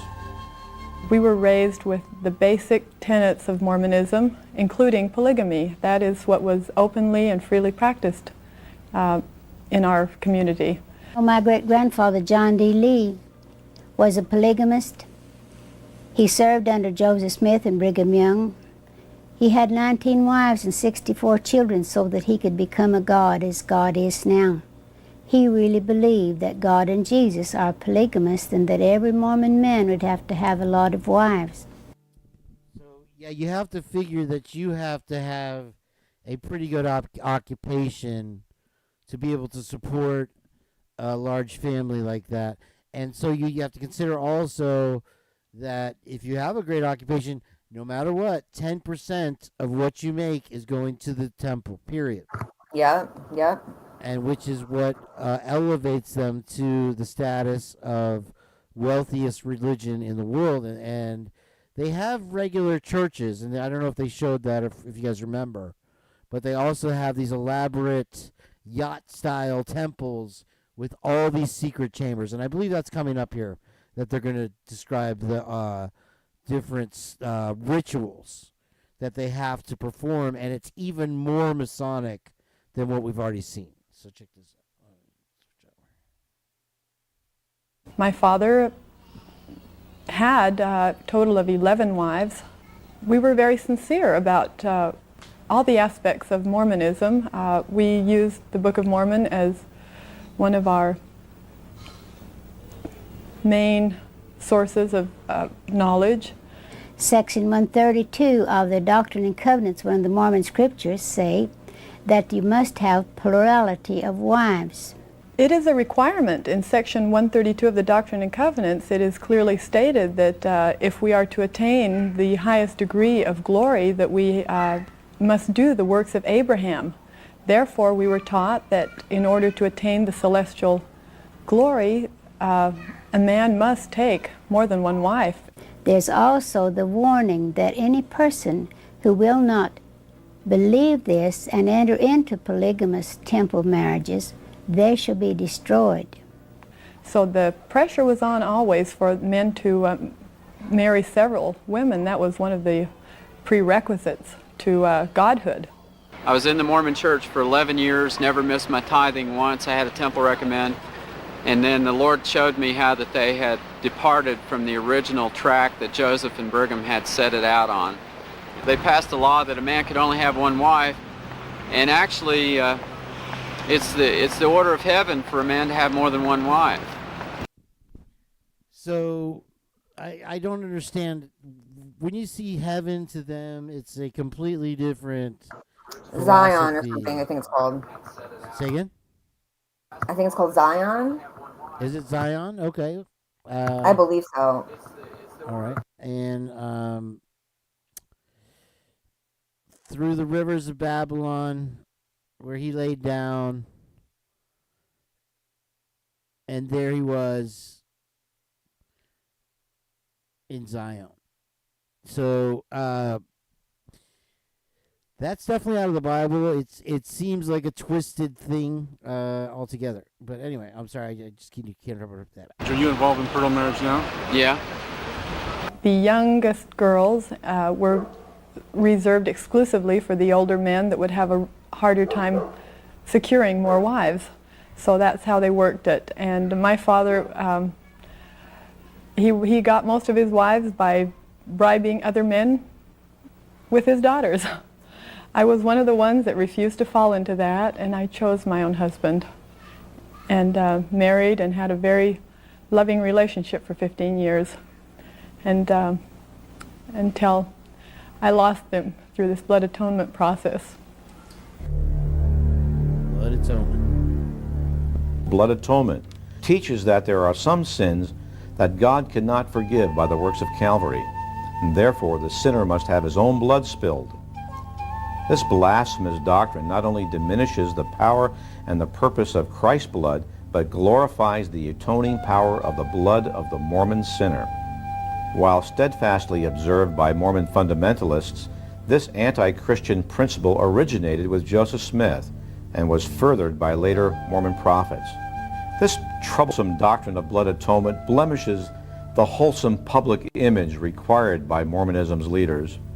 Today, the brethren in Salt Lake City still grapple over the predicament they find themselves in when having to both affirm and deny blood atonement. For example, the late Mormon apostle Bruce R. McConkie, in his book Mormon Doctrine, denied that the church ever practiced or taught blood atonement. Yet on the same page, stated that because the blood of Christ is not sufficient to forgive certain sins, the Mormon God requires man to have his own blood spilled.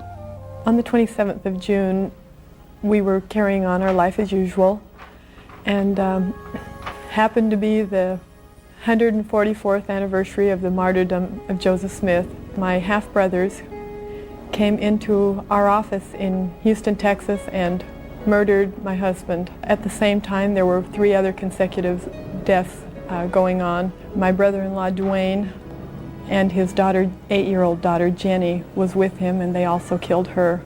Our names were on the list of to be atoned for. My father believed that we were traitors to God's cause and that our blood must be shed to atone for the sin of turning against light and knowledge, as he supposed. Blood atonement is if you have charity enough for someone to save them, the shedding of their blood is the only way that they can atone for certain sins. People.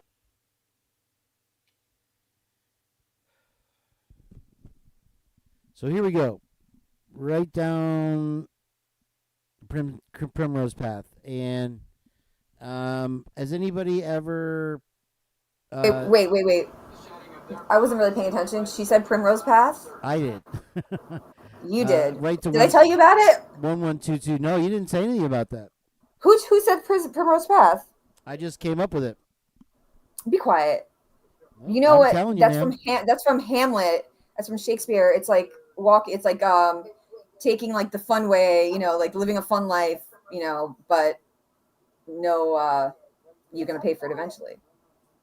Now, Jeff, from what I gathered so far in the 2 videos that I watched in my expert knowledge of Mormonism, is that I didn't see that there was necessarily one God at all, that any man was capable of becoming a God, and that Christ was only the savior of man on earth. And you can correct me if I'm wrong, Jen, but does that sound about right from what we've watched so far? I believe so. I mean, the one thing I noticed though is when they showed like 3 people at Judgment, and one of them was Joseph Smith. Like he's right there sitting next to Jesus and God, I guess, judging the person's spirit when they die. So I just found that interesting that he's putting himself like at that level. Right. And so it seems like there's a group of elders, but I never was, from what I've seen so far, able to pin it down to there was one almighty deity. It's many gods. I mean, if you are a god, if you can become a god, then aren't you equal with God? But and then that begs the question of, okay, well, if the battle on earth, pictured in Revelation, that's supposed to happen at Armageddon in Israel, is between God and Satan, and in the Mormon way, Satan would have equal power to God, even though he was cast out from Zion. I mean, I don't know. I'm swimming in it, Jen. Help me out here. I mean, I just started looking into it, so I don't know everything. Okay. One thing about the way this lady is dressed here, it crushes me. It's like, oh my gosh. She's cute. She's adorable, but I mean, that's 1800s, 1700s pioneer woman dress. So is that the traditional dress in Salt Lake City? I don't know. Here we go. But really thought they were doing a favor in my great-grandfather's day to shed the blood, save their soul, and it's still taking place today. My great-grandfather John D. Lee was one of the Mormon men who were called avenging angels, or destroying angels. It was their duty, their obligation, to cut the throats, shed the blood of people who were apostate Mormons, who were guilty of speaking against the authorities. Jesus shed feel me now. His blood that as an infinite sacrifice, but there are some sins that the blood of Jesus cannot atone for, and therefore it requires the shedding of that man's blood to atone. For adultery, for apostasy, for marriage to a Negro, for not receiving the gospel, for lying. Wow. She just comes right out and says it, Elle. I don't know what to tell you. Don't become a Mormon. But so here's what's crazy is that one of the things that you can get your throat slit for is adultery. Jen, they have like 27 wives. At what point do you call it adultery? I don't know. Did you Well, they get married, they go through a ceremony, so it's not legal marriage, but it's still in their eyes a marriage, so it's not adultery. Elle says she's gonna punch this lady. But Elle, did you keep that box that they sent you when, what did you say, you were 12 years old or whatever they sent you? Do you still have that box? Here, I probably paused it on a bad part there, but she said that they sent her a box. What was in that box, I wonder? Fine. For any of the other offenses, they'd have to have their own bloodshed to have forgiveness of sin. To put it simply, my father's beliefs stem directly from Mormonism. Not one thing is different than what the early Mormon doctrine is. The original doctrine that Joseph Smith and Brigham Young taught is exactly what I believe. I'm now at present baptizing people, and I have 5 apostles now, and we're out teaching and preaching the gospel, trying to get the Mormons into the original doctrine that Brigham and Joseph had it set on. And I refuse to give it up. That's the reason why today people are still killing each other, shedding the blood so they can have forgiveness of sin. And it comes directly from Joseph Smith and from Brigham Young, the first 2 prophets of Mormonism. I would just like you to know that if anything happens to me ever, or to my children, I will personally, I believe the Mormon Church in general will be responsible, because the very doctrine of blood atonement stems from Mormonism.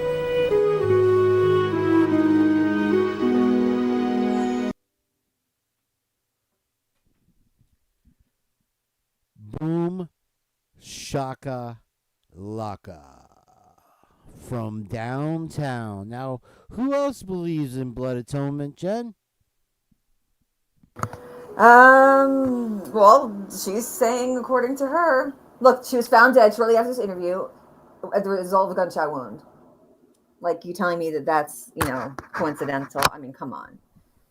If I say the name, Doug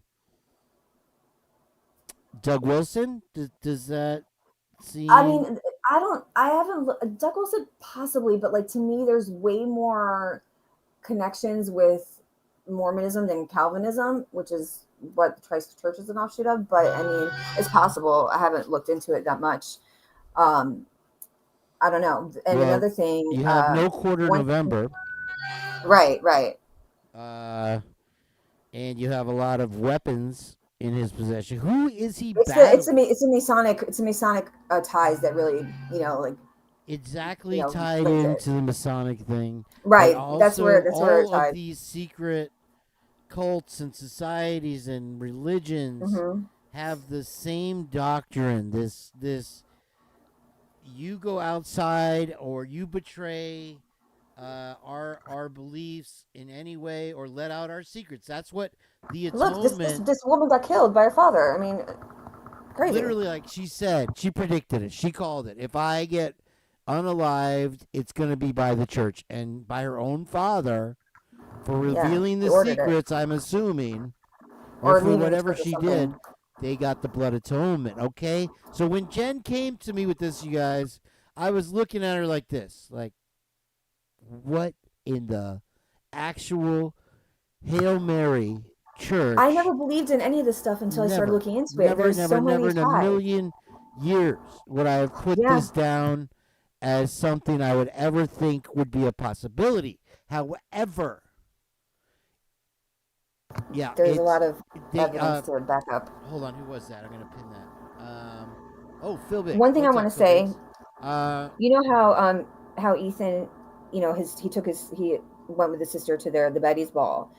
Right. His sister could have got a date easily. That's another thing that lets me think that it was some kind of religious tie, or they were very religious, because the fact that they had access, his parents had access to his bank account, to his Facebook and Instagram, because it was public at first and then they locked it down. So they had access. And I believe I heard something where Stacey was saying that he would always be late to class. So she had his location. She could see his location from his phone or something like that. So it just leads me to believe that, or whatever. Something like that, right? It leads me to believe that, that they were strict parents. And I get that vibe anyway. And that's why, you know, the sister didn't get a date to the dance. She had her brother, you know, chaperone her, things like that. I mean, I could be totally wrong. This is just my opinion, theory. I don't know. But that's what makes me think it's more of this extremist kind of religion. I'm not saying this, you know, as extreme, but I do think there's a religious aspect to, you know, the victims, you know, family ties. And it would explain why they're kind of like so like lackadaisical about, you know, going to court and this and that. And very out of it. Right. Because they don't believe this is not the end. Right. This is not the end. Okay, what murder victim family can you think of that weren't in some way trying to find the person and put them to justice? Right. I mean Steve G is the extreme opposite. It's polar opposites. It really is. Yeah. Jeff makes a good point that he hasn't seen anything from Doug Wilson that seems out of the ordinary, except for the fact he's running around preaching Jesus with a flamethrower and burning trucks. But you know, call that what you may. Jeff, it's another thing where you're not going to see the inner workings of the church because everything stays within the church. Everything, the mortgage, the insurance. If we're seeing crazy things that we know about, imagine what we don't know about. You know what I'm saying? Like, this is what we can find out. Theory, yes. Right. What do we not know? Like, that's what it just blows my mind. You have to think. Okay. Also, that town is literally divided. I got to turn my AC on. It won't be so bad that noise. But I'm gonna take my hat off. Take my shirt off in a second here. Damn it. What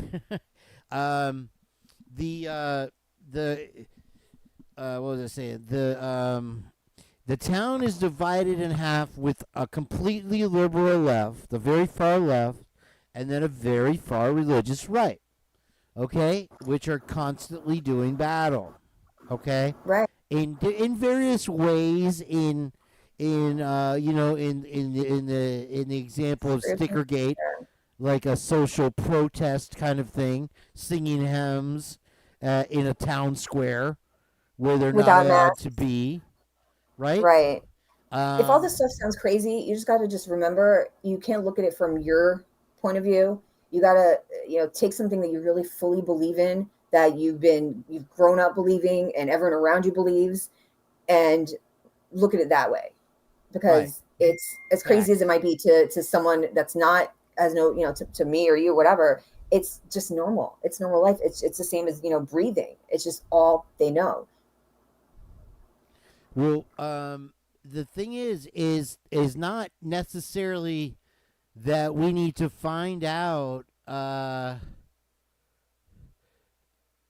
what the church is necessarily up to. What we need to find out is who is deeply involved and influenced by the church, like perhaps Cummer Green or Chief Fry or the mayor, and those connections are the ones that will lead us to the answer, in my opinion. The same way Doug Wilson is buying up properties, which, by the way, they bought the building, the David's building that the Grub Truck parks in front of. They bought that building in 2021, I believe. Which is now their headquarters. It's the old movie theater. Friendship Square. I heard there was something about. They bought a lot of properties downtown Moscow. Right. They're trying to pull like a chess move, like power, like, and they the way keep the Scientologists took over Clearwater. It's the same thing. Yeah. And they do it with shell companies. They have a made up LLC. You can make 1 million LLCs if you want. Yeah, and just put 1 and 2 and 3 and 4 after after them, and boom, they say, "Oh no, we're not connected to this," because at some point, people start saying, "Oh, they can't buy any more property. They're taking over the town," So what they do is they bring outside people in that say, "Oh, we're not affiliated with them," but they actually. And then it turns out that we uncover that they are. Well, And you know so- that I'm sorry, Doug Wilson's son, I forgot his first name. He started a company called EMSI, Isn't it EMSI. like Jebediah or something like that? He's got a few sons, I believe. But anyway, he started a company called EMSI, and it's the second largest employer in Moscow. I forget what the company is about, but it's spelled EMSI if anyone wants to look it up. Which isn't a tough thing to do. It was what Corner Club probably has 5 employees. Right. You know what I mean? And you got the ice cream shop and the music shop and a couple banks. Yeah, they also have New St. Andrews College. They have a friar, something like a school for like priests or something. I don't know. They have their own college, right? They have their own college. They have their own governing system. They keep a list of businesses that are, run by church members, and they will boycott if someone leaves. They will literally boycott. People have had their tires slashed every day. Them. It is a big deal. They'll yell They will in cut front them of off. their houses. Yeah. All kinds of crazy things. Yeah, there's a lot of power and a lot of fear. Throats. And since Kaylee had wrote a journal about her wanting to get closer to God, I was thinking, like, what if she started looking into different religions and kind of got caught up in it a little bit, and then that's why she left. So she was scared. Maybe she was like, okay, I got to get out of here. Maybe she was getting harassed or something. I don't know. So maybe she knew some things she shouldn't know. So here's where it gets really, really, really, really crazy. Check this out.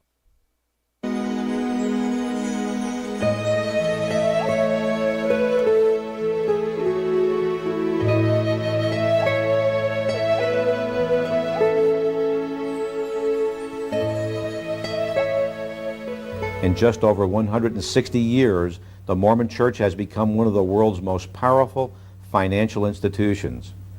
Literally billions of dollars a year are received from its faithful members in the forms of tithes. One conservative guess is that $15 million a day is harvested from Mormons worldwide, with over half that from Mormons in America alone. In addition, the Mormon Church generates more than $6 billion yearly through its many business enterprises and subsidiaries. This income places them among the world's wealthiest corporations. The LDS land holdings in Central Florida alone outsize Disney World by 10 to 1. Both business and church. Now, you have to think, this is an old video. This is obviously from the 80s.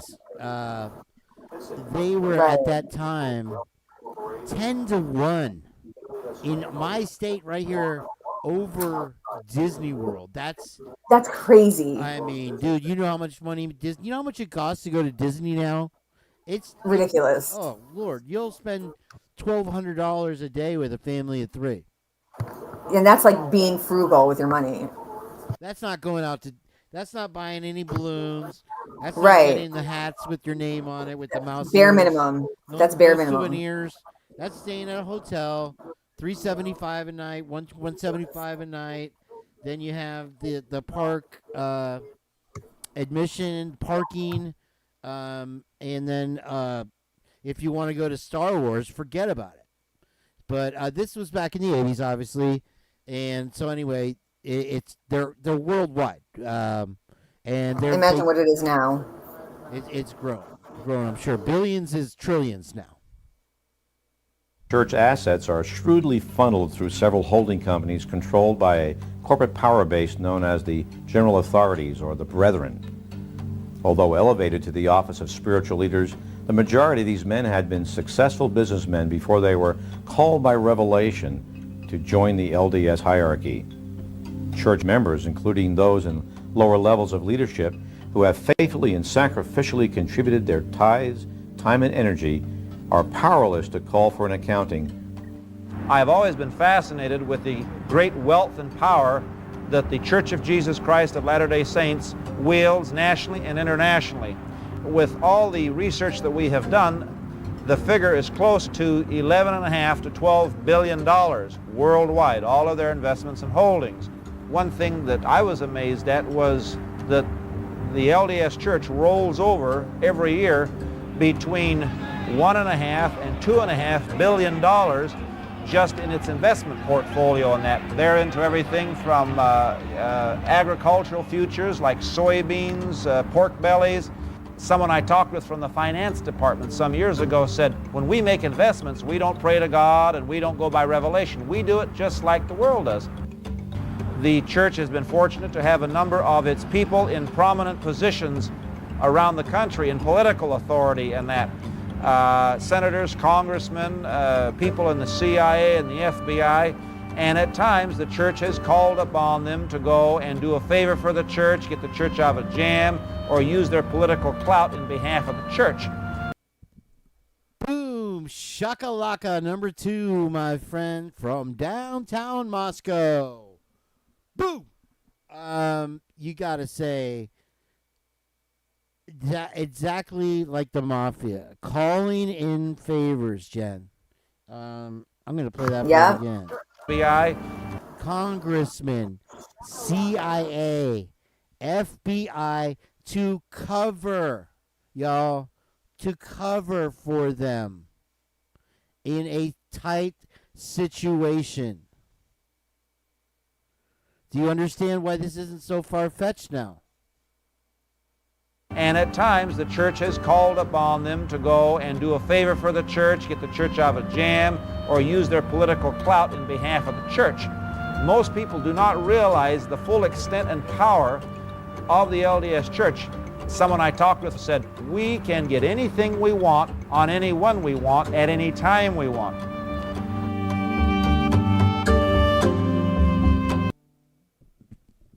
We can get anything you want at Alice's restaurant, my friend, at any time we want. So tell me that sounds nuts. So there you go. Mormon politician. Oh, you got no wonder he's so nuts. This guy is a nut. Mitt Romney, Jeff Flake, John Hutzman of Utah, Arizona, Jeff Flake, wow. Nevada, Dean Heller, Tom Udall, New Mexico. Gosh, New Mexico is a crazy state. Utah, Rob Bishop. You would figure Utah's Senate is mostly made up of Mormons, let alone the state Senate, right, Jen? Well, you know that it was saying like a third of the population in Utah is Mormon. I'm sorry, no, I'm not a third. That was the other third. Three quarters. Absolutely. Of Utah is Mormon. So here's an interesting one. This is Mike Simpson, and I swear these news sites don't want you to read their stories. Represents Idaho in the 2nd Congressional District. I don't know what part of Idaho that is. 2nd Congressional. Let's find out.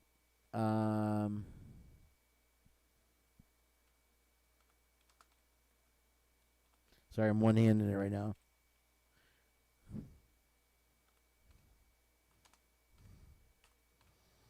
And there's more than one Idahoan that is a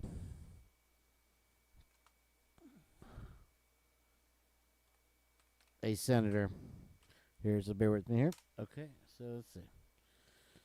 Where is that in relation? It says as of 2023, there are 9 LDS church members serving in Congress, 3 in the Senate, and 6 in the House of Representatives. All 9 are members of the Republican Party. This is 2023. Whoa. All of which can be called upon at any time to cover favors. So, okay, so the 2nd Congressional District is southeastern Idaho, it appears. Is that right? I'm not sure. Let me zip this up a little bit. But yeah, I'm pulling up on the map. How do I... Okay, hold on. I understand why you zoom it in and it goes backwards, but I guess that's what they want. View image. And... Okay. Okay, so the 2nd is going to include Idaho Falls, Twin Falls, Pocatello, and Montpelier. and salmon. So the first district is what's gonna include Moscow and Clearwater. There's another anomaly for you, Jen. Not only is my name Kane, but I live in Clearwater, and that's such a big district in Idaho, and the Clearwater River and the Clearwater Power and all that. I found it another so many anomalies, but just another one for you to write into the list. So let's see who else. See if we have a first district Mormon. You know what I realized? I never knew this before, and I'm born and raised in Florida. Like looking at this list on Wikipedia, it's all like Utah, Arizona, Idaho, couple Californias, and then Florida. It's like Florida seems to be like the only state that I'm seeing that's from like the East Coast has like a Mormon tie. Well, yeah, it sounds like they have a huge. Right. I mean, I never even knew that it was. I had no idea. I lived here most of my life. I had no idea. I lived there 24 years, and I had no clue. Okay, so here's Raul, Labrador, and is he the one that's fighting Green on the proposed purchase of Pheonix? But he is in the first district. Heather would be the one to ask about the Pheonix thing. Oh, he was up until 2019. And yes, another Republican, District 14B. Let's take another look at our map there. Where'd it go? Did I lose it? There we go, 14B. Oh, they don't have it broken down. I guess I could probably find a better map for us here. There we go. Okay, so here we go. But you have to think that they have the ability. Now this doesn't go all the way up to. Look at that. To call in favors and to have themselves covered at any given time. And these people are not going to speak out because this. Okay, that's where the fear is. Fear in this life and then fear in the afterlife. I mean, I think that most of the people, I don't want to get my throat slit, dude. If you really fully believe in that to the core of your soul, that you are going to spend eternity with your extended family, you are not going to, keep your head low and it's fear that's instilled from birth. And I'm talking about the families that practice polygamy that are, really, really ingrained. It's a whole different, like we can't even imagine it. I don't think I can't even wrap my head around really how different it is. Well, Jeff, there's not only that they're not speaking out. It is the shape of Ethan's smile, which is a Masonic symbol. They sent out 33 scholarships. Right. Why 33? Why not like 30? Why was the first donation $6 to the fund, right?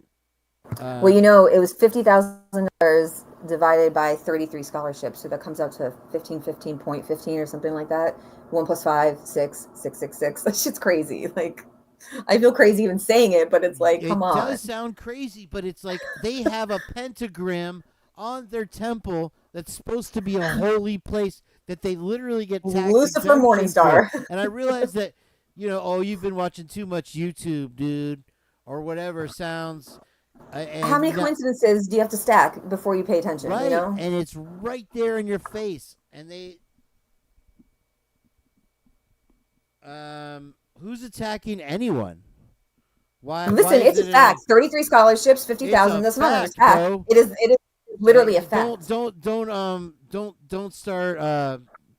Don't stir the pot when there's nothing in the pot. No, don't bring in felonious arguments because that's not an argument that fits. All I'm doing is stating facts. I'm not saying fair game and an attack. The Chapin's held the knife, but there is blood atonement, bro. Blood. They, the only motive. You have to notice that it's not a secret. They were not happy about him living with his girlfriend. We know this for a fact. Living in sin. This doesn't fit into Pavarotti or circus clown's rug theory at all. This is blood atonement. And The rug you theory have does not somebody that can call in a favor at any given time and have it covered up by the FBI, by the CIA, by a senator, dude. That's of a town, people who are mostly probably involved in, their same religion. Like, it's just, I'm not we don't attacking realize anybody. I am. It's no attack, Jeff. I am talking Attack would be like they're straight assholes up to talk. facts, point blank, Right? period. And these are facts that lead to a very curious question mark. If I wanted to Out of their attack own mouth. Steve G, I would attack Steve G. But I have not There's even plenty of mentioned things. his name. All I said was his brother.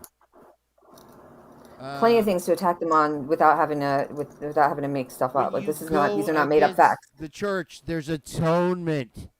That is a fact. And so, you can Jeff, they're saying it, we Viviana aren't. that all you want, bro. But that's she very well. I think that one of them was pregnant, and that's why the drug thing came up with one of them with no drugs in it. The rug thing doesn't explain Dylan and Bethany being left. To me, maybe it's possible they are. First of all, they were the only ones still in good standing with the Greek system. They could very well possibly also have a religious tie to a church. If this is, I'm saying a church because I don't know exactly what, but that would explain it. And I'm not, the rug theory doesn't Viviana explain and Dylan Jeff, and Bethany. I'm not trying to yell you out of here or attack you at all. And I appreciate you being here because you make me have to receipt and verify my position. But it's undeniable the facts that we're presenting 100%. So I appreciate you being here, Viviana. Thank you, and Jeff. We like having you, so I appreciate it. But, to a degree. But to most parents would be like, oh, he's got a girlfriend. You know what I mean? That's kind of like the normal thing. You got a girlfriend, yeah. Whatever, that's the way these days. They don't acknowledge her. Without, like I said, my friends don't have to share my opinion. And this was not even something a month ago I would have even dreamt of. And Jenn kept coming to me with it. I'm like, go back to your YouTube, dude. You know what I'm saying? It's like, and then slowly.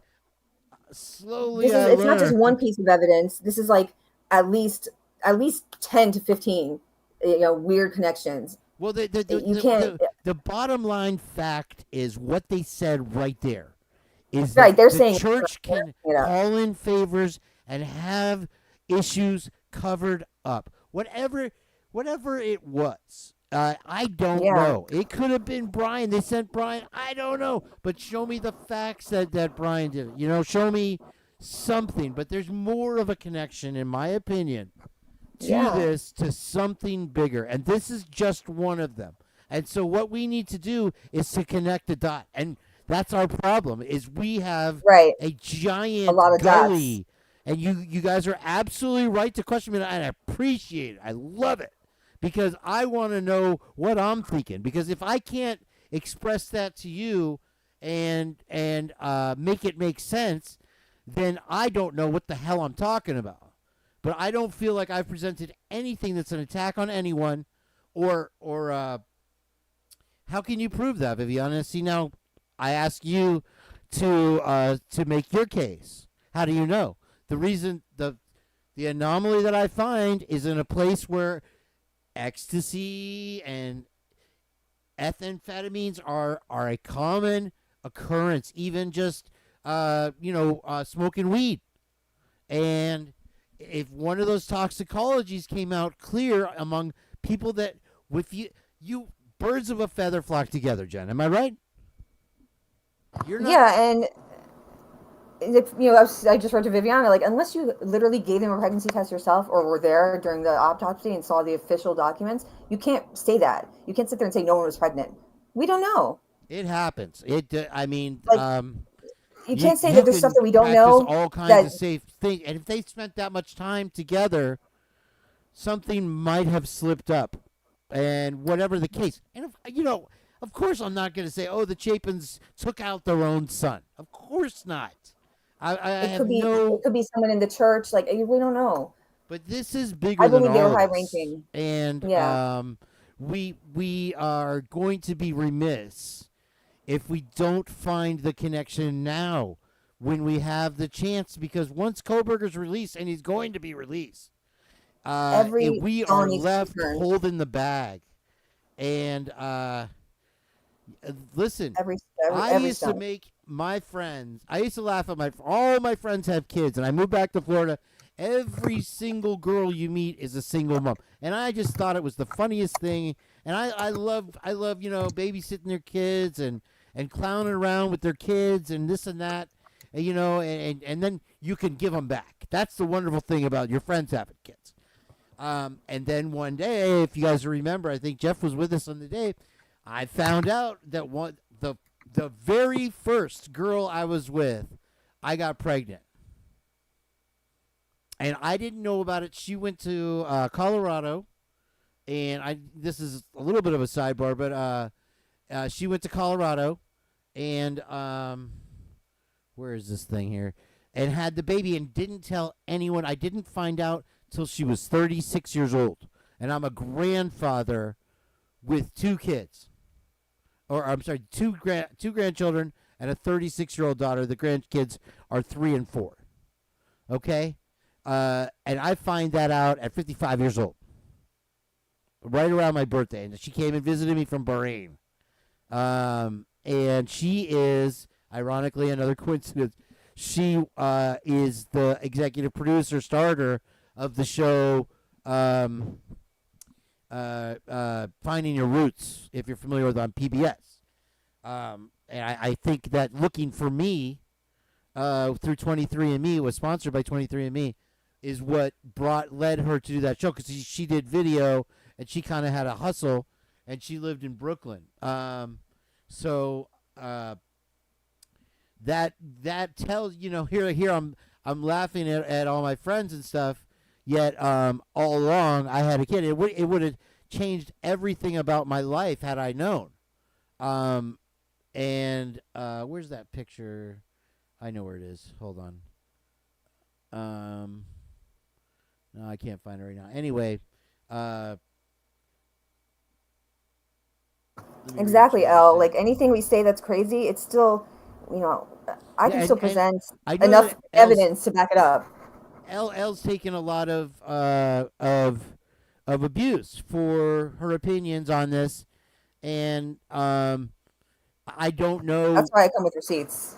Right. I only want to say what I've seen, and you know what? I mean, as far as I know, 100% of this is BS. This is a video that I'm watching on YouTube.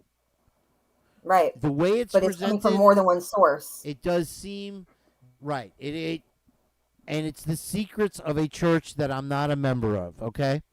And Jeff has made some great points that they are very strong fans, but that's sort of irrelevant that they're strong families, because this doesn't have anything to do with the hierarchy of the church, which is what we're looking at, and how it works, and how the members conform to its and you would think that in Idaho the Mormon church wouldn't be as strong, but apparently, look at here, we have all these senators that up till recently there were 6 and 9, you said, right? Total senators that are in office for Idaho. So, I mean, this is a respected church. This is a well-known entity as far as the common man goes. Now we're seeing a different side, and we're finding that the more and this is all led up to this, you guys. Let me kind of tie it up with a nice little bow. This has all come to what we find is the prettier face that you present to the world, the more evil that lies behind it. Yeah. You want to add to that? No, but I am going to link you to a video that Sigma Chi made for 2023 Rush video, and there's a lot of little allegorical things in it. The song that they I think we played it already. Did we? You had to bleep out the song. It was talking about prodigal son and chosen one and the number 13, and like there was like a whole focus on Hunter, but like nothing of Ethan. It was just really, it was kind of in either bad taste or like a big, middle finger. I don't know. Did we play it? Did I tell you already? Jeff, I don't doubt that. Wow, that's amazing, Viviana. Yeah, they're very. I thought that Iowa was more connected to Idaho, and I remember Mimmel from when I was a kid, but I thought they were like right next door to each other, but they're so far apart. Anyway, I am absolutely certain that there's all kinds of wisdom in the sermons that they give at any church on any given Sunday, and the Bible is full of wisdom and great parables and stories to learn by and live by. However, like I said, I'm not questioning the religion itself as much as the people at the top of it, just and learning about it. Here, I have my giant I'm just Bible learning right about next it to me right now, and I'll read from it if you want me to. I have a couple of passages that I'd like to share with you. Every time I open the Bible, I open it at a random place, and I'll just read from it. Jeff, and that's a question I have for you, Jeff. Do you see more teachings from the Book of Latter-day Saints with the Mormons, or do you find that it's a well, let me pause this real quick. Sorry. That they refer to the Old Testament more, or because that was a question I had earlier, and if you answered that, oh yeah, I saw that those Northern Lights were coming down. Share those pictures with us, Vivian. I'd love to see that. Jeff was such a good sport last time with us, and he always presents a good case. But sometimes I feel like you present irrelevant arguments, and I just he's gonna die on that hill. I don't think so. He's a smart guy. Jeff is an intelligent guy, capable of thinking for himself. The men don't want to be wrong. Of supporting his family, capable of putting bread on the table. Okay, so they do offer from the Old Testament, and so that's interesting. Yeah, but there is because of the solar flares? I believe that you can see it's not necessarily Aurora Borealis, but it's identical in the mountainous areas on the West Coast, I believe. I wish we had that here. We don't get anything interesting here. You can't, on a given day, you can't even see the stars unless you go way out in the woods, which you don't want to do around here for sure. You know what I'm talking about, Jen. It's some crazy hillbilly or mosquito, one or the other. Or who knows. So yeah, okay, that's interesting to know that. Because he is somebody that attends that regularly, and wow, that's really cool. I have never seen him before. I've only seen snow one time, but let me play this video from Sigma Chi. This should be interesting. You have to play the music. It's part of it. I am.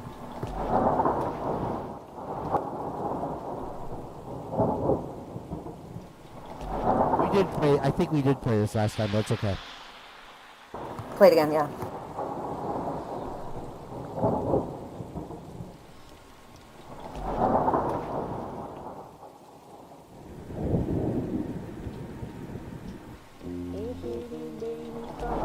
You know that's Banfield, by the way. That shot is from the basketball hoop.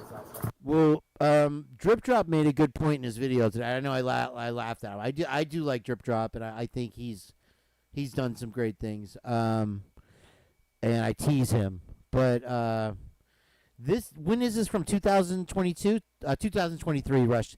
This is the Rush 23. video that we watched with Bubbly Waters, with the basement party, or like some kind of rave, and we theorized that it was a basement party, and we wondered.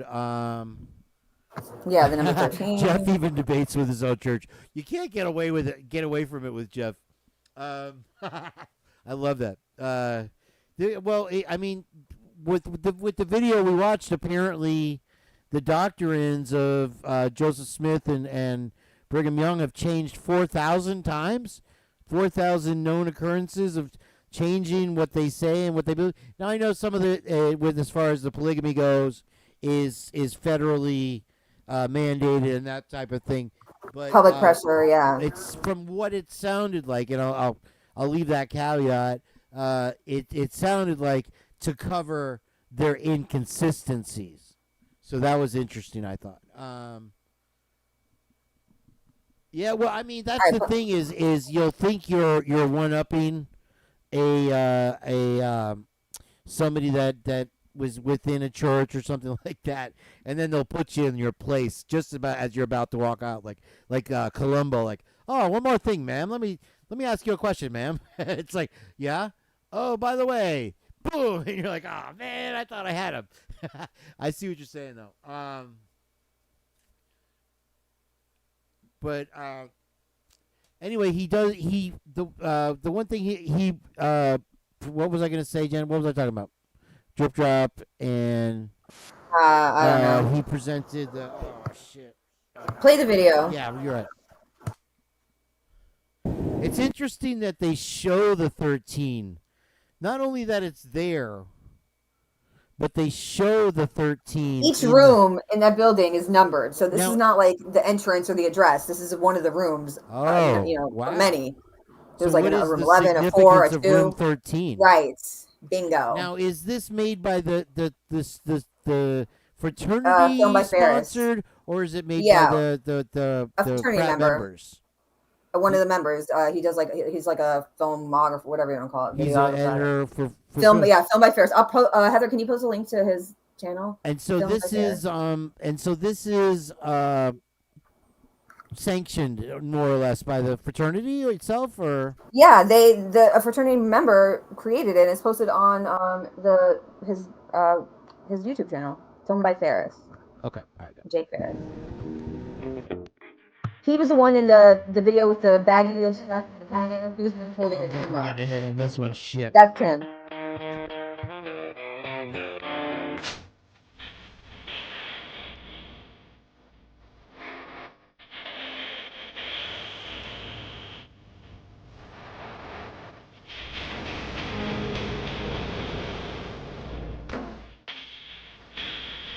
I don't see why I need the music, Jen.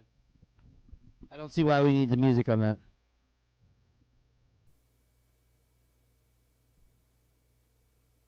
Just to see, well, okay, everyone. The song is talking it about takes so long to Chosen remove One. these Okay, so just copyrights, it's ridiculous. Take it off. So it's just the song is about Chosen One and Prodigal Son. Just keep Okay. that in mind. What I can do though is I can put the caption on. That don't Okay, hurt do that. nobody. Yeah. Keep your left Oh, hand you didn't free. hear me. I was Oh, muted. it's about Did you hear me? chosen son. That's Chosen really One and cool to Prodigal have that Son. trampoline thing in there though. Or is that Yeah, so- is that in the fraternity? They have this trampoline thing? No, I don't think so. I don't Oh, think so. I that's think like it's one of those those places. jump places or whatever. Yeah. This is one of the fun You see this- activities that you can do at Sigma Chi. Yeah. Now there's the rave party. So this could be anywhere. It's in the basement, I believe. What Sigma basement? Chi's known They for definitely basement have parties. a basement. They're known for basement parties, and every other house that I can find in the area, I've not found one that does not have a basement. It's Interesting. just picking randomly, so Yeah. that's why I think 122 had one. Like, why wouldn't even the apartment buildings had one? I mean, I never wanted to argue it. I didn't have any. I always pictured any house in the north having a basement, point blank, period. Appreciate you, Jeff.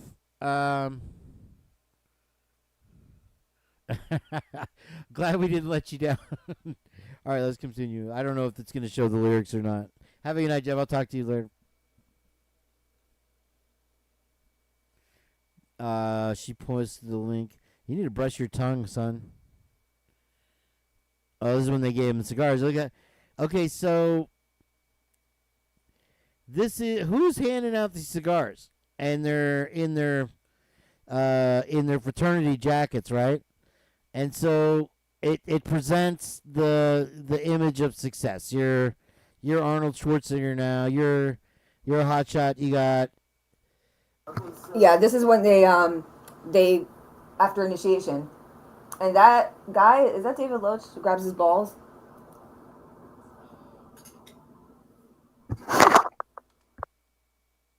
Where's that? It's coming up, right?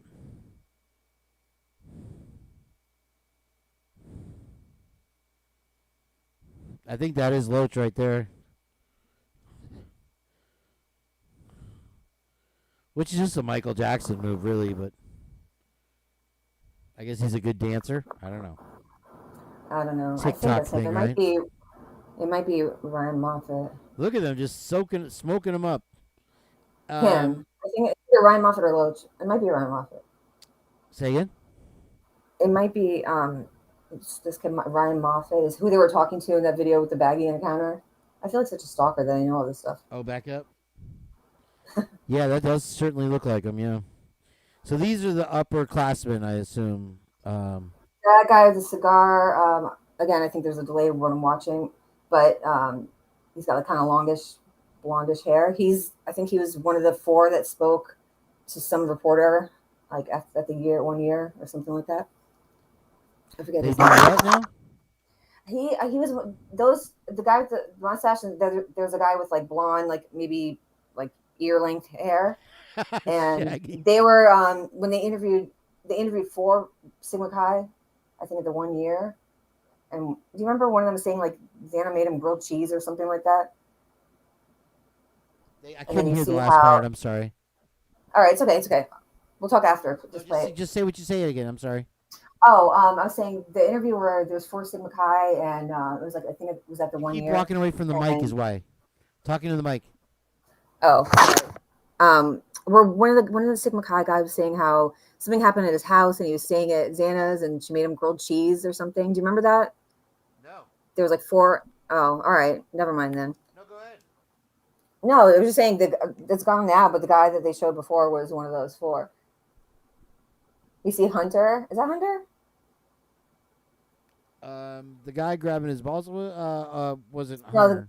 That was Loach. I don't know. Right? Like I said, I'm watching it on the delay. I'm paused right now on the thing. Yeah, you see how they did like a whole solo scene for Hunter, but like not one peep of Ethan. Now, yeah, Hunter's with this fraternity, it just gives me a Diddy vibe. A heavy Diddy vibe. It feels icky. It feels icky. Like they like to party, but then they like to have their secret, I don't know, all kinds of weird guy stuff going on. Wait, rewind it. Did you see in one of the windows, there was like a boxer guy, like a big poster or something? Go back. The part with Hunter. Where he's wearing like Fight Club. He's wearing boxing gloves. I'm going to pause it right there until you catch up. All right, I'm paused on this guy, this redheaded guy. Fighting with boxing gloves. Right, absolutely, yeah. So that theory is out there. He's the ringleader, huh? He's a pretty jacked dude. He looks like he knows how to hold his own. Wait. Oh, hold on. I have to watch this on my own. No, it's all right. I'll hold it. You're looking in one of the windows. Which window? It was when they were showing Hunter standing there in like the backfield, and you can see like the Sigma Chi in the background.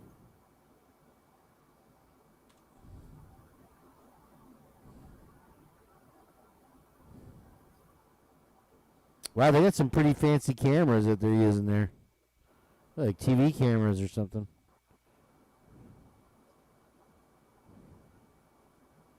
Wow, that's a good jump.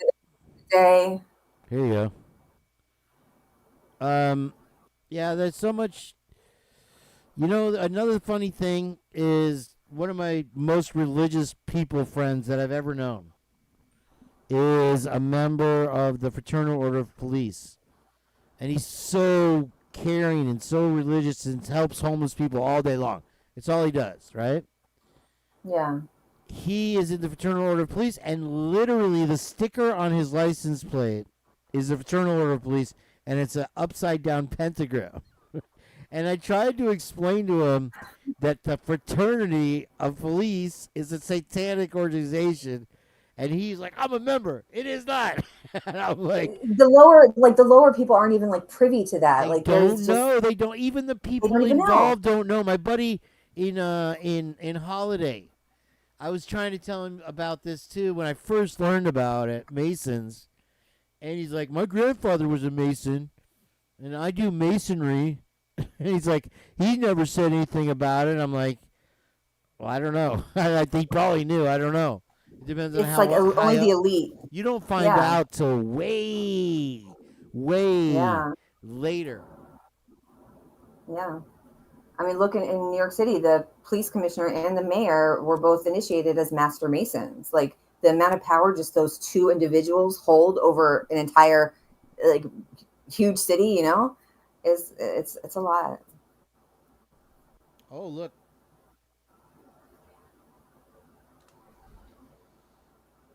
Right. Hold on. Watch. Yep. Okay, so you remember that first Fight Club video? Look at here. You see the guy with the referee shirt? No, I didn't. Hold on. Let me get to the crowd and the Look party? at right there. Look at. Do you see where I'm paused right now?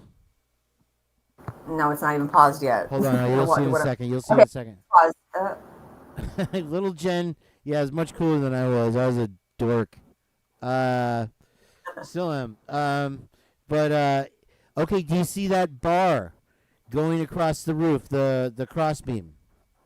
Yeah, is that like a sport That game? was in the other Fight Club video, and I kept saying that wherever this Fight Club video happened, everybody kept trying to say, oh, it's a room on campus, or blah, blah, blah, blah, blah. That crossbar thing, and then there's a hatched, there's a hatched, there's Like the another ceiling. one that has metal X's that go across it Right. that you see in that Fight Club video. Remember the first one that came out way back? And like they have a Fight Club, and there's like, no, Yeah. they don't. And then the video comes out. This is that same room where that Fight Club was. Watch, you guys. Watch. Well, this is in Sigma Chi. This is but where you- that's where the rave is. That's where the Fight Club was. Well, here's That's the thing: same people don't room. realize. I wish I had if them you compared read, side by side. I know, but listen, they also have secret rooms that all they're for is for their rituals, and they're like locked down to where they cannot be infiltrated. It's in their bylaws. It's in like their own, words. So just because we don't know something doesn't mean it's not real. You know. The thing that I find funny is that I think put a 742 in the chat if when you hear that Grub. I don't want to play another Grubhub video for you guys. I know you guys don't want to see it. But if put a 742 if you hear them say Xana, no, Ethan, it seems that at least in our group here that we hear it. I do hear it. I hear it. And I know a lot of times your ears can fool you. But it is without a doubt to me what I hear. And there's sometimes you when you look at one picture you hear one thing, they have the audio tricks. But to me that's what I hear. And it just is ironic that in every other thank you, Meanie and Rochelle, that in every other point that we make, Jeff and Viviana disagree, and then also all of a sudden they can't hear that either. They hear something else. And it's not just one time they say it; it's like multiple times. Like, It's over and over, and they're gathered around in a group watching it. Right after one of the guys says, "Round one, let's do it," and that guy's name is Derek Mortensen. Like, come on. Wow, I mean, if it was something silly as a Fight Club thing, I will literally lose my mind. If we have been tearing ourselves to pieces, I'm gonna for send you this something. case Hold on. because of some stupid Fight Club thing or ritual, You just whatever. you go on YouTube and search Sigma Chi Fight Club. A million videos are gonna pop up. That's one of their. Is that things. really out there now? Because before it Yeah. wasn't. But that Yeah, would be just shocking. I mean, I can't say that. I can't say at this point that I haven't seen the evidence of it. But it's like Heather says. There are so many different possibilities here. That's what makes me want to make that jump, that Evel Knievel jump across the Snake River to connect one person to what happened in a cover-up situation, be it, or an accident, and they covered up, or because of a secret society, and somebody in an authority position has covered up and presented an alternative patsy, like most of us would say in this case. And it's like the missing link, you know what I mean? It's so hard to put myself out there and be the guy that's got the crazy theory and put on the tin hat and walk around. But I Jen, I like I said when I You have circumstantial evidence to logically say it's possible. I mean, everybody used to say, "Oh, did he kill Tupac? Did he did Tupac?" Blah blah blah blah blah. Right. Yeah, everybody was like, "Get out of here! It's Sean Puffy Evil is real." Combs." And then you have now. I don't know if you guys have seen the video, and that was one I had queued up. I don't know where it went. But in the beginning of the video, and I don't know because I wasn't in the last couple Dinky chats where you guys got real deep into the Diddy thing. But in the beginning of the video, it's Justin Bieber making out with some dude, some old dude. Have you seen that? Because I'll look I haven't for seen it. it. Oh my gosh! Oh Hold my on, look, gosh. I'm sending you something real quick about fight clubs in universities. Hold on, it's a Reddit go for it. post. Yeah, get on years that mic ago. though, better. Please. Sorry. Okay, where this guy was talking about alpha, like basically like fraternities against fraternities, and one person is crowned the alpha. Oh, I just sent it to you. So the Fight Club isn't necessarily it could be Battle of the university or it's a Battle of the Greeks. fraternity. It's fraternity against fraternity. Battle of the Greeks. Yep. No and listen, women too, kidding. not just the men. Women too. Women too. No kidding. Or house against house.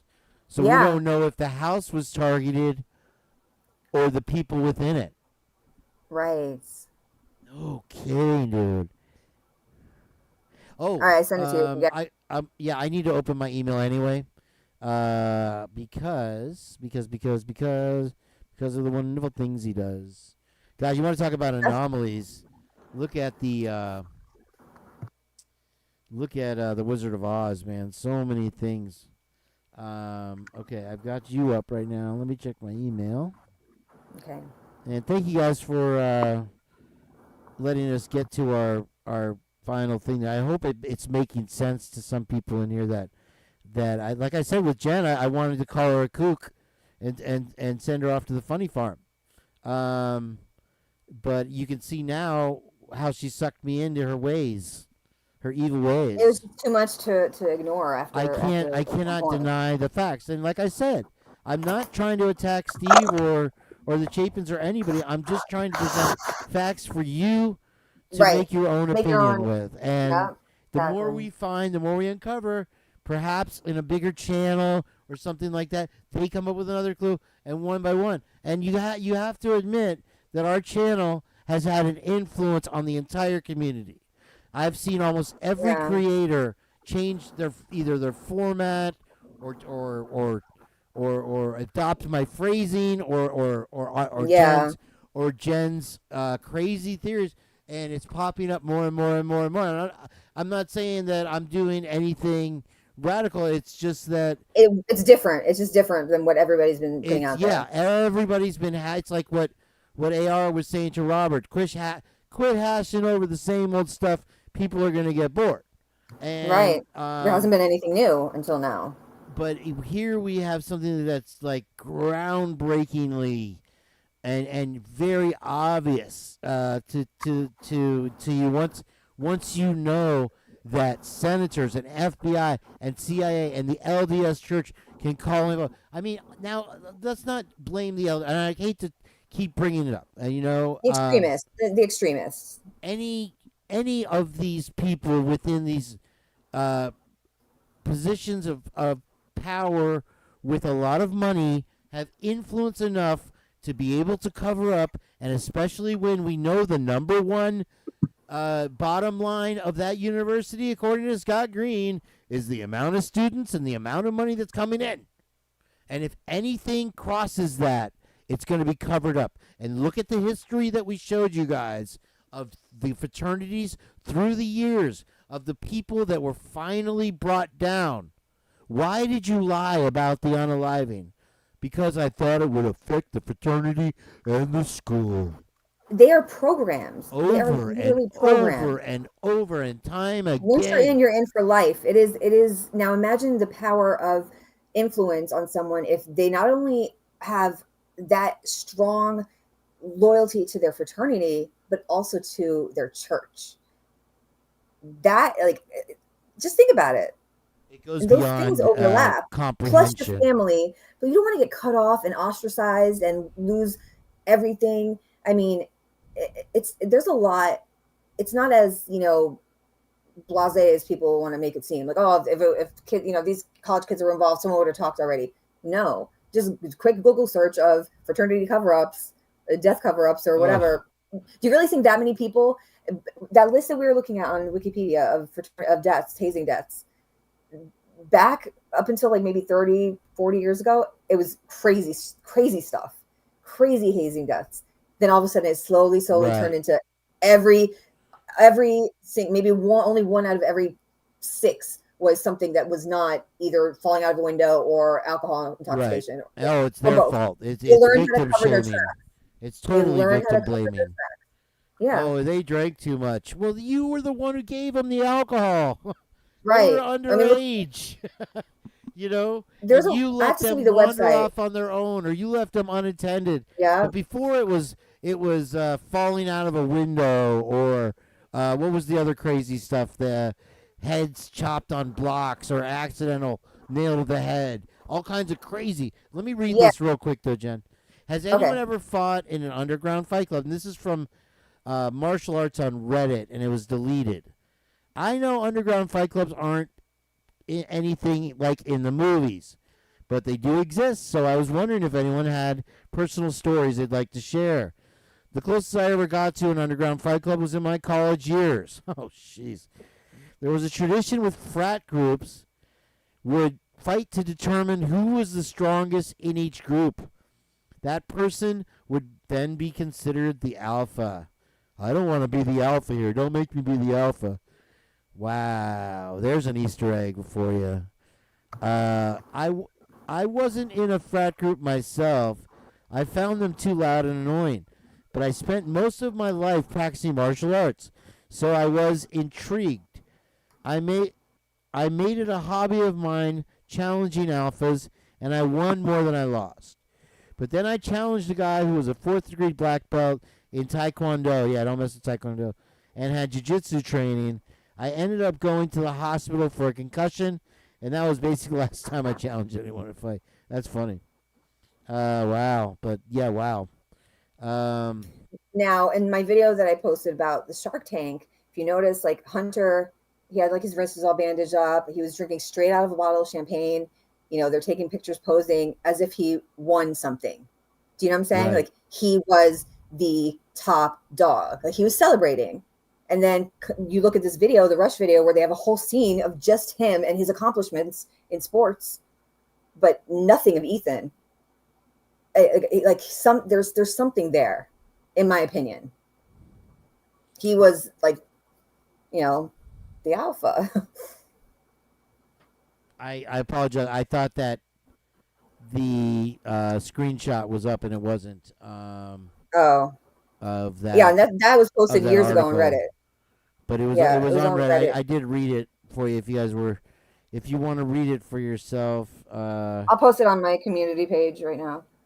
Okay, thank you. And if you have a link to it, maybe you could put it in the chat. But here, I'll show it. I'll post it and then I'll put it in chat. I'll show it in the thing. Now, I have one more thing that I want to pull out of my email. So while this is up, I'll do that. Let me see here. Yep. And then that. Okay. And whoever was saying that usually I think you're cap, Kane, but tonight you're making sense. I appreciate it. I'm glad. I mean, I feel like tonight is more the culmination of everything we've done than anything else. I don't know how anyone else feels about that right now, but I like I said, I am, after this hurricane goes through, hopefully, if we're still intact, I want to put together a list of all the things that we've stumbled upon in each video, because it takes a while to go through everything we've done, because tie it all together. Each video is 3 to 6 hours long or more, so it's taken us all that time together to get here. So I feel like we're kind of I think that's as big as I can make it. And so let me open another browser if you guys want to read that again. And I will show you this. Let me open a new one. And this was surprising to me, and I don't know who else has seen it, and I'm just gonna put it up. I'm still waiting to see what it's gonna do. I don't really have anywhere else to go. I don't obviously have the money to stay in any hotels. If I evacuated somewhere, I would be in my car. So if it winds up actually following the track it's on, I'm going to put my computers and guitars and stuff in the car, and I have water and food, and I'll go somewhere where the winds are a little less. I prefer to stay here. I rode the last one out here, and the winds were pretty strong. After that last video I had, the power went out, but I know we're going to lose power here more than likely for a few days. So, and I have a ton of food in the fridge and freezer. I'm horrified to lose because I don't know how the heck I'm going to replace it, honestly. So, let me pull this up here. You're not going to like this, and it's a trigger warning. So if you're squeamish at all, it's not that bad, but it's so cap. And this was sent to me by a subscriber, Rochelle. Okay? And this is a video that, this is just a picture. There's no point in showing the video of, what, I forgot the creator, and I don't even care. Actually, I kind of do care who it was at this point. Hold on, let me get this back up. I can't remember the name. It was something that we're familiar with, I thought, and the reason I want to look at it is because I wonder if it's the same person that I played that video from earlier. Is it translucent? No, it's not translucent. Quick thing real quick, guys. Did you guys know that Brian was a boxer? Yeah, we knew that. Yeah, I did anyway. So maybe he was like training he guys, took like boxing. He wasn't a boxer. A boxer is not somebody that competes. He just trained in a gym. Boxed for fun. Right.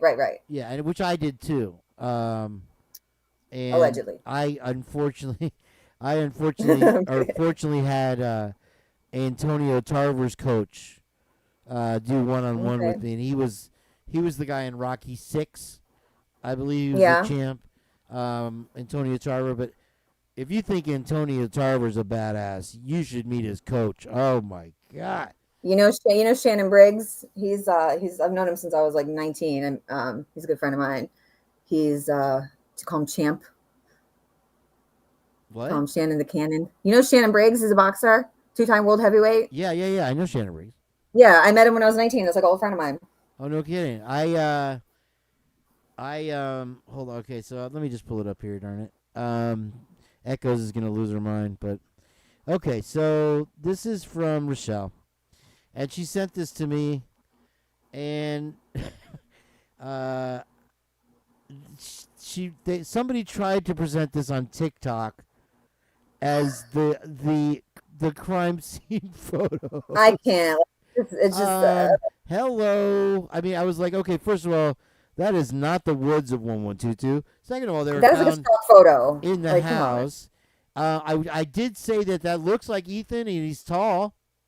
But I also said that if this biomechanical suit lady here put this cover over him, after 12 hours, there would not be any blood on that blanket because it would be coagulated and it would be a lot darker. This is fresh red, and it's no.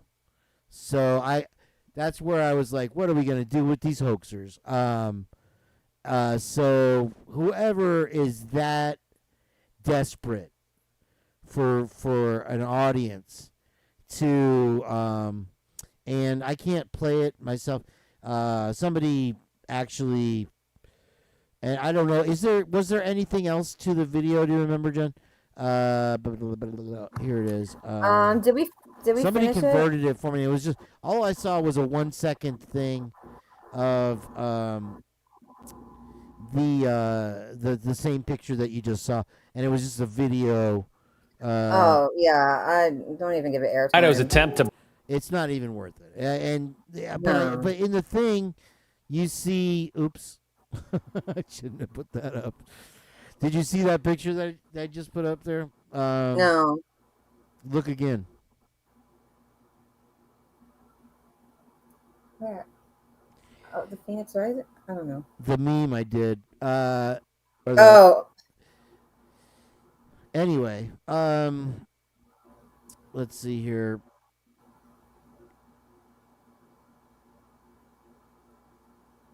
Okay, so this is somebody.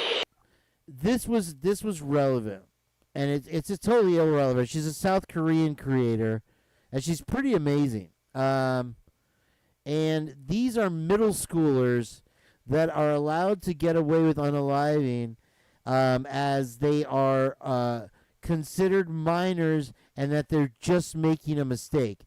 And so in the beginning, I'll play the beginning. They show a video of a kid getting creamed by a car. He's a pizza delivery driver, you see here. And there's traffic cam footage of him getting hit by a car. And the car was driven by these middle school kids that had stolen it. And I'll play it for you since I pulled it up. Some saw the but the thing is, they exonerate them because they're just saying, oh, they're young, they made a mistake, they'll be productive members of society, and they keep letting these kids go. Well, it turns out when they grow up, they just continue with their mischief or whatever. And so here's the video, and this thing is just really bad, and this is only the first one of it. And so when you're talking about younger people and here it is, there's that's all it is they just show the car. And so and their callousness now, and it's worldwide, and that was the point she was trying to make to me. And then the other story was of a kid that was getting bullied, and he'd given the bullies already thousands of dollars in his family's money, and then he told them that he couldn't give them anymore because he didn't have any more. And they said, you look like you want to get punched. And then they kept punching him, and he passed away. And then again, the courts cleared them because they were middle schoolers, and then they went on to do stuff later when they were older. So I thought that was good. That was from Bubby Waters. Thank you very much, Bubs. And let me see. She had another thing. I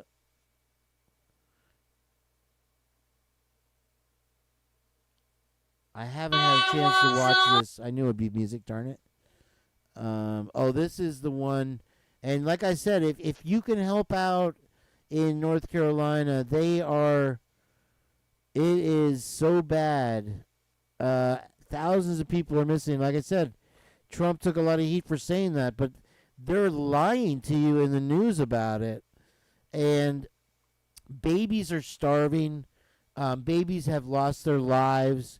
So it's absolutely horrific. And what's about to happen to Florida is going to be of catastrophic nature equal to this. So we have earthquakes. We have fires everywhere. That's why I put in the description here. Is it revelation? No man knows. But events are starting to show a pattern over and over. Now, there's a movie out, and if you guys remember Family, was it Family, not Family Matters, Family Ties? What was the one with Boner? Kirk Cameron, and he made a movie called Left Behind. And it was about the end of the world or whatever through the biblical interpretation. There's a sequel out which it's a much better production, and in it my point is that in it the rapture happens, and if you don't know what the rapture is, that's when the pure of heart or the believers are ascended and into heaven, so they instantly are just plane. There'll be a pilot flying a plane, and the plane crashes because the pilot was beamed aboard the Starship Enterprise. And so this happens, and the government says, and it fits so perfectly with the media and the government we have now. They call it the disappearing. So all these people were raptured up, and they justify it. Or they debunk it. They say, oh, the rapture, that was debunked. And I was like, oh, my gosh, that's exactly what they're going to do, because so many people don't believe. They've lost connection. That's the greatest thing the devil ever did, was convince people that he didn't never exist. exists. And so they play it off to make you believe that it didn't happen, that it was just a strange occurrence, that people just vanished. And people want to believe that more, because even though it's right there in your face that these biblical events are happening, they'd rather believe what the news says. Oh, no, that was just the disappearance. Don't pay no attention to that. Here, take this chip and put it in your hand so you have the mark of the beast. You know what I mean?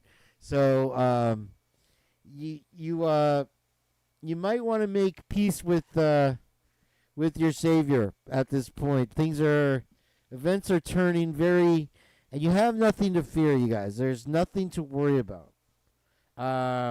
It's not going allegedly. It's not going to be easy, but if you can find peace in it, and all it is treat other. It's everything you learned in kindergarten. You know what I mean? It's treat other people as you would like to be treated. Help others. Don't Basically, be greedy, you know? And it's like my friend said, the money is never enough, and they will always keep chasing it. That's why you have these people with 6-story yachts that have a dining generational room wealth that's underneath the sea. Do you need that? More money than they can spend. Have what you need. Even Mr. Wonderful said, if you have $5 million at this point in the world, you're more or less set for life. Now, anybody with $5 million is going to tell you that's not enough. They want more. 10 million, 20 million. It's never going to end, because it's just and we all have our faults. We're born into it. There's nothing we can do about it. The only way to fight is try to be good.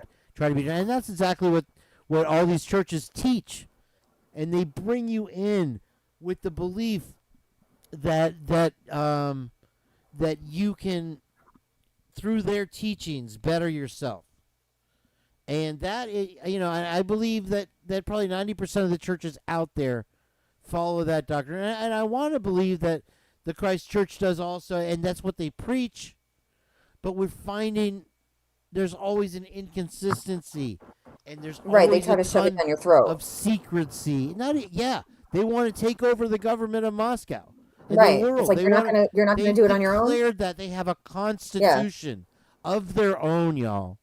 And They literally said that it was not practical to try to take over, like, New York City, for example, and that small college towns with colleges and universities were the ideal targets to start with. See, Jeff. It's in their words. Say again. I'm sorry. I was saying night to Jeff. Basically, night, John boy. Sorry. They basically said that small college towns are the ideal targets to take over, as opposed to like New York City. Right. Like low-hanging fruit. I mean, that's out of their own mouth. Well, it's look easier because you have low-hanging fruit. You take down and then you build up, because you can't just take Right. over New York City all at once. Nobody's ever been able to do it. Look at it. It's too much, right? There's too many unknown factors. Do you see the link I just posted? Remember all the dead coyotes that people were leaving like on doorsteps? Correct. Look at the link I just posted. Here, I'll post it again. Oh, I'm sorry. I found this. I forgot about it. I see it. I got it. What's this? Oh, get out of here. It's in Moscow, Idaho. Get out of here. Swear to God. It's crazy. I hate you. Listen, do you understand? I want out, Jen. Stop pulling me back in. Nonstop. Every It's time I nonstop. try to get out, they pull me back in. I quit the wrong day to quit shooting Xanax. This is why I really don't make a lot of videos, because it's like there's too much in my head. Like I'll look for one thing and I'll come across something else. And I'm like, oh shit, and then I'll get sidetracked. I mean, I you need to said step that in to there. me, and I'm like, what in the world is this girl talking about? Like, what are they putting in the water? I didn't pull it out of my you know? butt. Yeah, I didn't pull it out of my butt. Like I can show like enough, like, or enough receipts to like make a assumption that could definitely be true. Well, I know with you and Heather and Twiz and Shaggy and Fleas that we've all been together enough times and spoken our mind enough times, and over and over and over and over and over vetted the same facts and explored the same BS and waded through it together, that I can trust more or less what's coming out of your mouth. I know that you're not going to shoot something out there that's off the hip, that you made up yourself. Right. And the same with Shaggy and Toes. These are all observations. They're really nothing. Not that much. I have no interest in creating some crazy conspiracy theory. That is not me at all. 10% of what I say is really an opinion. I think most of it is just like what I see. This is what I see. This is what I hear. Right. Here it is. Yeah, and I know with you that I don't have to worry that I need like with the other day with the $20 bills. There's something. Sometimes we'll come across something that's not right, but everybody's wrong some once in a while. Everyone's got Jeff different right eyes. there, you know what I mean? But let me read this to I everybody. still think it was. Okay, read that. They were 20s, though. I did see that. I disagree. You need glasses. I'm kidding. I do. My eyes start to get a little fuzzy. Magical Coyote Coven. Okay, here we go, Jen. March 17, 26. And this is on Harvard website, by the way, so it's not like. Do you want to go ahead and read this? Because I always read. No. I gotta do a weather cast here. Come on. You read half of it. You read half of it. My voice is already cooked. I've been talking for an hour and a half straight. Everybody's. I gotta go pee. Huh? I'm gonna go pee. You read it first. I'm gonna go pee. I'll be back. I hate you. Okay. History. Okay, so this is 2016, Dateline, March 17th, and she's saying this is an Idaho Magical Coyote Coven. most practitioners of Wicca in the region were not public. Okay, that sentence needs some work. Of Wicca in the region were not public about their beliefs or rituals until around the year 1980, when many practitioners became more open about their tradition, and a small group of solitary practitioners. Sorry, I didn't have my picture. And you can read along if you like here. I'm trying to make it bigger. Created the Magical Coyote Cooperative. The cooperative continued to expand as connections with other solitary practitioners. Although the Magical Coyote Cooperative is primarily Wicca. Now Wicca is another example of how they draw you in to witchcraft. It's like witchcraft light, and it's very much like a gateway. So anyway, it's primarily Wicca. There are also many other religions honored within the group. The cooperative borrows elements of other faiths to help them connect with the divine in rituals and meditations. The group stresses its dualistic nature, worshiping the male gods and female goddesses in equal measure. Challenges and discrimination, Moscow, Idaho. Let me fix my mic so I don't have to put this thing right up my nose. Bear with me 1 second, guys. Sorry, it's just really annoying me. Yeah, it was on 8. Okay, so that's a little better. Hopefully it'll stay there, and I'll speak quietly. That's nice. Okay, so, all right. Dualistic nature, worshiping the male gods. Challenges and discrimination, Moscow, Idaho, where the Magical Coyote meets. Is known throughout Idaho for its liberalism, and consequently, the group has not received much discrimination. Some rituals are by invitation. There are 2 completely open circles hosted each year. When I'm back. When anyone who is pagan friendly may attend.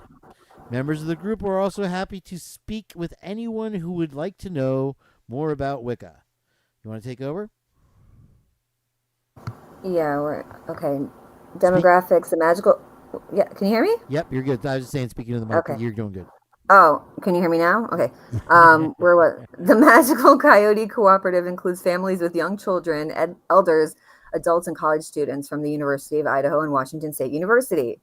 Members live in the Palouse Empire, which is a region that includes Moscow, Idaho, and Pullman, Washington, along with several other small communities within a 50-mile radius. Individuals must be 18 years of age or older, or accompanied by an adult to attend prayer circles. The majority of the members are Caucasian, and rituals and conversations are conducted in English. Activities and schedule each year. The Magical Coyote Cooperative has 4 major open circles and 4 major closed circles. Wait, did I get... Okay. Sorry. 1 teaching circle is held monthly and is open by invitation only. The cooperative celebrates major Wicca holidays such as the winter and summer solstices, the fall and spring equinoxes, as well as Samhain, which is Halloween. So the murders were 13 days after Samhain. Imbolc in February and Beltane in May. The coven is also able to provide hand fastings, weddings, as the high priestess is an ordained minister. The cooperative does not have a regular weekly meeting time, but rather is able to find times that work for everyone in the small group. With each circle, the high priest or high priestess will change. When weather permits, the Magical Coyote Coven meets at an outdoor prayer circle that has been constructed on the property of a coven member. During the winter, when weather is unsuitable for an outdoor circle, or when the group is too large for a private circle, the coven meets in the Unitarian Universal Church in Moscow, Idaho. The Unitarian Universal Church has been helpful for the expansion of the coven and allowing Wiccans to feel comfortable coming out of the broom closet, as they often organize interfaith events for the community and are welcoming to all religions. Yes. And also all sexual orientations. The Unitarian, I believe, is famous for having same-sex pastors and stuff like that. They're more, That's an interesting term that they use for weddings. Was it a hand fasting? Hand fasting. I think that's when they tie the wrists together, like with a ribbon or something. I see. Okay. I'm if I remember correctly. But the Unreal. Palouse Empire, I didn't know it was called the Palouse Empire. Moscow and I've Pullman. never heard that term either. That certainly Yeah. refers to a large area, a region which includes Well, Moscow, Idaho, and Pullman, Washington. you got, King Road, Queen Road. I wonder if there's a King Road and Queen Road in Pullman. In Pullman. I'm gonna have to Twiz look that would up. know that. Twiz, are you here? I haven't asked for Twiz, Twiz can you yet. go to a Coyote Coven meeting? Where's Lala? Tell us what it's all about. She wants to be included in everything, but then she doesn't make an appearance anymore. I don't know if everybody's mad at all of us or what's going on. They're on strike, maybe. I think they're on the port strike. They're holding back our goods, folks. They're breaking the supply chain. Twiz, you're breaking the supply chain. Get in here and tell us if there's a. I know there's a Stadium Way, and I know there's a East Lake Road. We did drive through Pullman a couple times. We did about an hour and a half drive through with Twiz on a YouTube drive through, and then I did the sorority fraternity rush video. They sure have Pullman. They have a King Drive. Let's see if they have a Queen. Wow. Yeah, of course. Well, Like you have to remember, a lot of these like towns are like there's like feuds going way back, especially like with Lewiston and Moscow, because it was between those two towns that they were considering putting the University of Idaho, and like Moscow used to be called Hog Heaven, and I think it was called Paradise for a little bit, but when they were deciding where to place it, they chose Moscow because of just geographically, I couldn't say that word. It was more convenient than like geographically. That's like Sheldon from the Big Bang Theory. Big Bang. He's like, geology is actually like the McDonald's of sciences. I thought it was funny. Anyway, so okay, I don't see a this queen. is just like a just a little which so many thing of the Christian practices and are derived from pagan rituals. Well, you know why that is. You know why that is. Not exactly why, but a lot of that happened because when Constantine the Great converted to Christianity on the Battle of Milvian Bridge, which happened in 31 AD or something like that, on the day that Hunter and Ethan and Maisie were born, by the way. He was a pagan. He converted from paganism. So wait, you got a little squirrely there. Go. Oh, slow down on sorry. that. Slow down. I know Okay. you have a point to make and you're excited. So I know I get excited. So when Constantine converted from paganism Constantine was the Roman emperor that Constantine the Great that made Christianity the state religion. Right. It's because of him really that it is the way it is today, because it went from being a persecuted religion to popular and accepted, and it really was like a turning point in history for the way things are the way we know it. So he converted after he saw like a vision in the sky, which is the vision that he saw is Sigma Chi's. I have to do a video on this. It's Sigma Chi's motto. They worship Constantine the Great. So him going from a pagan to that, like a lot of things, people that weren't Christians before he converted and became, because of his conversion and his promotion of the religion. I'm sure, he probably tied things in there that was kind of his own spin on things in a way, but that's really what made Christianity what it is today. It's popular and widespread. And also another point is many of the stories in the Bible are also derived, from ancient other ancient tales that have been passed on. Right. Almost like identical. Right. Geez, what's that? Everybody knows the name too. The Simeons or something like that.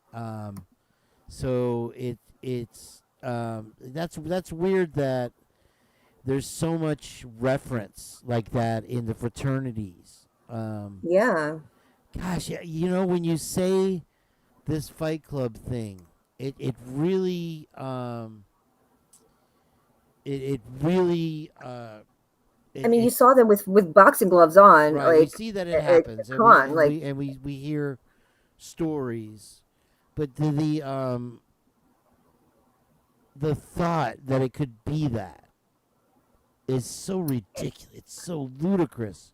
it's really not. It's not. No, It's it's really not not. ludicrous. It happens it's in not high ludicrous at school. all.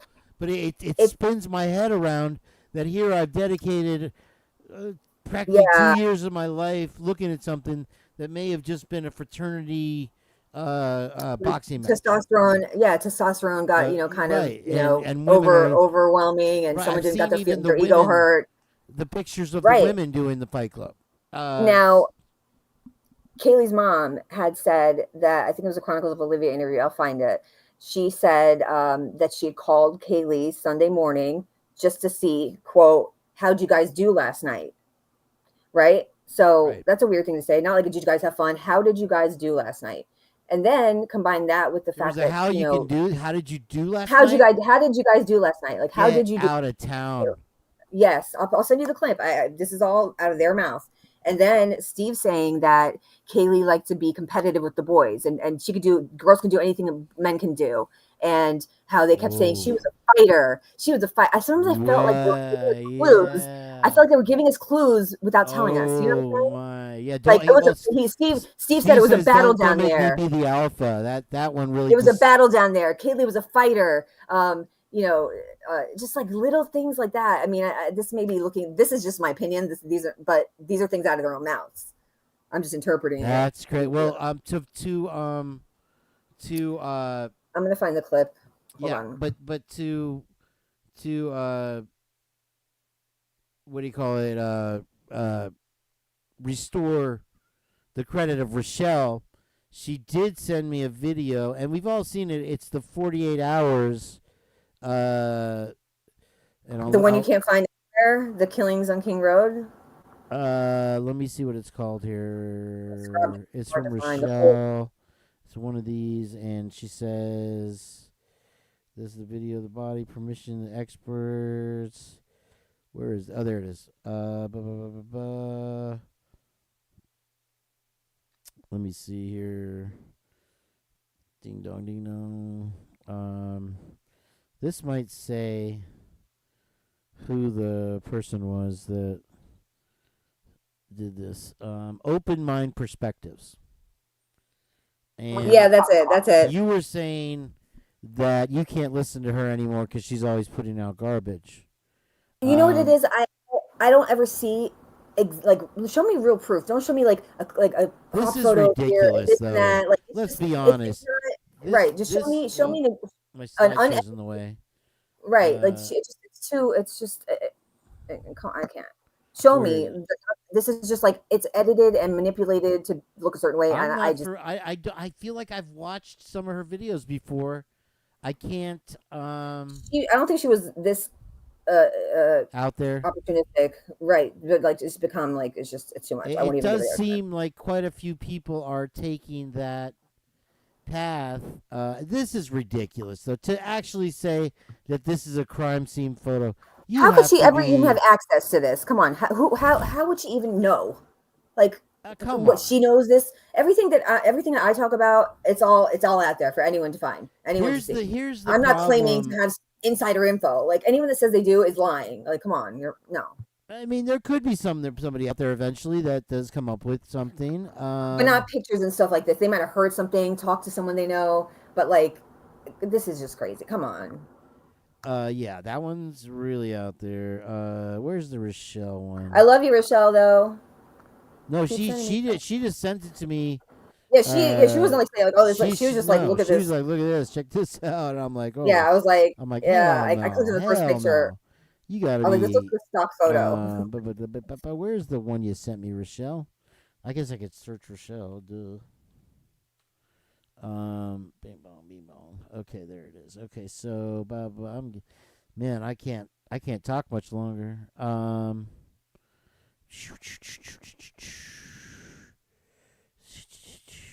I wanted to play another one of Heather's here before I shut it down. There it is. It's the case against Brian Koberger. Now, we've all seen it. Yeah, that's a good one. That's a good one. The thing I wanted to play, this damn music, man. It really takes all day to remove 1 second of music, and so I can't imagine what I'm going to be working on with that LDS thing that we played. That's why I was trying to play guitars over it as much as I could. But where's the one? And it was with Cheap Fry, and in particular. It's one of the chapters here, so I should be able to find it easily. It was in the beginning. Okay. Let me see what we're having. How you feeling, Brian? How strong? The clip of Kaylee's mom saying, "How'd you guys do last night?" Yeah, find that. Let's see here. He was. Okay, they keep going with the music. Damn. But where's the Chief Fry part? Sorry, guys. There. No. This was actually worth listening to again. That made me think they know. Damn, they do with the music. Okay, whatever. They're not gonna let me play it. Wait, you guys wanna? This is crazy. Okay, I forgot about this. Isaiah 13:10, right? It says the sun will be darkened and the moon will not give light. And hold on, let me just open the whole thing. This is like, to me, like all the celestials say. Okay, this is what it says. Sorry. For the stars of heaven and the constellations thereof shall not give their light. The sun shall be darkened in his going forth, and the moon shall not cause her light to shine. That's in King James version. Obviously, there's different. But like to me, I'm sorry. What is that from? That's eclipses and meteor showers and like. Do you know what I'm saying? This is all about you were talking real fast. That's why I don't know where you're coming from.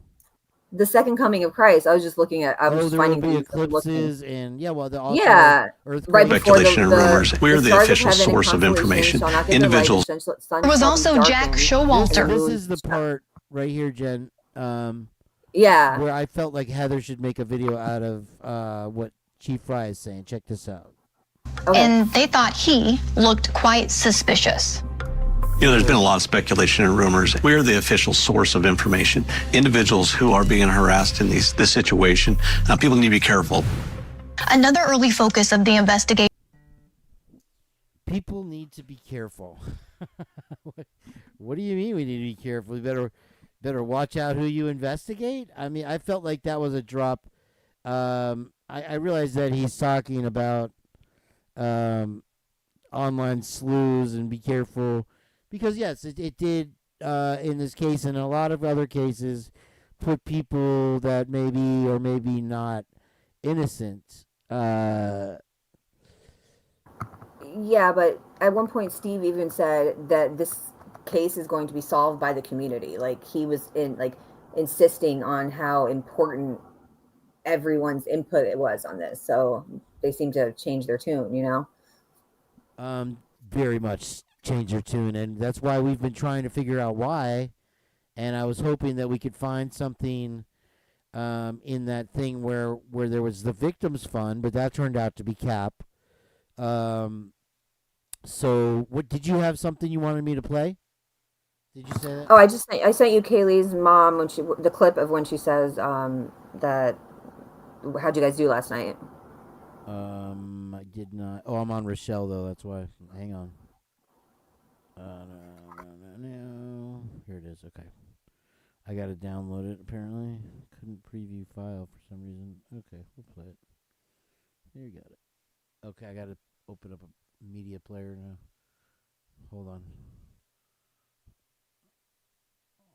It's playing, but you guys can't hear it. Sorry. Okay, so this would be interesting. Let me get a media thing up here. Apologize for the wait, guys. It's just a short clip. It's like 22 seconds long. I have to hide it now, darn it.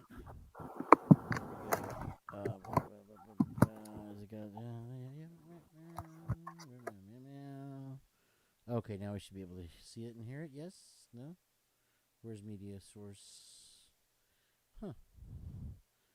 Interesting. Try again, Kane. Window capture, maybe? Yep, there it is. Okay. I apologize for the wait. And here we go. Okay. You can. I'll let you narrate this. Times that I was texting Kaylee. Can you hear me? Yeah. Okay, just making sure. Narrate what? Just it's your video, so I'm gonna shut up. Oh, it's just a clip. It's just her saying, Okay. "How'd you guys do last night?" Yep. Times that I was texting She called Kaylee this Sunday morning. Okay. You keep. Okay. I'm gonna play it now. Okay. All right. I was texting Kaylee. The police were swarming. So you were trying to get a hold of her on Sunday morning. Yeah, just random talking. Yeah. Just hey, what's going on? How did you guys do last night? We talked a lot. And she was supposed to be home on Tuesday. She said she'd be home on Tuesday.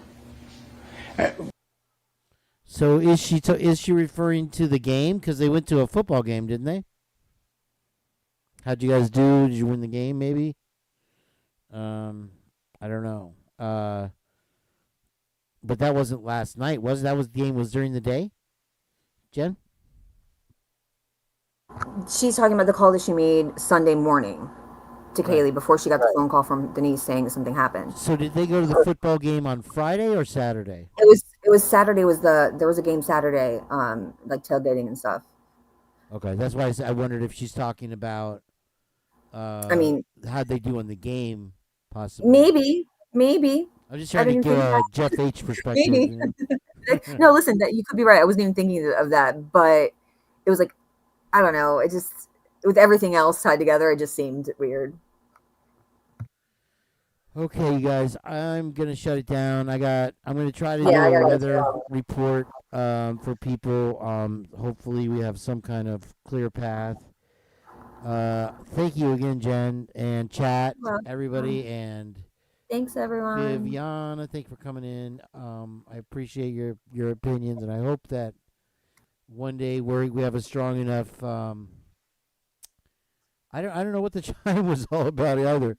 I thought that was my computer for a second, but hi, Mia Wild. 2-question: why does Blaker say in the WSU warrant they don't need the DNA? Oh, Duke. I thought it was Don Dan. Who is it? Don Dan? Or was it Blaker or someone else? And she also asks, what's up with the Fry to Ethan on the Venmo?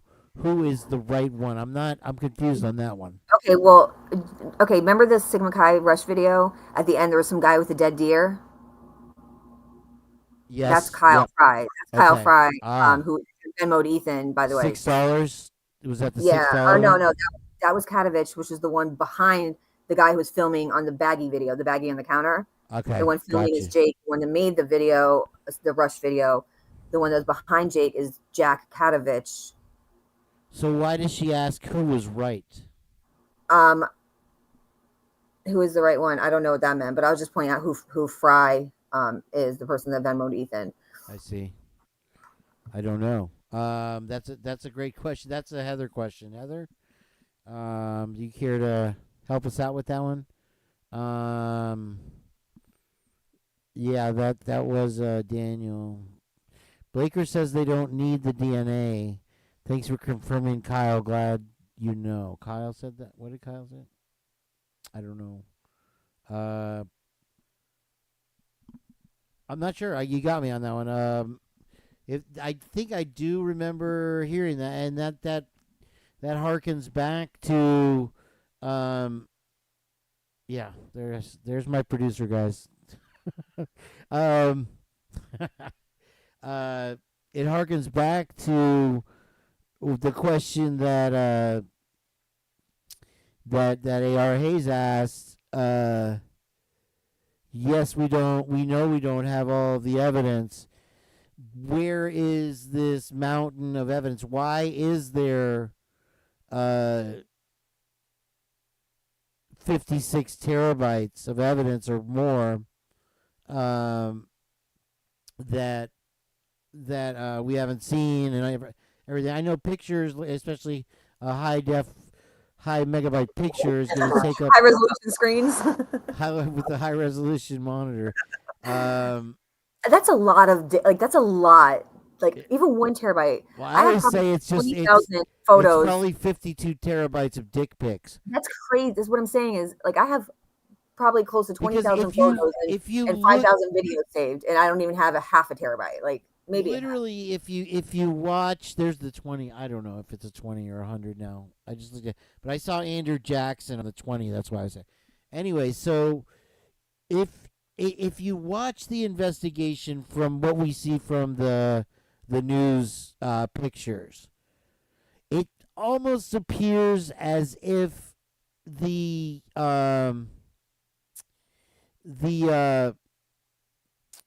officers are just kind of going through the motions. They're not following procedure. They're just kind of taking pictures of the ground, like here, oh, there's that, whatever, and you know what I mean? Does you get that feel? And I like to go with my gut on a lot of things, and that's what I thought from the beginning. And I know a lot of people have pointed out more interesting facts than what I'm saying, but yeah. Well, on the PCA it says when Payne got there at 4:00 that Idaho State Police were preparing to start their forensic processing of the scene or whatever it said. So what were they doing if they were just preparing when he got there at 4? Like what was going on for those 4 hours? Do you know what I'm saying? I can't imagine that they wanted to hang out in the house and it looked like they were moving stuff around, like the stuff in the kitchen that was on the table. Like you have some photos through the window that things are in different positions than they were previously. Like I thought you had to leave everything. Like, you know what I'm saying? Like coming back to the Cowboys coming back to the scene and taking stuff out like in bags, but then the number of physical pieces of evidence never changed and the press releases. Like, well, no, it changed. 10 extra pieces of evidence were added after the Cowboys. The Cowboys, but there was other times where I think it was during the day maybe where people went to the scenes. Like nothing was. I don't know if it's the same guys, but I believe my memory is not as good as Heather's, but I want to say that there was 113, and then after the Cowboys, there was 123. Yeah, but what about the other times? No, 123 sounds right.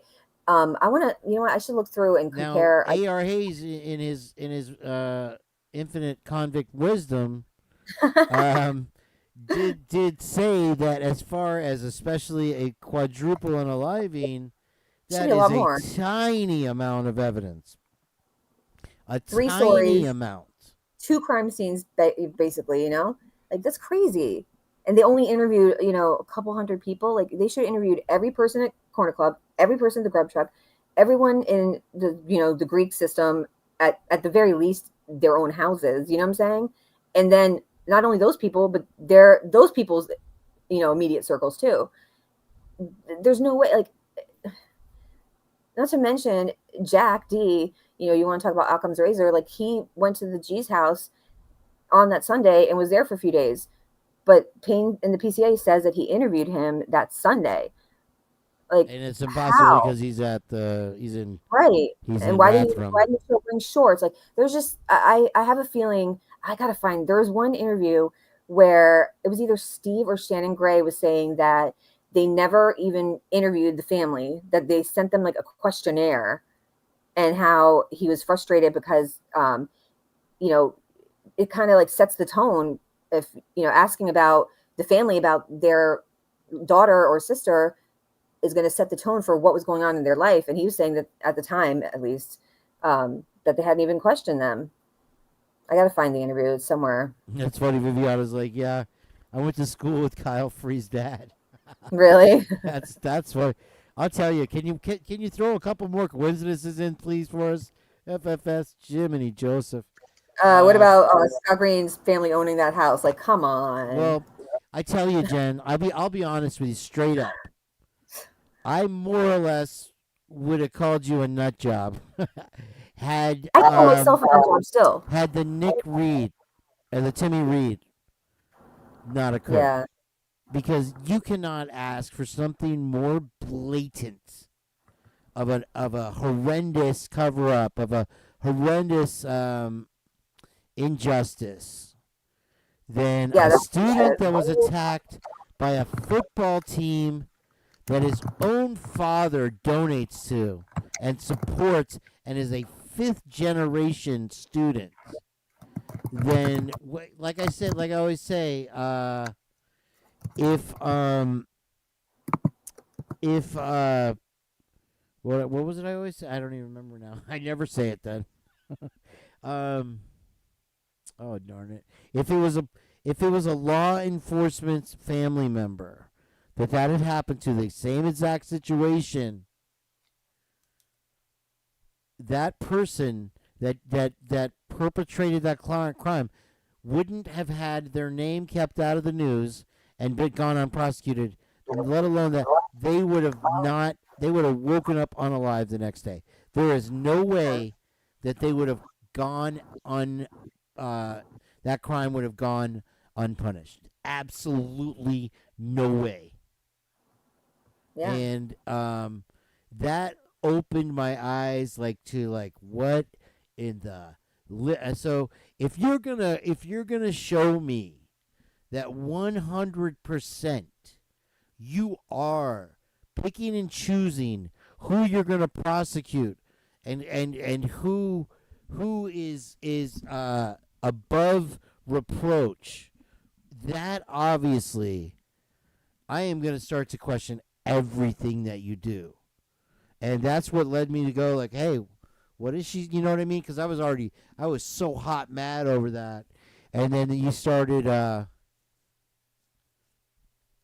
do you know that FFS? Wow, that's a pretty fucked up thing to say. Wow.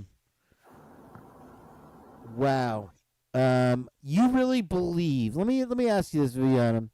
Do you really believe that with 50 people coming in masks to your door with pipes at 2 a.m. that you're going to use the N-word on them?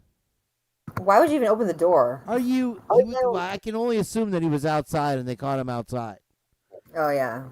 But you better have a receipt with that one, girl. Or you can get the fuck out of my chat. Period. Because that's a fucked up fucking rumor, and it's a fucked up thing to fucking put out there. So fuck you. You're out of here. Get the fuck out of my chat. You piece of shit. See ya.